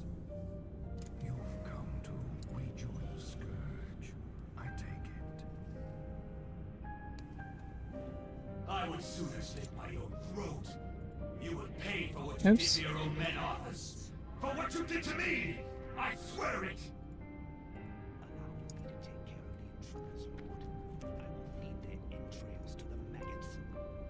Oh God. Do not fail me, sadly. Return to Ice Crown with this fool's head, or do not bother to return.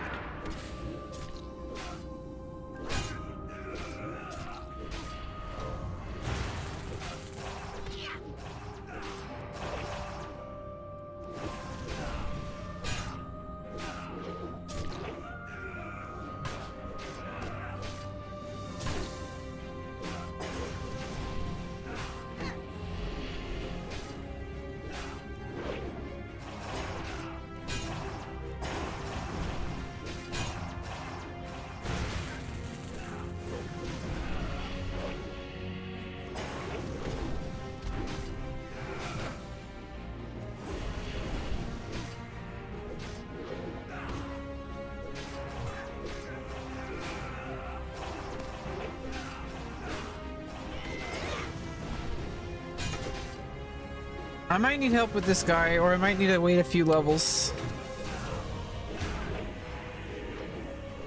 Yeah, I think I need to wait a few levels. Or get help.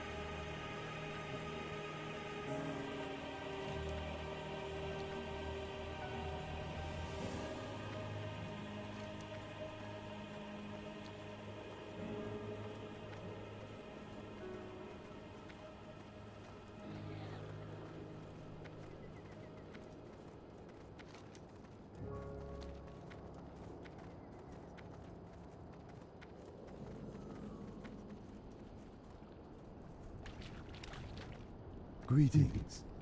Good luck, friend.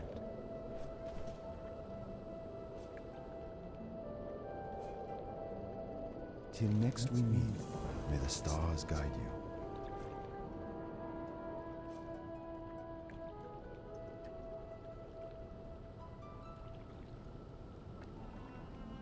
Illuminate your path.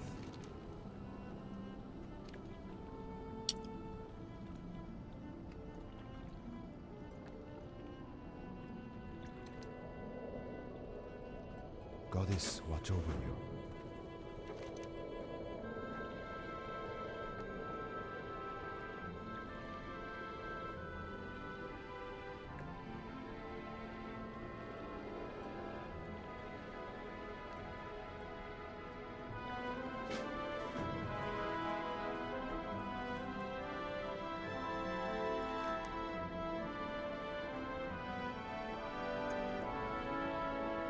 Hita or Dita?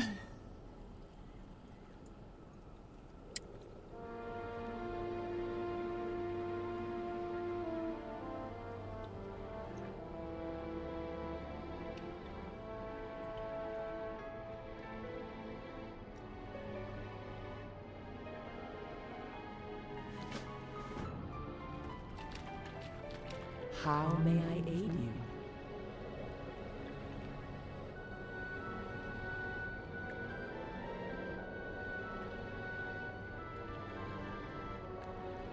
Goodbye.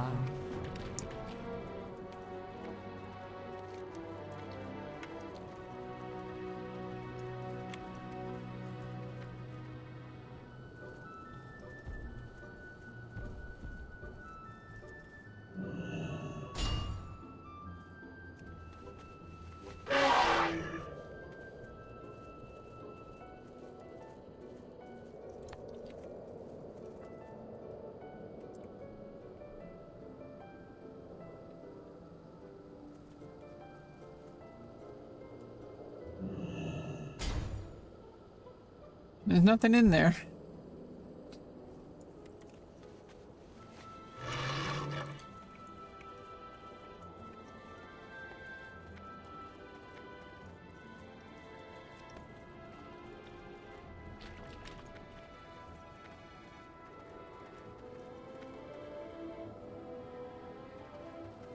Oh, I have to place the fur.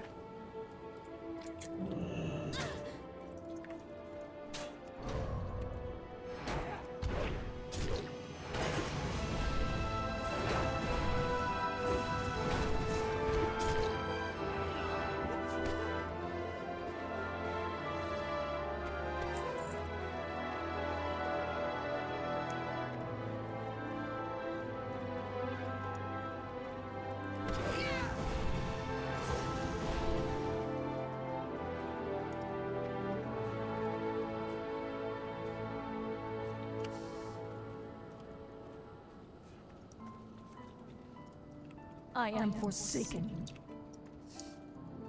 What now?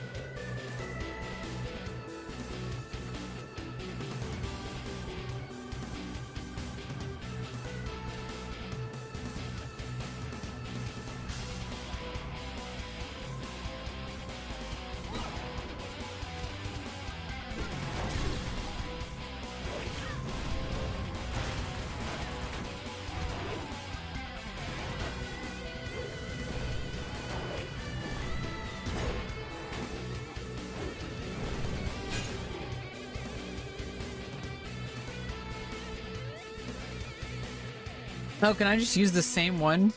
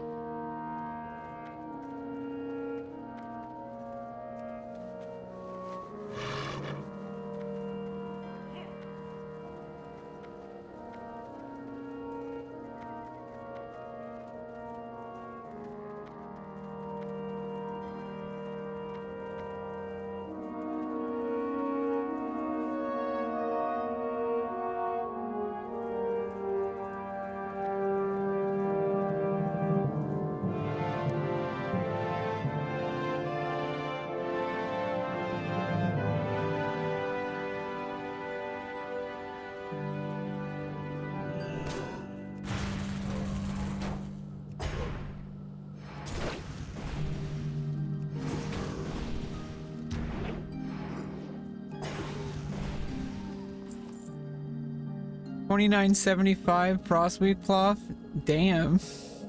Good luck. Good luck.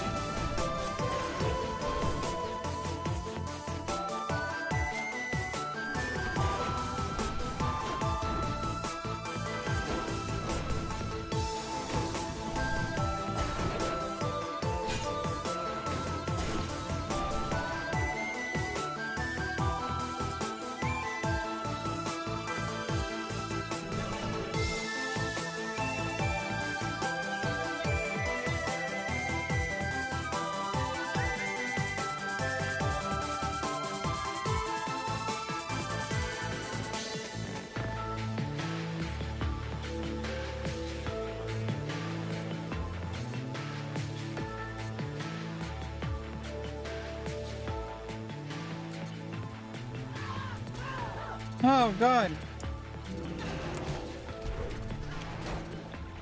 No. God. No.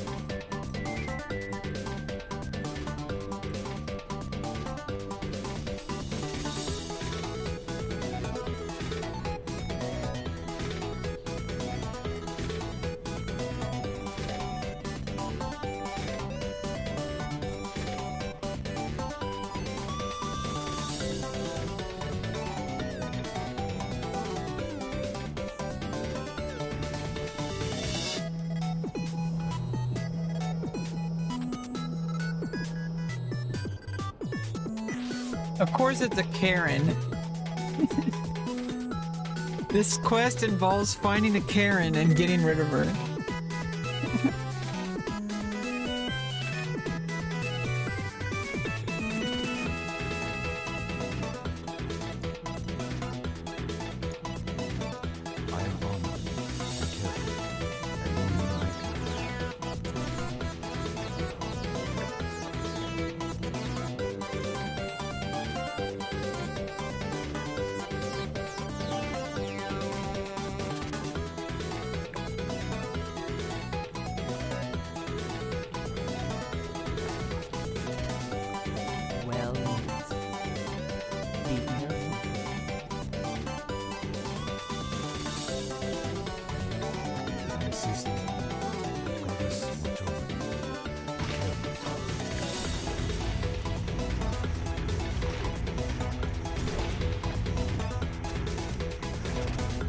God damn it. Did you know if you kill an animal and get blood on you, don't go to them? Yeah, they're PETA.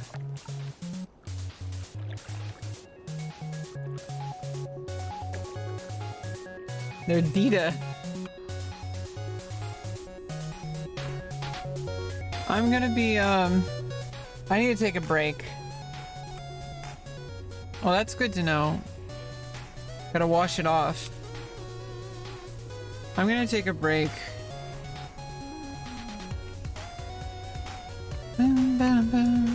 Might be back later. I gotta go to the grocery store though, but I need to take a nap. I need to lie down with all the lights turned off, my computer turned off. It's generally what I'll do, is I'll just lie down and kind of not exist for a while. Like, can you tell that I relate to Asmongold a lot? Like, a lot of the things he does and talks about, it's like, that's like the same kind of shit I do. Like, like, I'm like, I have a really hard time cleaning up and keeping things organized. Obviously, it's not just me and him, it's a lot of people. But, you know, I am on the spectrum. He's probably on the spectrum. I'm gonna bet. You know, but fortunately for him, he made it good on YouTube with World of Warcraft videos. That's how he made his success. Everything with streaming came later. Cum laude. Everything with streaming came later. People really misunderstand what streaming is. You know, it's like, he was very successful on YouTube at a time when it was actually like kind of difficult for people to make videos. You had to have like unregistered Hypercam 2, like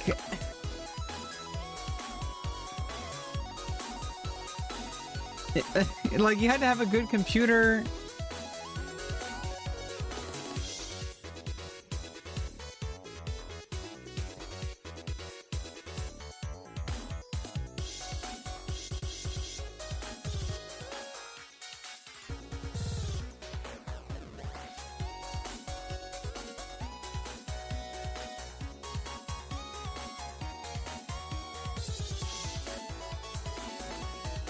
Yeah, I think, you know, I think we had a pretty good stream. I don't know about you. Thanks for sticking around, Booper. I really enjoy this game, and I can't wait to start doing max level stuff, and you're just really slowing down, but not slowing down, if that makes sense. Like, we got a lot of stuff to grind. There's a lot of stuff to do. There's professions. There's raids. There's PvP, there's all sorts of shit to do. Leveling alts? We got never-ending adventures ahead of us. Never-ending adventures. And I'm gonna take a nap, and then I gotta go to the grocery store. It's raining, so I have to set up my stationary bike, because I'll like set up my stationary bike outside, and I'm protected from the rain. And that's really nice because I need to work out, because I don't like making excuses just because it's raining. It's like, oh, it's raining, oh, I guess I can't ride my bike. It's like, yeah, I can set up a stationary bike. I need to get my workout every single, like, I like to go on a bike ride like maybe 2 or 3 times a week, but I need to go for an hour of a walk like 5 to 6 days a week. I'm really taking my health seriously and I can't stop. My surgery is delayed till March and it was supposed to happen November, and in a month I got my blood sugar where it needs to be, but unfortunately the timing of the scheduling, that's the soonest they can get me in. But at least it's not next year. I remember when I first had it was devastating hearing that there was a 2-year wait list back in February of 2022. But we're approaching that time. It's ending up being a little bit more than 2 years. There were some big hiccups. I really wish I was able to do that in November. You know, consolation though is that because of that, I started playing World of Warcraft. I know some people like have this like meme that like, oh god. Like, I really love this game and I think it can actually like really provide me a lot of happiness. It's all about the person, not the game. You get what you put into it, and a lot of people, there's people out there, they seem to blame everybody but themselves, and they'll think a game is trash or that like it's garbage or whatever, because they don't know how to find enjoyment. They don't know how to be happy.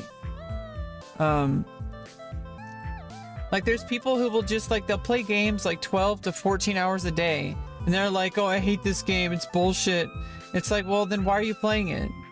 They're like, oh, I'm addicted. And it's like, well then stop playing it. Like, if you're not enjoying it, why are you playing it? It doesn't make any sense to me why people do that.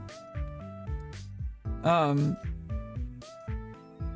I don't know, I'm really grateful that I've been able to have the kind of clarity of mind to be able to understand what's actually important in my life, and many people are able to get to this point. Not everybody, but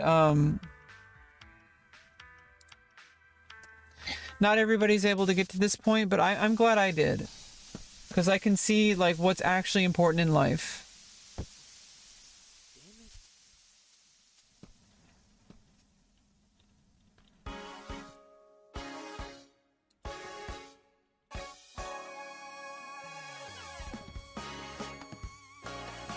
But yeah, I appreciate you, and I hope that we can have many adventures together. Bye.